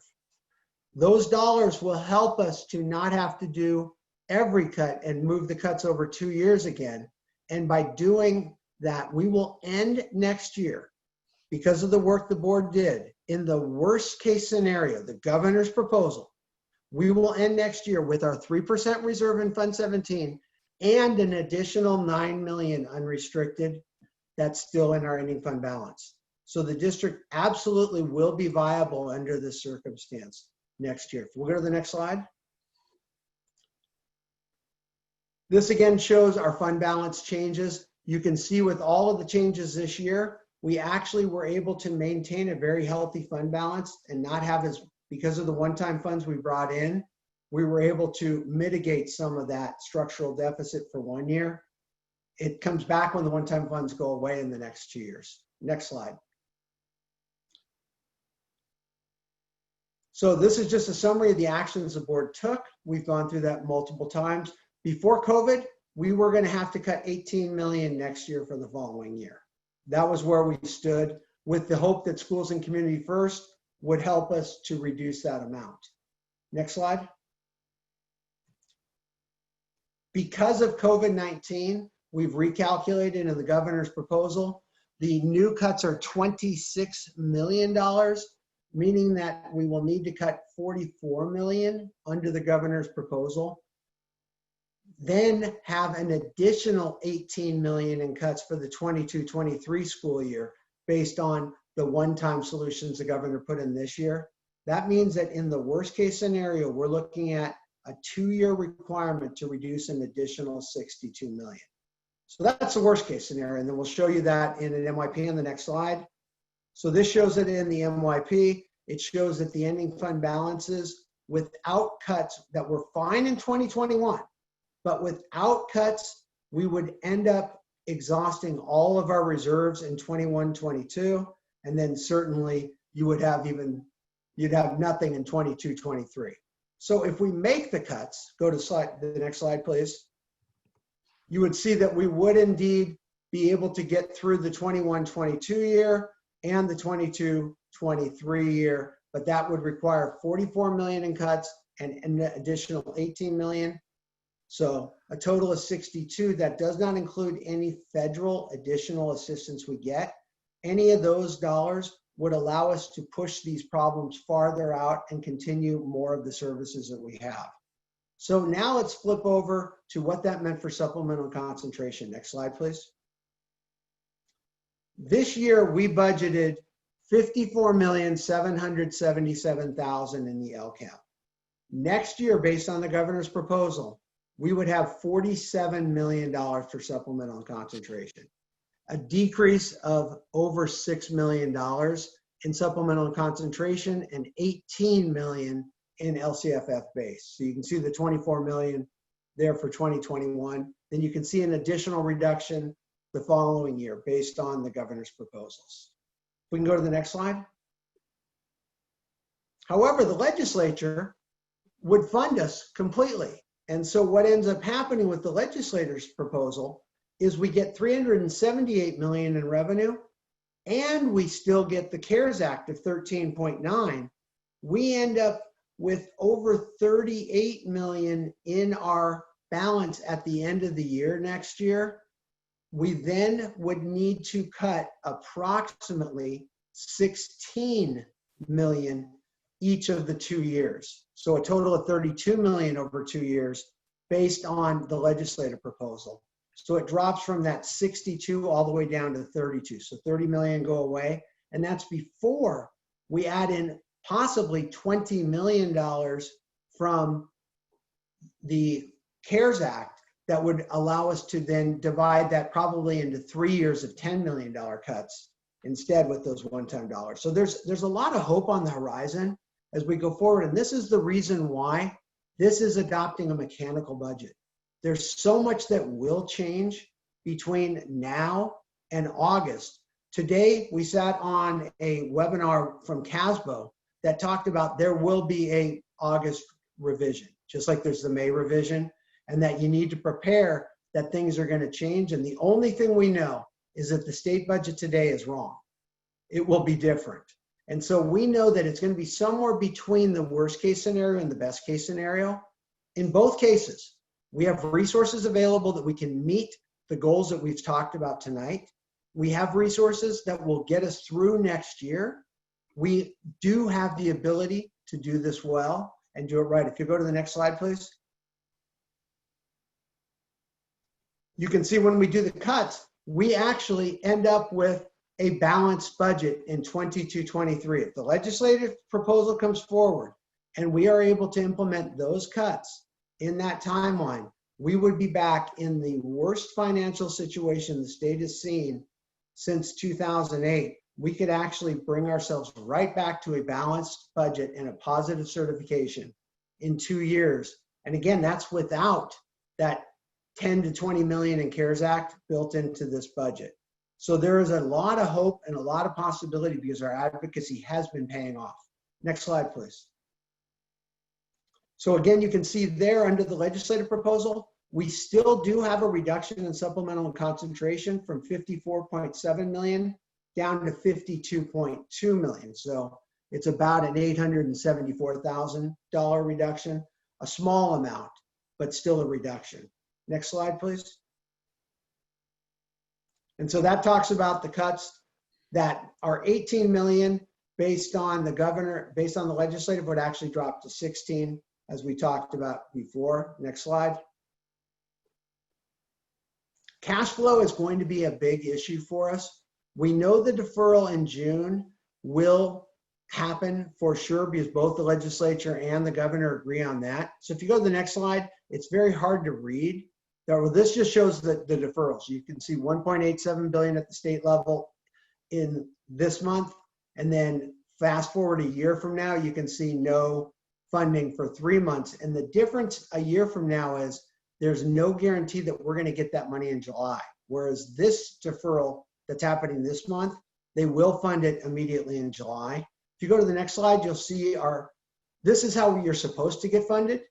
You get in July and August 5%, and then you get 9% every month equally.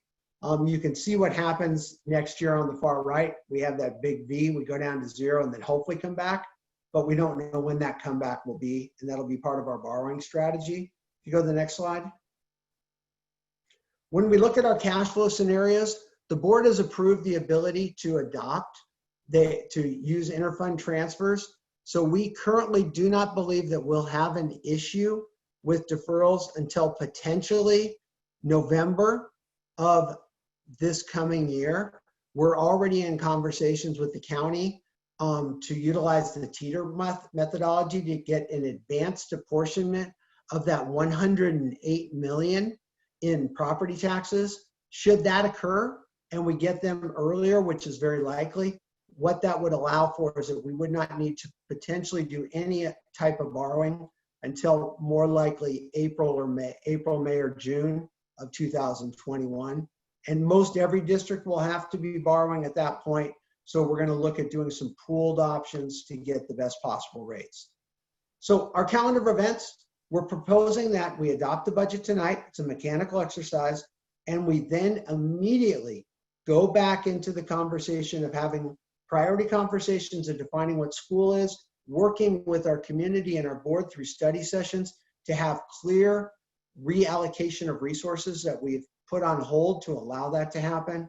Wait for the next governor's budget update, which will be probably in August. And then just like we did September 14th this year with the unaudited actuals, we'll come back in September with the true budget plan as we move forward, leading us to that November 2020 election, where hopefully there'll be some additional solutions that would make our reductions even less to get us right on that pathway for a very possible balanced budget, even during this era as we work together.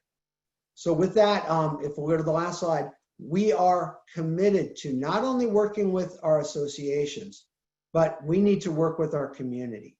And so we've added quite a few different bullets onto this slide because part of our work starts after the adoption of this budget to really go into priorities. There was a lot of information tonight.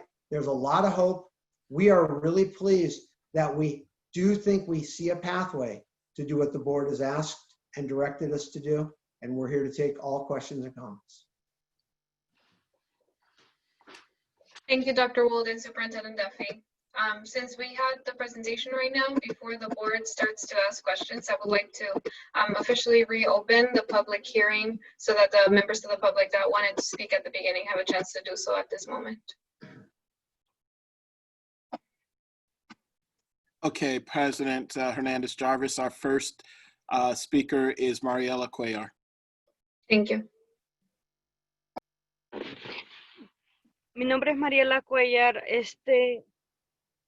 Yo sé que ahorita estamos en una situación en limbo. Y entiendo que ustedes que estamos trabajando para cómo regresar a la normalidad, entre comillas, pero yo tengo muchas preguntas y obviamente que esta es una presentación bien larga y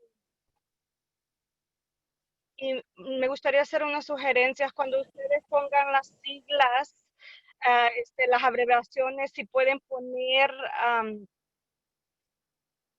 si pueden escribir lo que significa LCFF y cualquier abreviación, porque el público, hay mucho público que no sabe qué significan esas abreviaciones. Y me gustaría hacerle una pregunta al señor Wolf. Cuando usted dice que se podría prestar dinero, obviamente eso significa que tenemos que pagar interés, ¿verdad? Entonces me gustaría saber que usted explique mejor cómo si se presta dinero, cómo sería el interés y de dónde vendría y cómo se pagaría. Entonces, una de las cosas que a mí me gustaría saber también es si las personas que ganan un salario bien alto, está dispuesta como a bajar su salario, especialmente las posiciones altas como el señor Duffy, usted, para que eso también ayude con el presupuesto.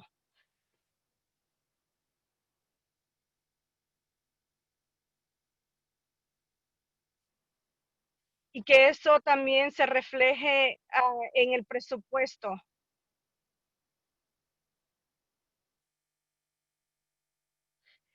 Entonces,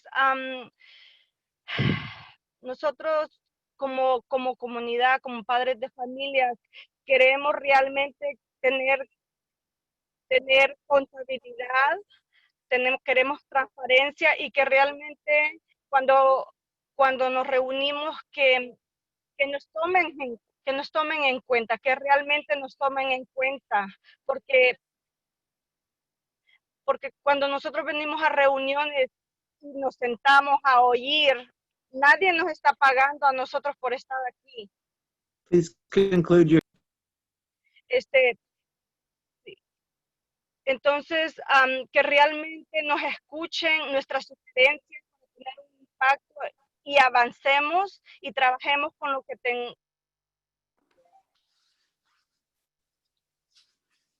Thank you. Gracias.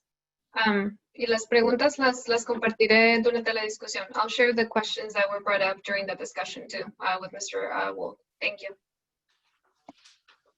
The next speaker is Elon Harrison.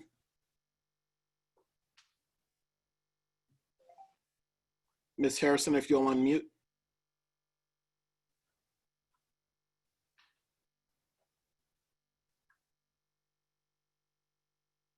Ms. Harrison?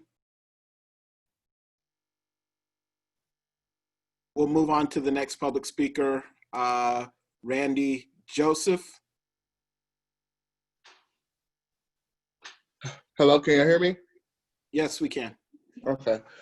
Just want to make sure that a few clarifications and some questions that make sure that you guys answered. So what I heard Mr. Tony say was that the money, the budget is just used as a placeholder, not to where how you're going to spend the budget. Want to make sure that's correct. Because I want to make sure that this budget really helps our youth in this community, help our school district community, and make sure that these monies go to the proper places. For example, especially if y'all get ready to go back to COVID, going back into schools from what COVID brought, making sure that all our students have internet access, just in case a revamping of this happens again and kids have to go back home. And that was one of the big things that I saw. A lot of kids did not have internet access, so it made it really hard for people to do distant learning without having internet access, right? So making sure that is really institutionalized in the budget, making sure that African-American achievement, making sure that that is institutionalized in the budget, making sure that LGBTQ youth are centralized in the budget, making sure that mental health services are centralized in the budget, making sure that I saw there was a reduction in textbooks. I've been to schools and I've seen some of these textbooks. They have textbooks where George Bush is still in the president in textbooks. Like these are all problems that need to be addressed and need to be a part of these budget changes, right? But also with this new environment and stuff like that, making sure that the kids are ready just in case they go back to distant learning, that the funds are available to support these kids and not them already have been behind, which happened the first time. That's all the time that I have. Thank you. Thank you.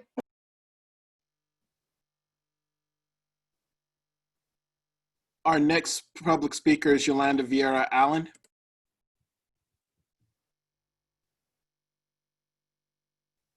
Well, thank you so much. Finally, I see some light. Finally, I see some work.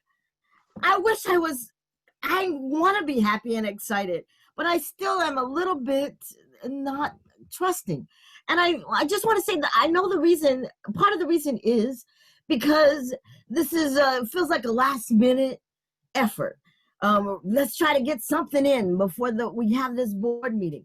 When we've been asking all year to be included in discussions with you, we've been asking all year to be in dialogue about this so that we could have come together with this plan and we would feel far more rooted in holding this piece together. But I am thankful that at least now we're beginning to see some real concrete designs to support African American students and to bring about a change in this district, one that is so needed and so very necessary. So thank you for stepping up today, and thank you for what comes next, because next is the hard part, making this happen. Thank you. Thank you. The next public speaker is Cindy Gerges. Cindy Gerges again with Public Advocates. We appreciate and want to thank the district for its commitment to include all base funding in future LCAPs and ensuring that programs funded with supplemental and concentration dollars are supported by data. And we are confident that providing this information will enable the district and stakeholders to assess the effectiveness of its investments. In light of tonight's budget discussions, my comments are around future engagement. We know the state will revise its budget in August and that the district should also revise their budgets in August or September, and would like to know how the district plans to engage the community throughout this process. Additionally, it is important to understand how the district's spending has been impacted by COVID-19. Providing this information will increase transparency and ensure stakeholders are meaningfully engaged at every step of the decision-making process. Lastly, we recommend that any unused S&C funds retain their original purpose and continue to be used to increase or improve services for high-need students. Now, more than ever, increased transparency is necessary to ensure that LCFF dollars generated by high-need students are used to support those students, many of whom are most impacted by COVID-19 and who will experience disproportionate harm caused by this pandemic. Thank you. Thank you. Now, Zelon Harrison, Ms. Harrison. Hi, can you guys hear me? Okay, great. Thank you guys for even putting us on the budget and even bringing us to the light. I appreciate that. But there again, like Ms. Jarvis said, I don't want this to be a fad and I don't want this to be a show. You guys need to show up and this board needs to hold them continuously accountable and continue to revisit and making sure that this rolls out in a way that the community is a part of the decision making and the district and the board are working in collaboration so we can get the effect we want for our children, closing the achievement gap for Black students and making sure we have equity in this district. So board, do not let this be just a show. Please follow through and make sure to ensure that Black students in this district are getting an equal and a quality education, and we do not have to feel that this is just something that they're saying and not going to happen. This needs to happen. Every year we're losing children due to jail, death. Black children are dying in this district and undereducated. And that we don't need to continue to happen when we can choose today to do something about it. We need to not just have the money, but adequate resources that are effective for our children, not resources that are not effective and they're saying that's where we spent the money. Ensure that this happens and we get equity in this and that Black children, we can change things. Ask to see the change. Don't just ask to see the money allocated. Where's the change happening at? Thank you. Thank you. Our final public comment for this item is Audra Goldie Williams. Wow, look where we at. I just like to take a moment to say to my African American and Black students, parents, teachers, administrators, and our allies and our board members. We made history.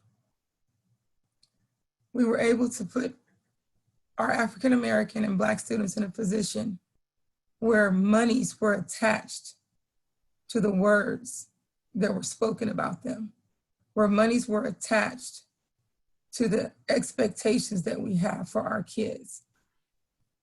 I said earlier, I said change is not coming, change is here.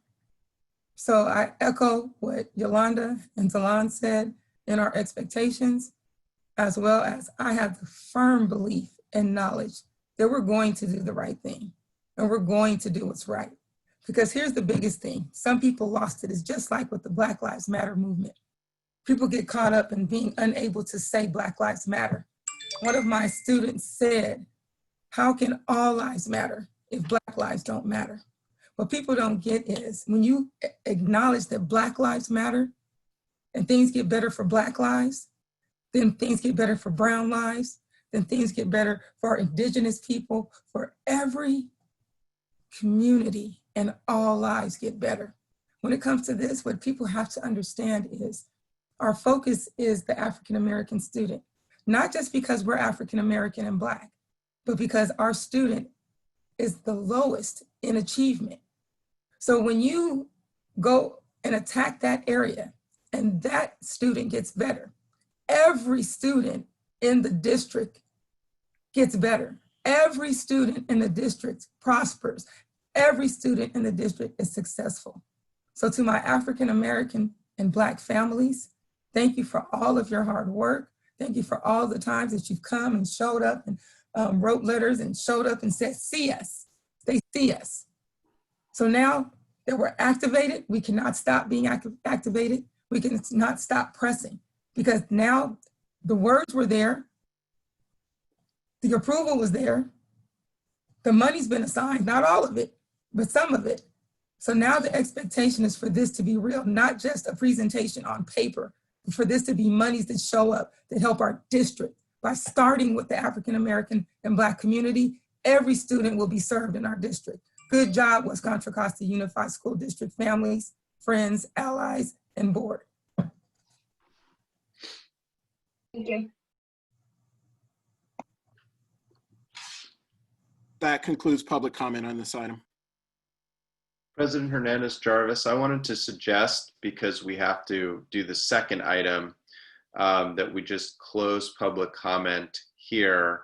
And because this presentation was originally with the second item, that the second item, which is the adoption of the budget, that the board take discussion there. That way we can finish one item and you can move into the next item and we wouldn't have a presentation for that item. This one would suffice. Thank you for that suggestion, Superintendent Duffy. And Mr. Walton, just to confirm, there's no more public comment, correct? That's correct. Thank you. So now we're officially closing our public hearing for the 2020-2021 budget.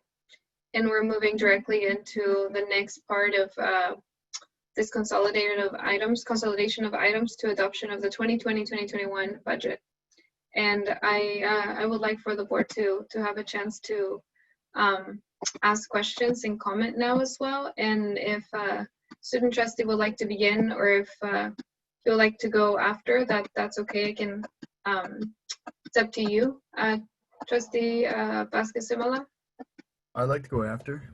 Okay, thank you for clarifying. So thank you. So we can begin right now with trustee, let me check very quickly. Trustee Cuevas, then trustee Phillips, trustee Panas, then trustee Lara, then student trustee Vasquez-Simala, and myself. Or we can switch at the very end too. Trustee Cuevas?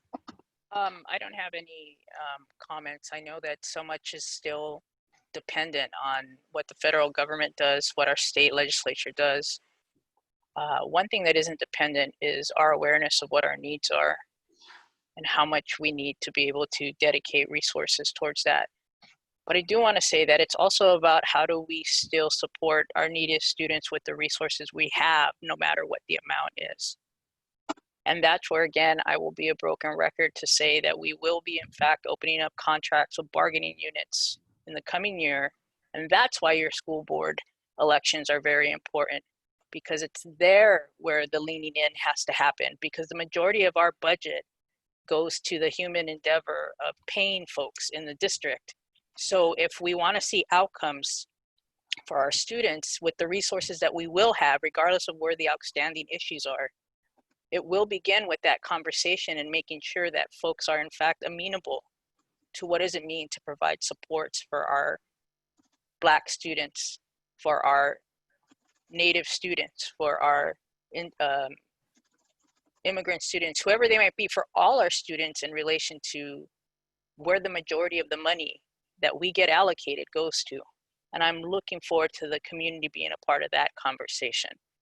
The last thing I'll say is that I would actually make sure that we affirm in anything we do, however we adopt this budget, reaffirm the decision we made, which includes a language that says we are in fact not funding SRO services in this budget. I understand, Mr. Wold, you said, well, that's already an action that's encompassed in what we are presenting and you don't have to worry about it. I know that's what the community is asking us when they say, make it happen. And I think part of making it happen means being explicit about it. So I will hopefully see some language when we do adopt from anybody who wants to present, and I'll be supportive of that, that be explicit in our adoption of this budget. Those are my only comments. Thank you, Trustee Cuevas. Trustee Phillips?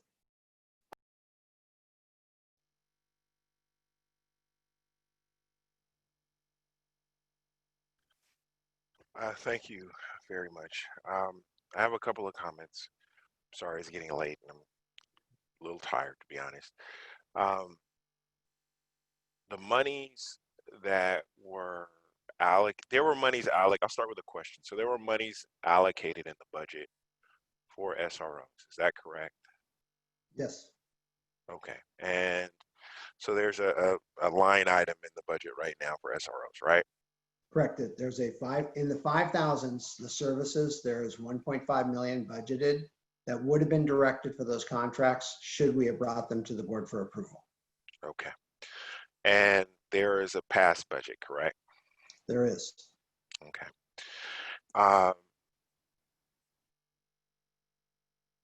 Now, President Hernandez-Jarvis, are we right now having the discussion on, which discussion are we having right now? Are we having the hearing discussion? Are we having the adoption discussion? What's happening right now?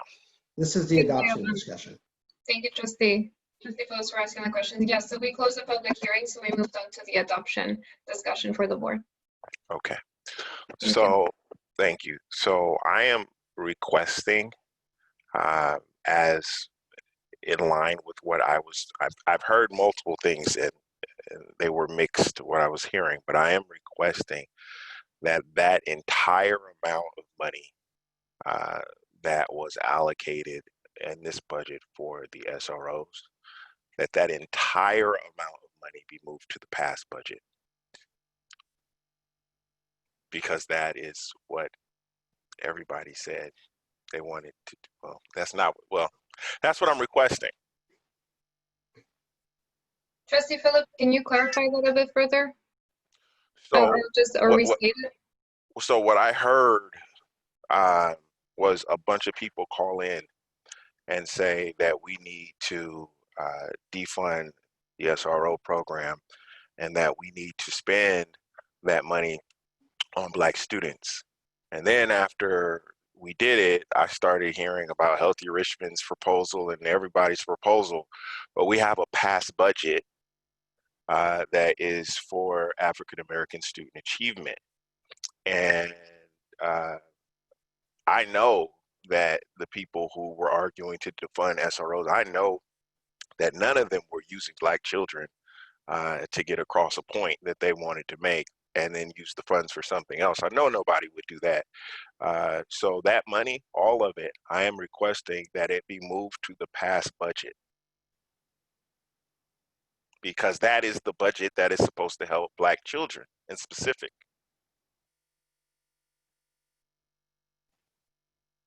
So the simple, if the board directs, we would take it from the operations budget and place it in the past budget, and then the board would then direct how those dollars get spent within the past budget. That's basically what you're recommending. It doesn't change your adoption of the budget because it's still in the 5,000s. It's just moving from one operational budget to another. That's what I'm hearing is the request from the board to do that. And that's a very simple mechanical thing for us to do. It doesn't require a change in the budget as published. It's just us moving it from one place to the other and then spending it after we have other meetings. The board will direct how that 1.5 million gets spent. So just so I'm sure, and I understand this, when you say, because for me personally, the idea that budgets are just placeholders, I don't believe that's what budgets are. I believe budgets are statements, and you've heard me say this before. And I have some concern that what I'm hearing is that in this meeting, what I'm hearing is that we're saying that this is what we want to do. But then later on, after the budget is passed, we're going to have a discussion about how we're really going to spend the money.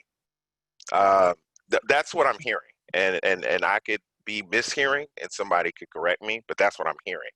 And so I'm just trying to make sure that I get it, that the board has to approve the contracts and we're not giving anybody a blank check. I get all of that. But the budget that is passed tonight, I want that whatever $1 million it is in the past budget. Yes, that's what we're saying. Yeah, I think one of the easiest ways to potentially do that is when you adopt the budget, that we add clear language to the adoption. So someone would have to make some type of motion that adopts the budget, including the $1.5 million being moved from these contracts to the past budget so it could be memorialized. And Madam Chair, if I may, I'm happy to add that, and you as well, Trustee Phillips, to that language around the funding of SROs and specifically redirecting those dollars to the past budget. I think that I see what you're saying, and I think that's where we will say there's where the rubber hits the road. Now, I know for a fact everything that we would fight for additional services, the past budget knows what those are and will in fact use those dollars for that. And that's for them to weigh in on. What I want to say though is 1.5 million is not inclusive of everything our students need and deserve. So that's fine for the sake of demonstrating that we're serious about what it is we're redirecting those dollars to. The notion of redirecting SRO dollars is a conversation we started a long time ago. A long, long time ago. And I am happy to support that in terms of what you're suggesting. But I agree with you. That's the minimal I think we could put out there. Yeah, no, I Trustee Cuevas, the total ask is, as you know, it's a little over $7 million. So $1.5 million is a contribution towards that. And I agree with you of what you're saying, that it's more that this board, that this district is going to have to come up with.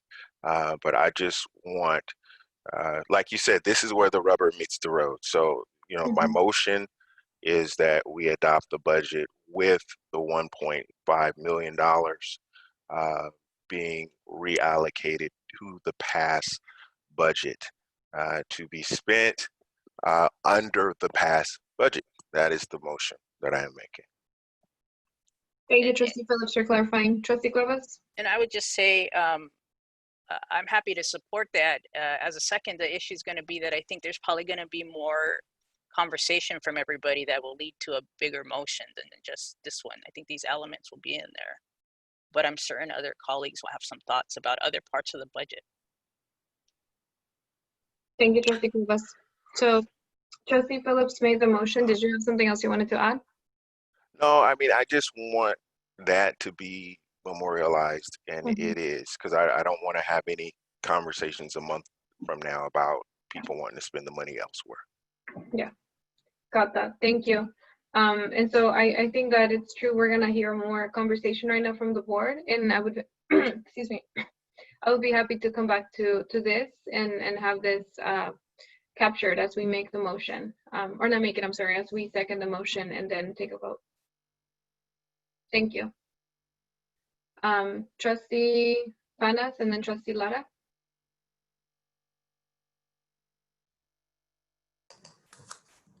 Thank you, President Hernandez Jarvis. So I want to say I completely agree that we should have a budget motion tonight that says that we are not going to fund SROs, and instead we're going to invest those in other services. You know, we heard a lot of people come talk about the past budget. We heard Healthy Richmond come talk about a really interesting proposal they made, you know, to spend that $1.5 million. We've had UTR make a suggestion that's really interesting.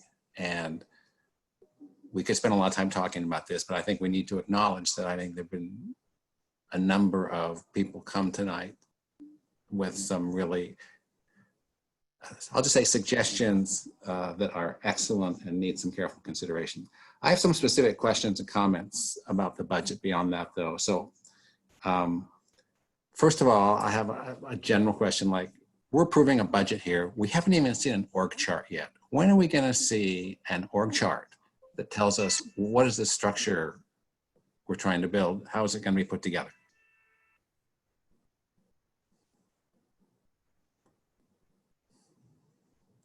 Well, I believe you've seen one org chart at one point, and we still have a number of positions that are in flux that we are trying to settle. And so I believe as soon as we feel like there is enough final movement and positions are, you know, finally approved through the board level by the end of this month, we'd be happy to share that with you. I mean, I don't actually care who's in the position. I just want to know, like, what does our organization look like? I still can't tell if we have less people than we used to have. I mean, we have no information on what's it going to look like. You know, we've seen an org chart that like maybe goes down to the director level. We don't know what's below director level in the central office. We don't know anything about how many people are anywhere, you know, and it's very unhelpful to the board members to be saying, well, we're just going to have an organization. We'll tell you what it looks like later.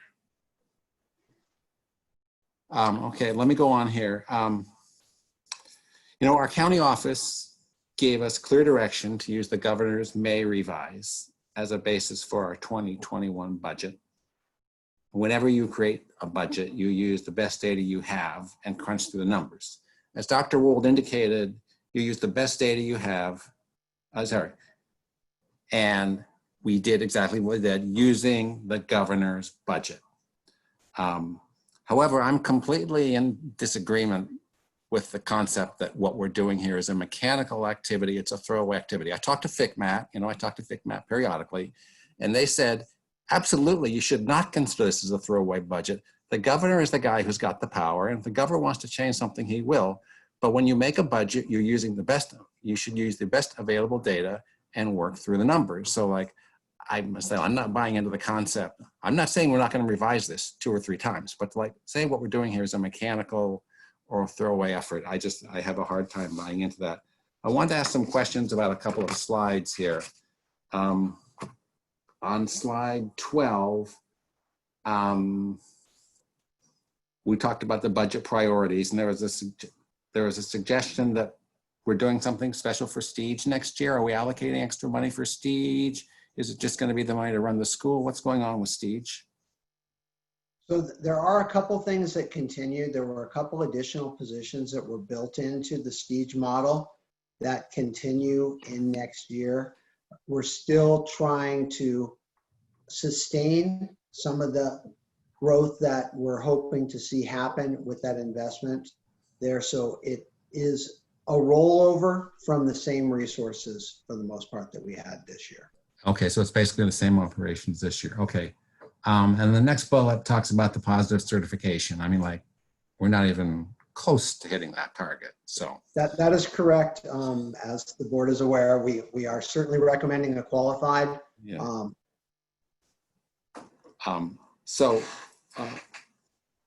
On page 13, you know, are we all agreed that all base funding is going to be in the LCAP? Because of the DLCAP's committee last night, they were completely unclear on whether or not all base funding is going to be in the LCAP. So the board directed that we need to create a better model that shows all of our funding. And so we will have it show up in the LCAP. Some of it doesn't align to LCAP goals, some of our base general fund. So we'll create some other program categories, but all funds will be represented by December for everyone to see. Okay. So on slides 24 and 25, you know, it talks about, for example, the masks. I mean, guidance came out from the state. It was in a document called Guidebook for Safe Reopening of California Public Schools. And then there they said, we're going to get these masks for free. And there was an article in the Chronicle a few days ago that said, we're getting thermometer, no-touch thermometers for every school, face shields, millions of cloth face coverings, millions of disposables. And yet, they're all, everyone, you know, the state document and the Chronicle say this stuff's all for free. And Dr. Wold, you're telling us that maybe we have to pay for this stuff. So what's the disconnect there? So the disconnect is that until the budget is adopted at the state level, and there's a trailer bill that states that the state is going to fund those, right now it's a mandate that you have to have them. And while the state has indeed made the statement in multiple places that they're going to provide them, we have yet to see any funding dedicated by the state for that. So we have to continue, as you stated, prepare for every possibility. It's not in the budget as an expenditure. It's something that we're just saying, if we had to pay for it, this is what it would cost. Okay, so if we have to pay for it, that's what it would cost. Okay. I would also add, Mr. Panis, and to the board, I think what we're trying to do there is also just really symbolically show that there are going to be significant extra costs in the COVID era. You know, one of the recommendations in the book that you're talking about is like, make sure windows are opened. And we have comprehensive high schools that don't even have windows. Right. And what do we do about that? And what's the cost of that? So I think it's really to show getting us all ready for August is going to be a costly endeavor. Okay. So in our proposed budget, how does it impact school level budgets? And if we get additional CARES funding, what's our methodology to restore school budgets? I mean, because we're getting lots of questions about when will site budgets be unfrozen? When will contracts for positions and organizations be allowed? So part of that has to do with how many cuts do we have to make? Is it a $62 million target? Is it a $32 million target? We don't want to go and invest in even more people than we have, where we're at 84, 85%, and then have to turn right around and say, oops, we shouldn't have hired you back. We have to cut you because the state just came back in September and said we don't have dollars. So the answer is we need to get clarity on our true funding. And then it's a matter of how do we want to take our pathway to get to that balanced budget. We're going to hope that it's the legislative version. We're budgeting and we're asking you to adopt based on the governor's proposal, which is that we will be going into making significant cuts over the next 2 years. Okay. When we look at the major expenditure assumption slides, there's a line there for declining enrollment.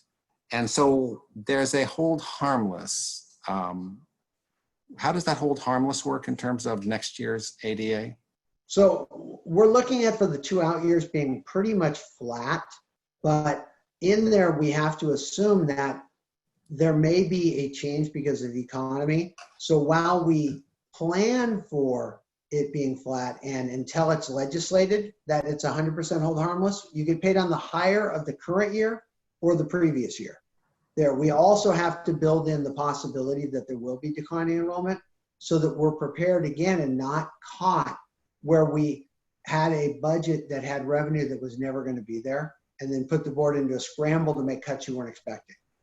So we always Okay. plan for that, and then when it doesn't occur and that legislation comes through, we'll adjust at that first interim based on that legislation of hold harmless and what it means.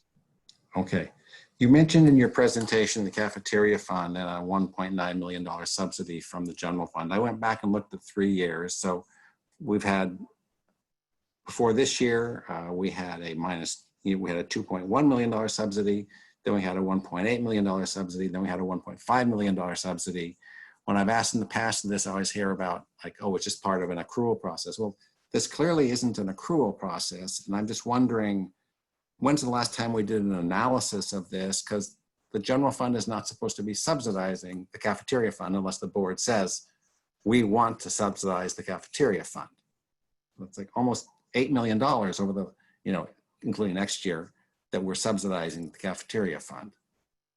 You're correct. It's something that when I came on board and started to analyze the fact that we had been exhausting fund balances and had been running a deficit for quite a while, we have started the process of doing we were in the process of doing an exact analysis. Unfortunately, when COVID happened, we had to ramp up cafeteria services to supply food for our community. Well, So I know that, but I'm talking about the last 3 years, we've had a deficit of between 1.5 and $2 million every year. It's not just this year when we had to ramp up for COVID. You're correct. And that is something that we had just begun to look at what we need to negotiate reduction-wise and efficiency changes there. We need to get back to a normal state to determine what that will be, because right now we're not in a situation where we can cut our program today. So we built in the budget based on what has been the contribution, knowing that that's work we have to do moving forward. Okay. When I look at the last page of the presentation, the cash flow, I see enormous differences between the ending cash flow here and the cash flow in the state forms. I mean, I see $40 million differences. And I'm just wondering, if I go across the months from July to June, I see 15 million, 22 million, 14 million, 20 million, 31 million, 17 million, and so on. These are differences between our state form that we're going to submit and the forms you're giving us here to talk about the budget.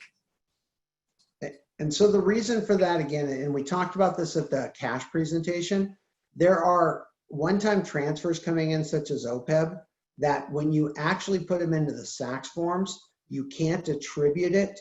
So the SACS form cash flow is going to look slightly different than what is the reality, because you can't put it in until it actually occurs. So we have to do a separate analysis that accounts for those pieces and the one-time funds that are coming through. We've gone and analyzed when we would get each set of dollars, where it would play out, to make sure that we gave a more accurate form than what the state forms allow. And again, it goes down to how the system is programmed.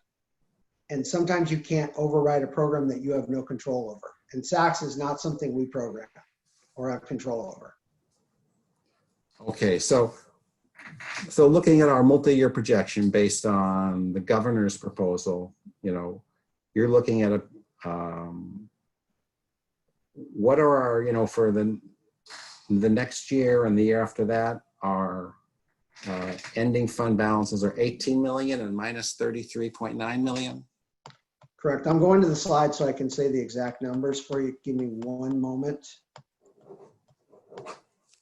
So based on the governor's proposal, assuming that we do not, so first off, you have to assume that we make no cuts. So we don't have a board approved plan right now, so.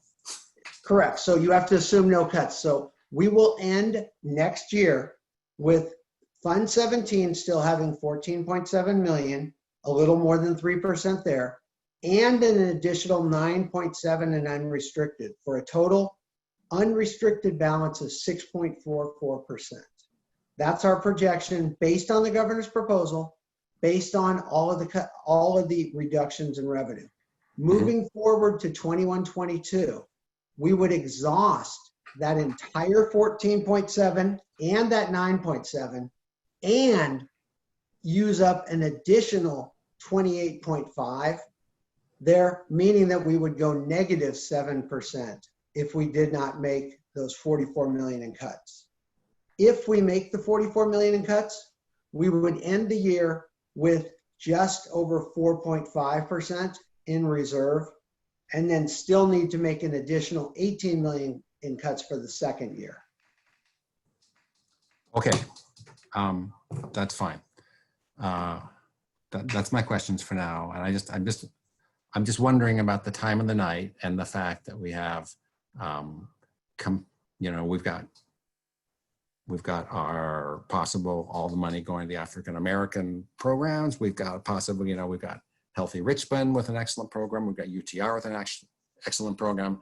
I don't know how board members want to try and deal with that at this time of night. Thank you, Trustee Panas. It is 11:42, so we are going to need to see if we're going to extend the meeting, what we're going to do with the items that we still haven't gotten to. And I know this has been a very long meeting from the beginning for multiple reasons. For the board, we heard from a lot of members of the public, from the presentations as well. But this is extremely important, crucial items, and I think that I need to hear from the board very briefly on how the majority would like to move forward with this. Trustee Phillips.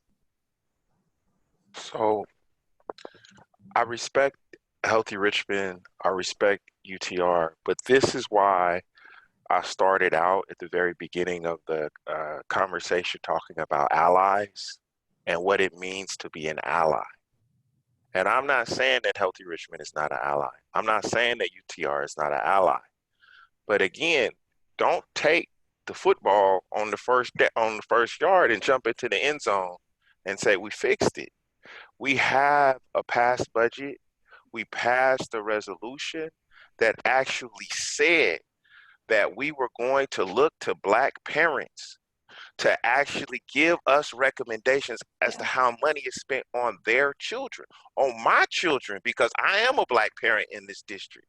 And for folks to come behind and then say, well, you know what, defund the SROs because we need to help Black kids, but we want to decide how all the money's spent. That's not being an ally.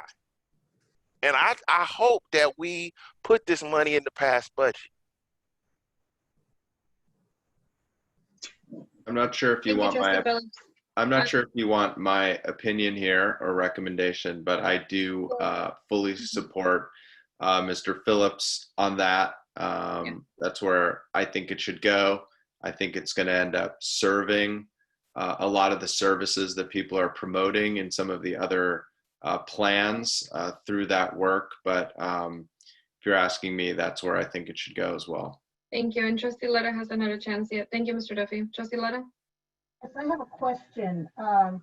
Earlier, I mentioned these in-house programs at work that the SCOWs and the CIS mental health, that we have a lot of African-American employees who work there, and they serve many African-American students. My question is this: if that money goes into the past budget, will any of these services see resources? They're still funded. Those services we didn't eliminate SCOWs. They're still part of our operational budget. Not my question. Are they going to receive additional resources from that money from the SROs?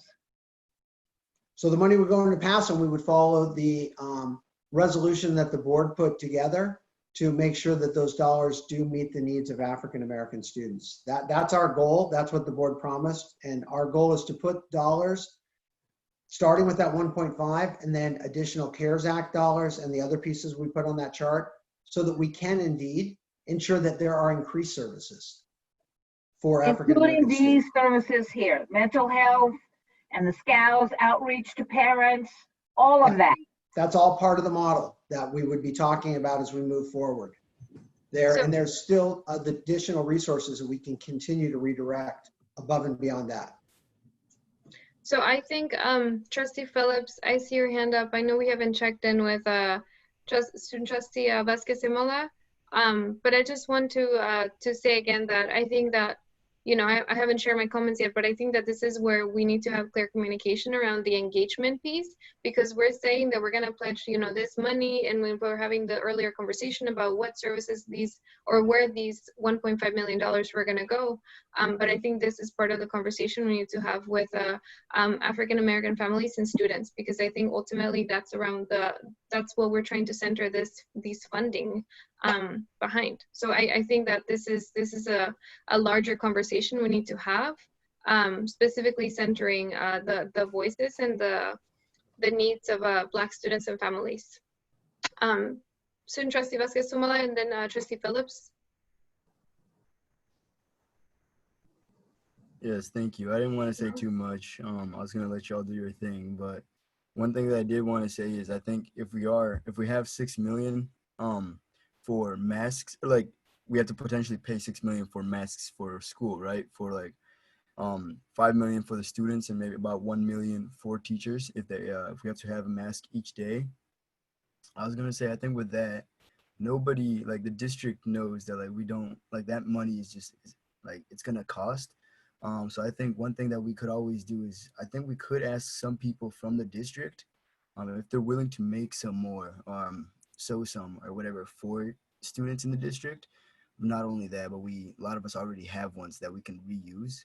So I think that I just want to be cautious with the way that we do use money, and like with that 5 million that we were talking about that we could potentially use towards masks.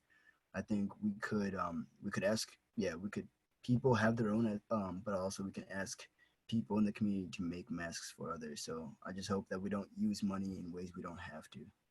That's kind of all I wanted to say. Thank you, Student Trustee Vasquez Simola. Trustee Phillips. You said it, and I'm not saying that Trustee Laura, you know, I'm not saying that scouts are not important or whatnot, but I want us to stop having if the money's going to go to the past budget, I want us to stop talking about how we're going to spend that money, because what we agreed to was that we were going to take recommendations. Yes, everything's going to come back to us, but we agreed we were going to take recommendations. We need to stop talking about how to spend that money, because that's not what we were supposed to be doing. I agree. Thank you, Trustee Phillips. Trustee Cuevas, I saw you turn on your microphone. If you have yeah, I mean, I agree with Trustee Phillips. I think the reality is that the past folks involved with the helping to determine the past dollars are actually quite inclusive of lots of folks. And again, my main priority is to say that there is, it's important. It is the reason why that money, I think, needs to be earmarked for PASS. Now, the questions about, well, what about all these other programs? I think that means we have to have a continued conversation with the rest of the budget and going through it with a fine-tooth comb to see what is it funding, and if it's not funding the things we think are a priority. Because remember, as I'm going to remind folks, $1.5 million is not nothing compared to what we need to turn things around for our students.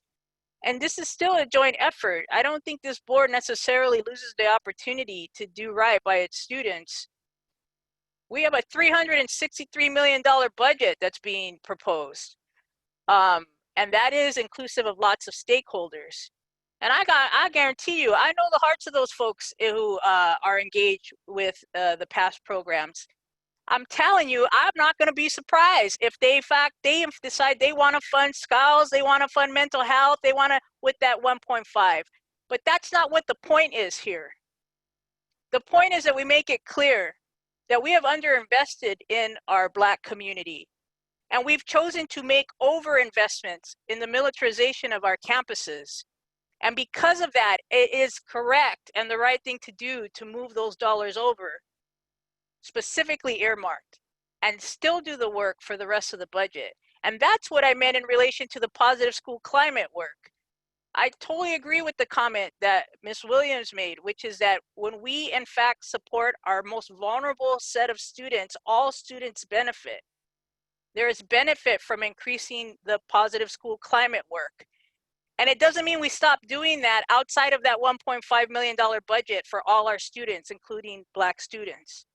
So I think part of what we might want to do is just maybe, is it possible to make a declaration, just so we don't leave this meeting now, that we are not necessarily adopting this budget now, but we are in fact directing the soup to go back and take the feedback people have and make sure those questions get answered, and that we leave here knowing that we're also affirming that this board is going to vote to say, and by the way, take the 1.5 from here and put it here to our past budget.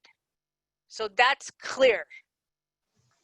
Before, and that will be, that to me, I think is ultimately what will be what we adopt as a total budget as a whole, knowing that we can't, there's no reason to believe that we would retreat from that, because we're affirming that right now as an integral component of the budget we will in fact pass. So, President Hernandez-Jarvis, can I make a motion? Yes, Trustee, Sure. well, yeah, sure, go ahead. Mhm. I'd like to move that we direct staff to remove funding from SROs from the budget for FY 2021 and instead put those funds into the past budget. I Is just that point part of a budget adoption motion?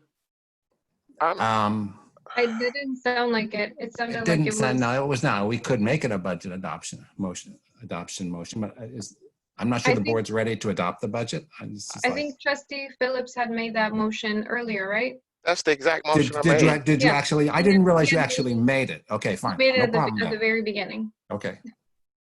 So then we need to vote on it. So what, was there a second? I'll second it if there wasn't a second. I believe Okay. Trustee Cuevas seconded it. That's what I thought. You did? Thank you. Sorry, I didn't note that down. So Trustee Phillips made the motion, Trustee Cuevas seconded it. I think we should take a vote ASAP.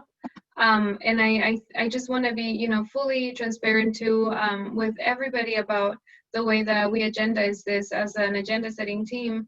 I really wanted us to have this, as I had shared with Superintendent Duffy and with Dr. Wold, to have this be two separate meetings, to have this be the public hearing today, and on the 24th to actually have the adoption. But I was given the reasoning that because the county wants us to do it in one meeting, that this is what we're gonna do, and that we could not make any changes between now and the 24th. And I'm trying to be fully transparent because I want us to honor this process of getting feedback from the public and from board members, and to actually say, like, we can actually go back in these 2 weeks and bring something back to board members that is more reflective of what the actual community input is and the things that we see need to be fixed. So that's what I want to share. I think that we're ready to take this vote, and I would be happy to bring this back on the 24th in the agenda and work with Board Clerk Lara and Superintendent Duffy to make this happen. So if I can just interject there. Any changes that the board directs us won't change the underlying numbers of the budget you're adopting. What the direction you're asking us to do, we can do that shift and make that go forward. But as we stated before, all of those different priorities, it's going to be a lot more than just 2 weeks of conversation to do. We're not going to expend any additional dollars there. So what we're still recommending as staff is that you are adopting the budget. We will be making adjustments there. We will continue to redirect additional resources from one budget to another within, as we put in the slide there. But the 1.5 would immediately be moved over to past. If we choose to not adopt tonight, that is certainly the board's prerogative.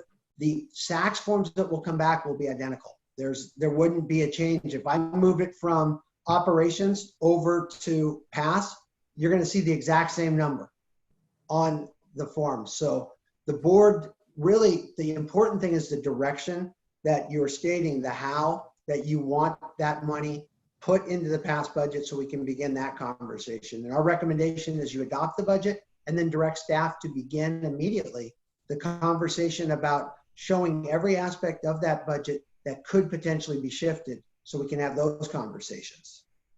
Thank you, Dr. Wold. So we had Trustee Cuevas, one more comment, and then if we are ready to take the vote. I just think that that's part of the issue, though, Dr. Wold, is that those numbers, what if we want them to change? What? And in adopting the budget framework that you're suggesting basically means that we're adopting a budget without at least getting closer to where we want to be, knowing that maybe I get what you're saying, but maybe without some initial input, the budget numbers might look different on the SACS form. Unless you're saying there's no way that there's going to be able to be any change. And if that's the case, then why aren't we passing a SACS form led budget that's congruent? So the SACS form is what drops into the 1,000s, which are teacher salary, 2,000s, which are classified, 4,000s are your books and supplies, 5,000s are your contracts.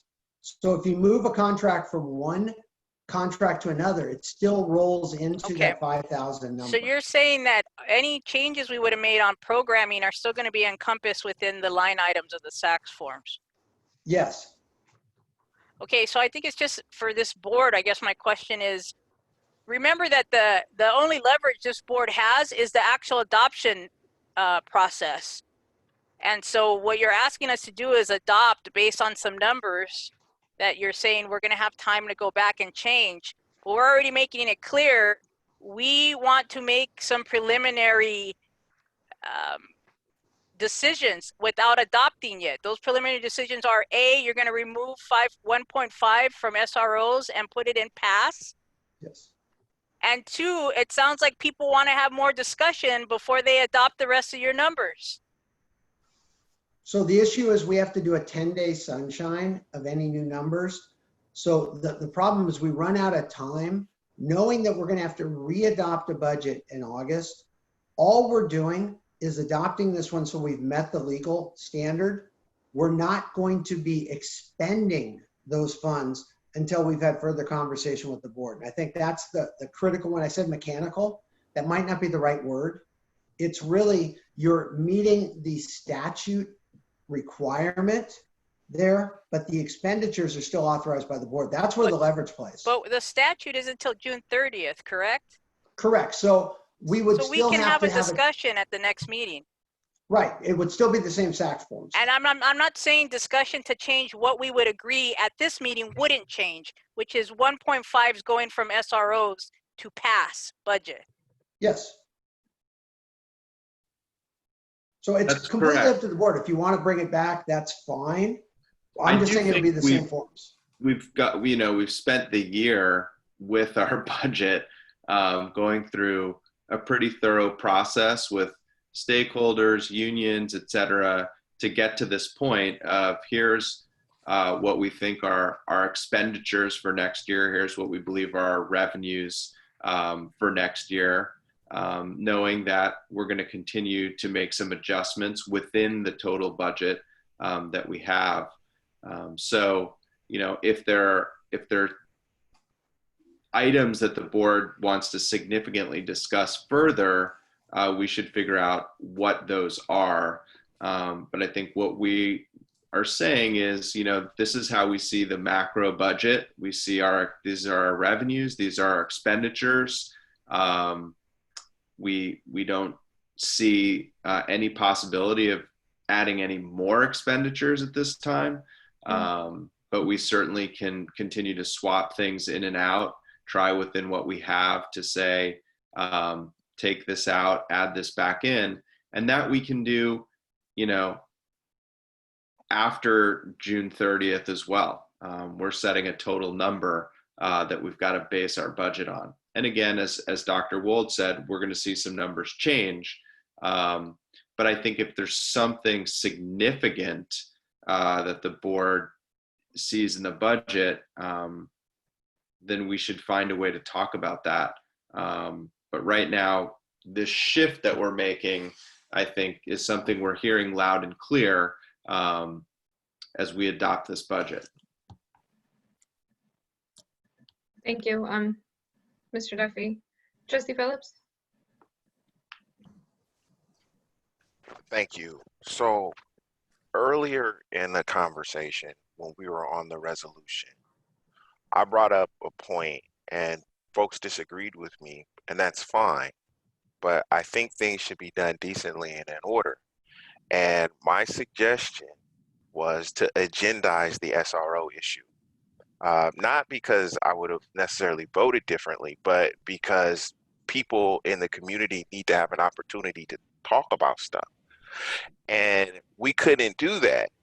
And we moved forward, and everybody, and I just feel, I feel used. I'm just gonna be straight, and I'm not saying, no, I do. I feel, and there are people who are watching this, and I'm gonna tell you, I have a feeling some of them feel that way too, because we just had this whole conversation about SROs and defunding and how we needed to support Black children. And then I've never voted on a budget in my life. Every single year the budget comes to this board, I say no, because I don't like the priorities that are in the budget. And this is the first time I've ever moved to vote for a budget. And then it's like, okay, well, we're going to move this money. Yeah, we're going to move this money. And then I hear something, well, maybe we need to think about what Healthy Richmond is saying. Maybe, and then all of a sudden, and everybody, and people want to vote on the budget.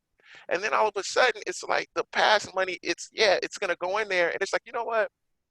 We need to postpone this. We need to wait and come back in a week because we need to have more conversation.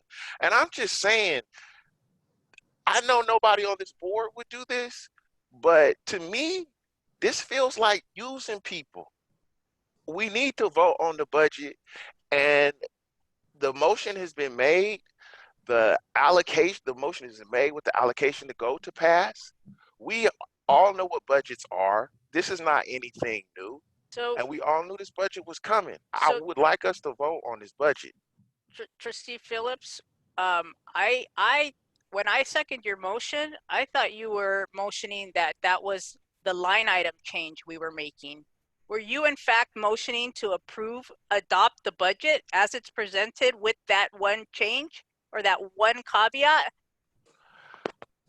That is the motion that I made. I rescind my second because I think it's possible to do exactly what you said so people don't feel used and make an affirmation that we are affirming moving 1.5 from SROs to ASAT, which I believe is what you mentioned you wanted. Now, what you want to do though is you want to adopt the entire budget.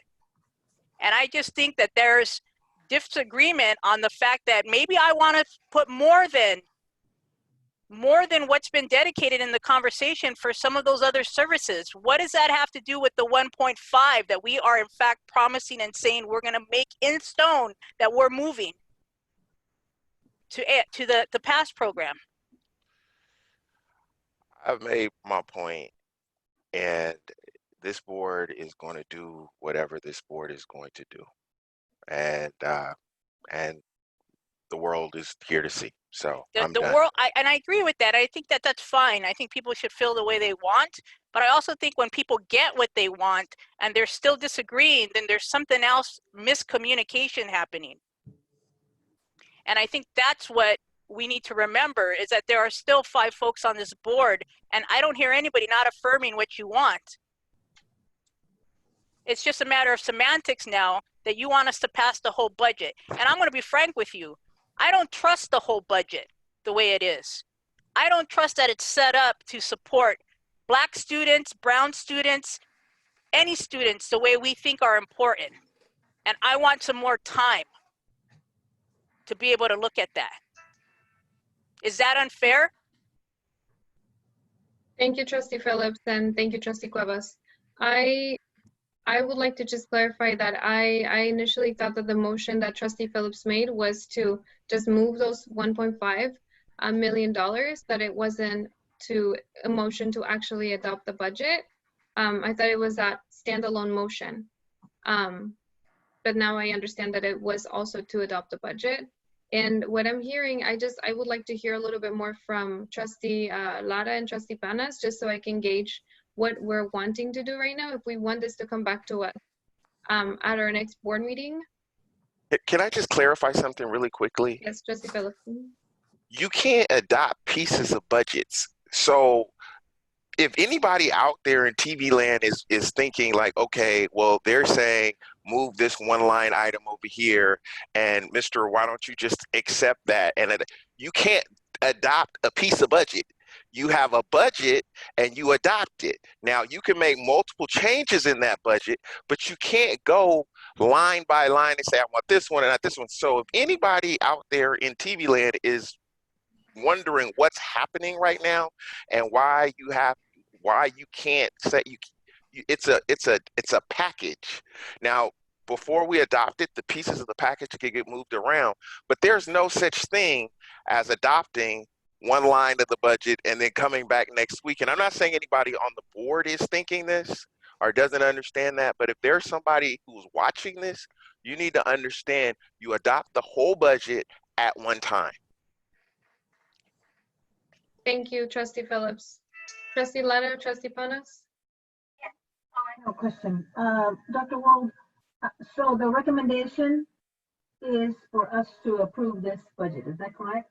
That is the recommendation, and then we would immediately do exactly what the trustees have said, bring back over the next subsequent meetings, anywhere that we can adjust expenditures and say, hey, what's here? Can we move this over? What's here? Can we move this over? And continue those conversations with all of our groups.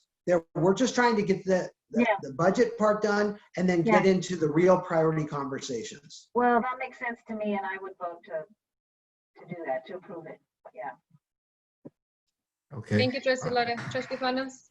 So from my perspective, like for the last 2 or 3 meetings, I've said we should do this we should do it over our first and second meeting in June. And I still feel that way. And we've had a number of people come from Healthy Richmond, a number of people come from UTR saying, please, at your next meeting, do this. They didn't say do it tonight. They said, do it at your next meeting. There's a lot of people who are still thinking that we were going to do this as we have always done it, which is to, even though perhaps it was driven by the LCAP, but I think it's really helps the public if we do this over 2 meetings rather than 1. It gives it more exposure.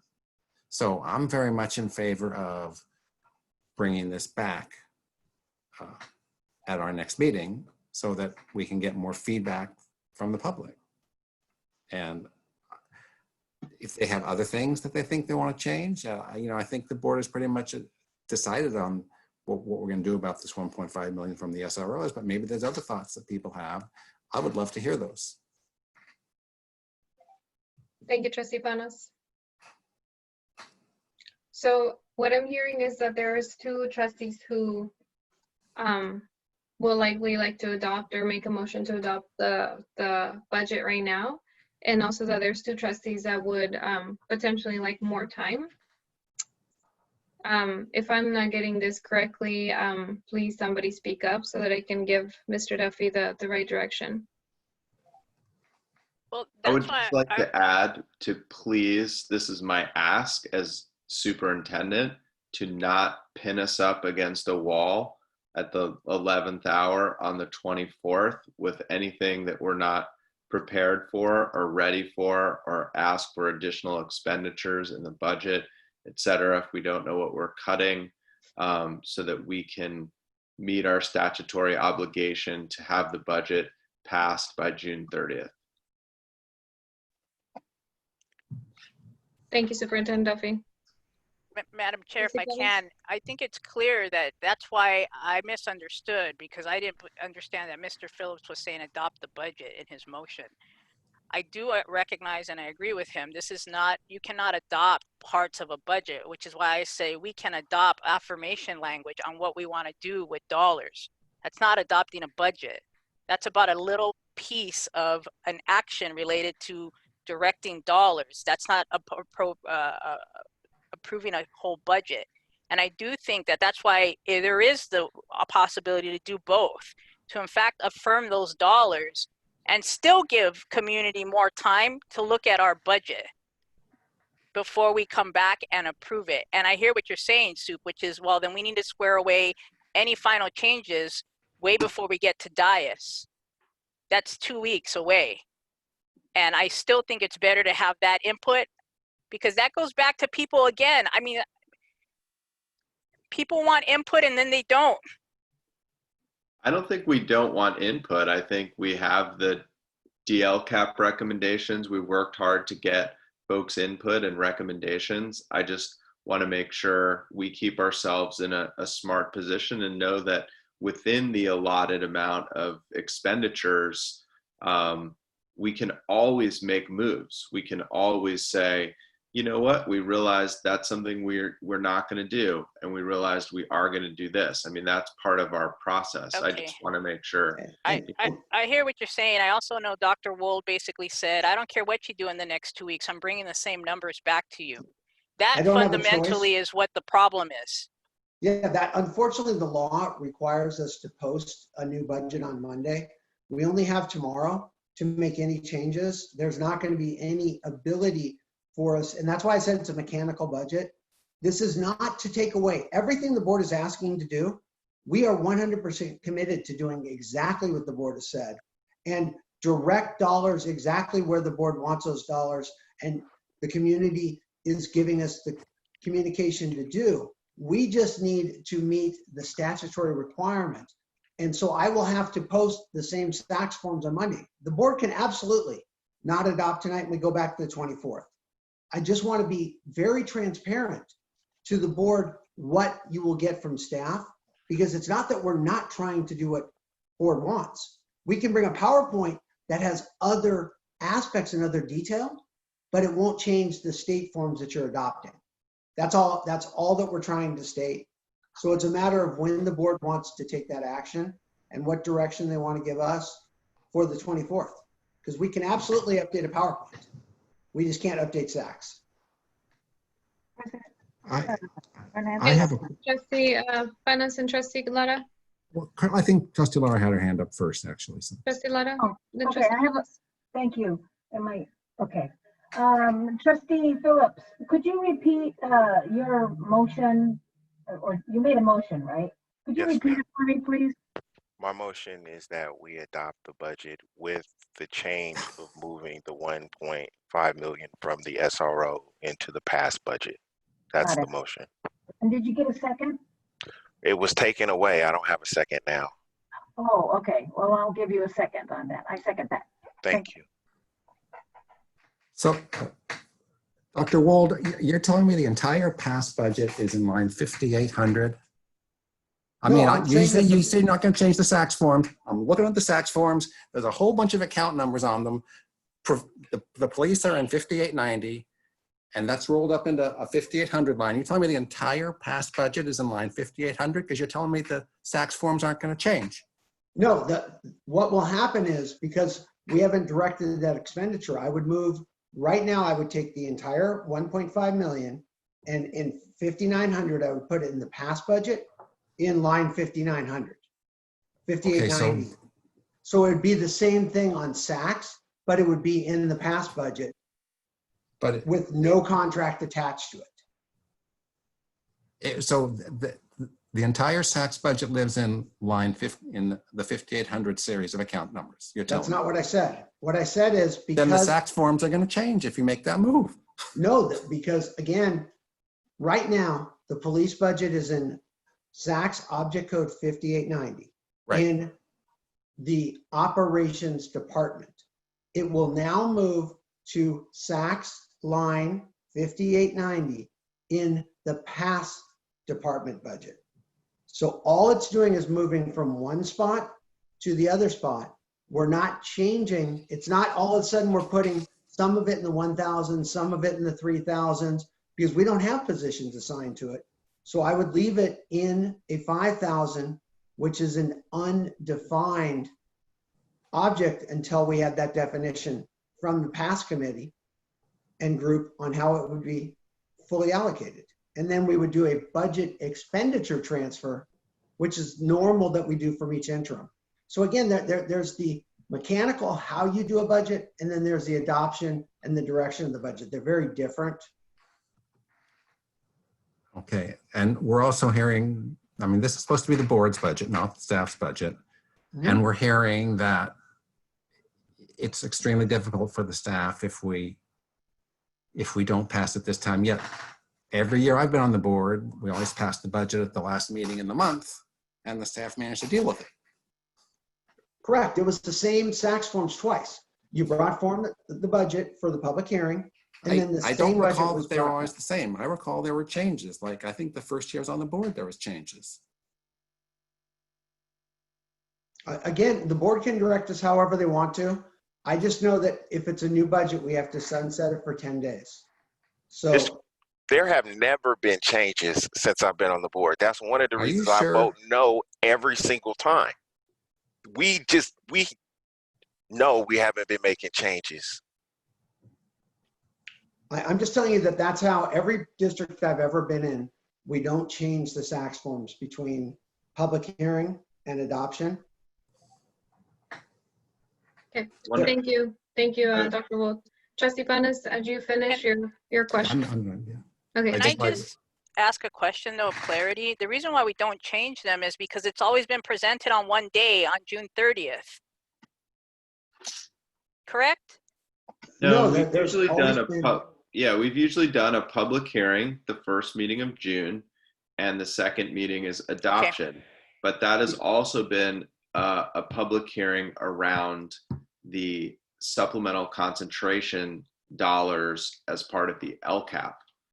That is not due right now, so that's also why you're not seeing maybe that kind of program level detail in terms of what's in this line, what's in that line, what's in this line, what's in that line. I mean, we're pretty much there because there's a lot of things we'll continue to do and a lot of priorities that have been raised throughout the year.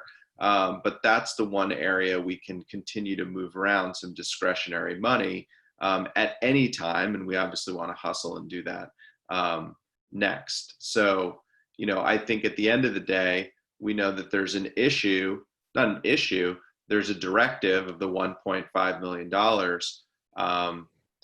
But I do think, you know, if we're going to do this in 2 weeks, then we would ask clearly, what are the other major concerns, knowing at this point the kind of macro structure of the budget, we don't plan to change our expenditures and our revenue projections unless something from the governor, you know, changes tomorrow. Thank you, Mr. Duffy. Trustee Cuevas? I just want to call the question. I'm fine.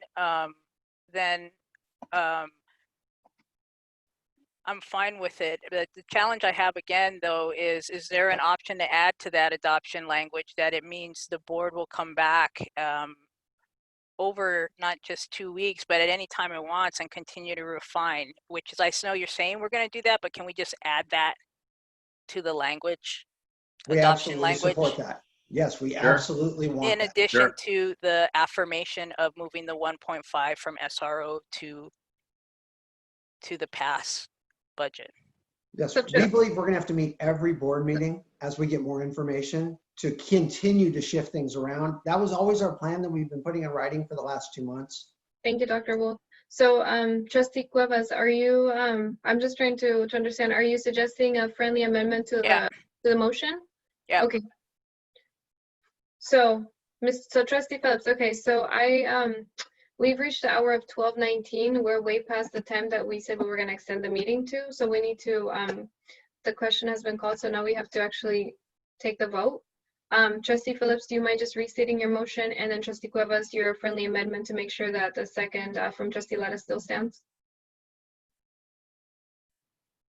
Your microphone is off, Trustee Phillips.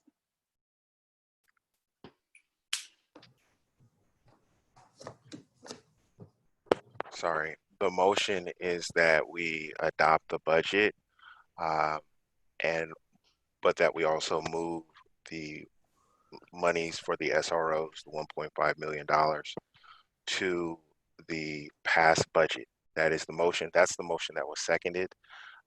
Trustee Cuevas's friendly amendment.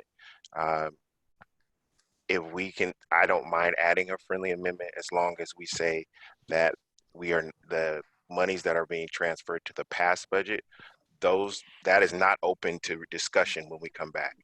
Mm-hmm.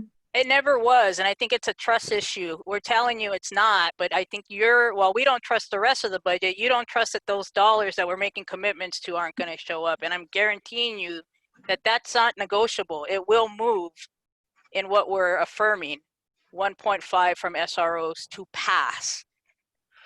Right. So all I'm saying is that I accept the friendly amendment with the caveat that the past part of it is not open to being revisited. Absolutely.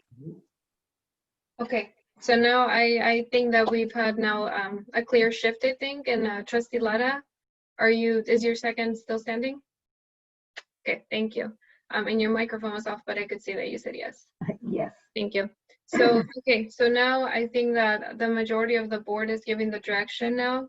We're gonna take a vote. Can we please begin with our student trustee, Vasquez Omola? I'd like to abstain. Thank you. Cuevas, yes. Phillips, yes. Panis, yes. Lara, yes. Hernandez Travis, yes. Motion passes unanimously by trustees, student trustee David Vasquez Omola abstaining from the vote. Thank you, everyone, for this conversation. And I just want to emphasize too that we are going to be, can everybody see me? Am I still, my video, can you hear me? Yes. Okay, Yes. sorry, you know what happened. Yeah, I want to, move forward with, I didn't share my comments on this before the vote, but I just want to make sure that we are all very accountable to what we just did right now, and that we make sure that we follow up with engaging the community and actually taking the time to hear, okay, once we actually start making the changes to the line items and to actually allocate and reinvest funding, not just, the 1.5 million that we're talking about, specifically going to our African American Student Achievement Resolution, but for other things that we need to have a bigger community discussion. And we just need to make sure that we keep the community as engaged as possible, especially in the time of social distancing. And I want to acknowledge it is 12:23. We still have people who are with us right now, members of the public. We had one contract that was pulled from C3 and C4, and item C7 was pulled. And I want to check with the board and with Superintendent Duffy, because we've reached an hour where I think we need to just consider what is most essential that we get done right now. Yep. We Sorry, do need to do the LCAP one because that's part of the budget requirement. So F3 is required, and we would strongly look at C7. We don't want to bring the C3, C4 that was pulled back. And only, thank you, and only part of the C3 and C4 were pulled. Correct. Let me reach my notes very quickly. It was Yeah, just so one Just contract, more and than staff does not need that approved. We're not bringing that back. Got it, thank you. Okay, so now, so F3, C7, so board, it is 12:24. I suggest that we extend the meeting by 15 minutes maximum, and that's it. And we are gonna have to move all the other items to our following meeting. I'm also, am I unmute? Sorry. Yes. Sorry, I'm just quickly checking with our staff if there's anything that is mandated that needs to go. So I know we want to do 15 minutes. So I'm just asking my staff who's listening to just please text me if there's something besides F4 and C7 that has to go. So, okay, so. Are we going to do the consent calendar? You would say F3? Yes, we have to do consent calendar. F3, sorry. F3, okay, so F3, C7, the consent calendar, and do we need to do, what is it, F7 as well? Is that do we have a deadline for that to ensure we get the Chromebooks on time, or is that? Oh, yeah. Wait, okay, so so F7. Unless the board wants to just ratify it later. If you are willing to ratify, then you don't have to do it tonight. Okay, so I need us to extend the meeting first, to make a motion to extend the meeting by 15 minutes, and then to adjust the agenda to do the consent calendar F3. No, I'm sorry, the consent calendar C7, F3, and F7. Did you say C3? C3 is on the consent No. calendar? No. F3, C7, F7, and the consent calendar.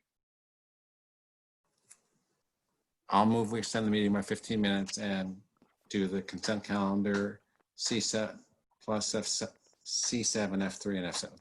Thank you. Is there a second? I'll second that motion. Can we please take a vote? Dawa, yes. Cuevas, yes. Phillips, yes. Hannah, yes. Lara, no. Hernandez Travis, yes. Motion passes to extend the meeting by 15 minutes to move to the consent calendar, then C7, F3, and F7. With 4 members of the board voting yes, trustee Lara voting no, 1 no, and no absences, abstentions, and student trustee Vasquez Simala voting yes. So we are on to our consent calendar. Is there a motion to approve the consent calendar? I'll move the consent calendar, absent the C7 item that was pulled. Second. Can we please take a vote? Dawa, yes. Cuevas, yes. Phillips, yes. Hannah, yes. Lara, yes. Hernandez Travis, yes. Consent calendar passes unanimously. Motion to accept it passes unanimously, and we're on to C, and I'm sorry, not C. Yes, C7. So I pulled C7, it's routine personnel changes. I pulled it not because I have an issue with any of the employees who are on there, but I have an issue with an employee who is not on there. This item has Denise Van Hook being replaced at Pinole Middle School. I believe that part of the reason that Ms. Van Hook is no longer going to be in that position and this item passes, frankly, has to do with racism and sexism in the way she was treated. And I do not support her being replaced at Pinole Middle School. That is why I pulled this item. Thank you, Trustee Phillips. Superintendent Duffy, did you want to share anything with the board before we continue with this item?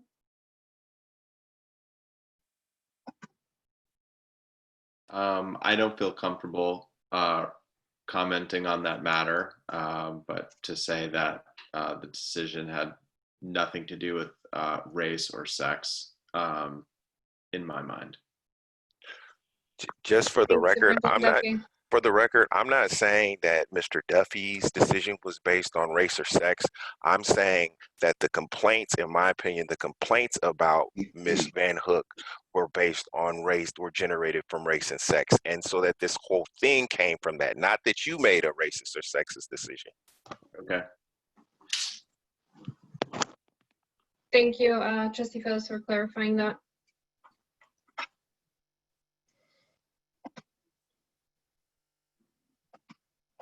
Okay, so it was a pulled item. So since we don't have any more discussion on this, Superintendent Duffy shared his thoughts right now. Trustee Phillips shared his concerns with it too. I think that potentially we can have more discussion if we need to look into this in closed sessions. It does pertain to personnel matters. And I would like to know if right now any board members would like to make a motion to approve this item, or if we want to table it. I move that we approve the item with the exception of the Pinole Middle School placement. I second that. Okay, so the motion was made to approve C7 with the exception of the Pinole Middle School placement, and it was seconded, made by Trustee Phillips, seconded by Trustee Lara. Trustee Cuevas, did you have a comment before we vote? Trustee Pana? Just again, I think the issues that Mr. Phillips raising, those concerns are definitely something we should discuss in closed session, but it's also a vote not necessarily on that issue. It's a vote on who's being suggested, and we are liable for that decision as well. So I would suggest that we hold the whole thing so that there isn't some singling out of individual appointments on this action. Thank you, Trustee Cuevas. Trustee Panas?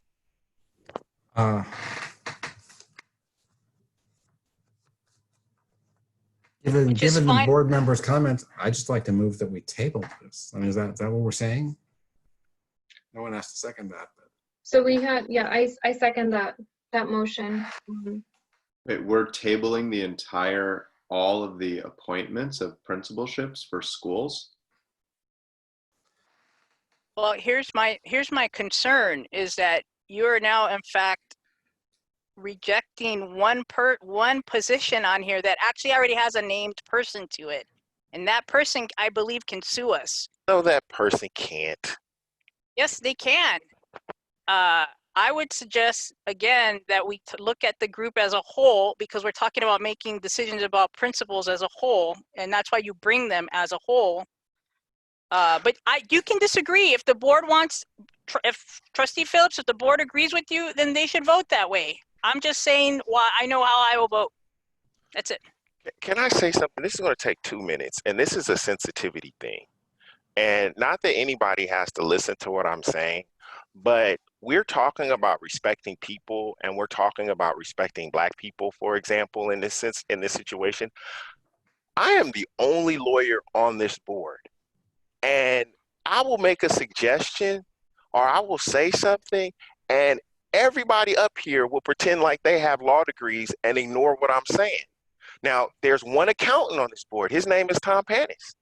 Now, when he starts talking about stuff that he does for a living, I don't ever see anybody doing that to him. Thank you, Trustee Phillips. I think that this is a bigger conversation we need to have, and I'm wondering if we can actually bring this back on Monday for a meeting, since I know that we do want to get this approved. We want to get the rest of them approved, but I also want to validate that I do hear that there's more conversation that we need to have as a board. Yeah, So Madam Chair, if I can just add that I think Mr. Panis's thoughts and ideas outside of his profession have been challenged quite a few times. But the issue is, I hear what you're saying, Mr. Phillips, is that you feel discounted, and that is not necessarily the case. This is a disagreement on how to proceed with procedure. But again, I encourage folks to vote the way they want to vote. Thank you, do Trustee want to Cuevas. remind the Duffy? board that we have taken up part of this question in closed session. I can't speak to it any more than that, but just a reminder that we have. Thank you, Mr. Duffy. So yeah, I think what I'm still hearing is that we still don't have, we haven't had a closure in a way. I think I'm guessing that we need to have that conversation to be able to take a vote on these positions. I don't want to lag this kind of vote, because I know that people are waiting for the placements, but I also want to make sure that we validate that there's some, something that we need to just put the lid on. So I would really, I seconded the motion to table this, and I hope that I can talk with Superintendent Duffy and Board Clerk Lara to see if we can schedule it for Monday so that we can take care of this as soon as possible and not drag any placements, but also acknowledge that there's some conversation we need to have. So Trustee Panas made the motion, I seconded. We had the other motion that Trustee Phillips made that was seconded by Trustee Lara. So if we can take a vote on the motion to table it. Can we please take the vote right now? I'd like to abstain. Thank you. Cuevas, yes. Phillips, no, I don't see a reason to hold everybody else up.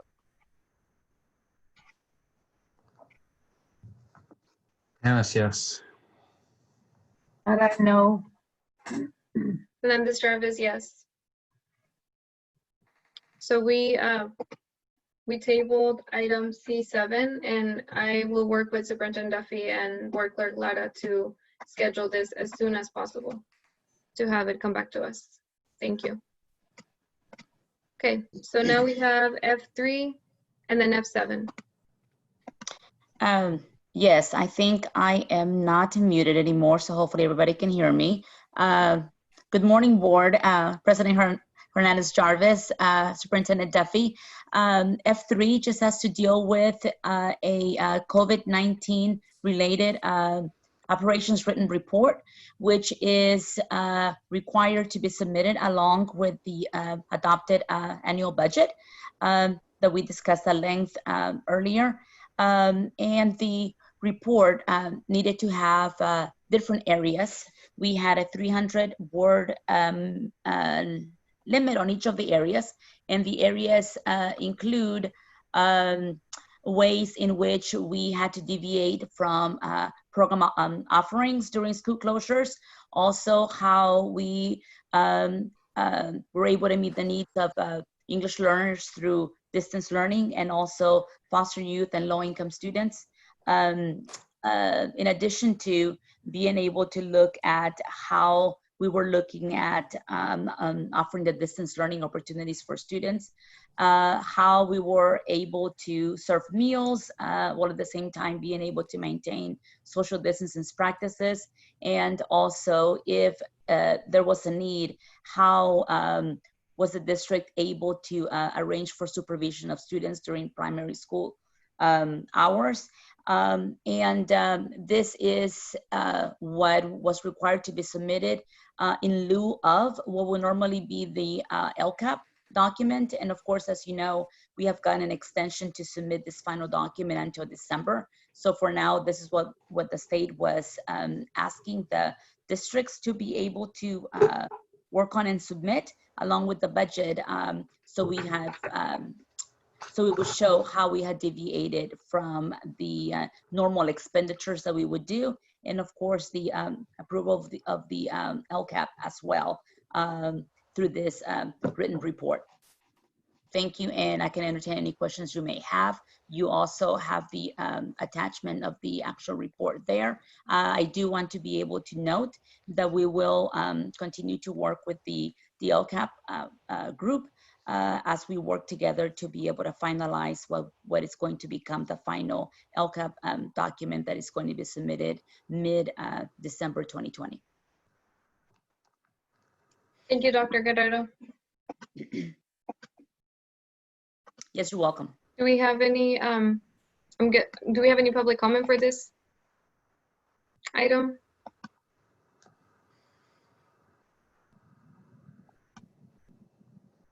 I'm guessing not. I don't see any hands up right now.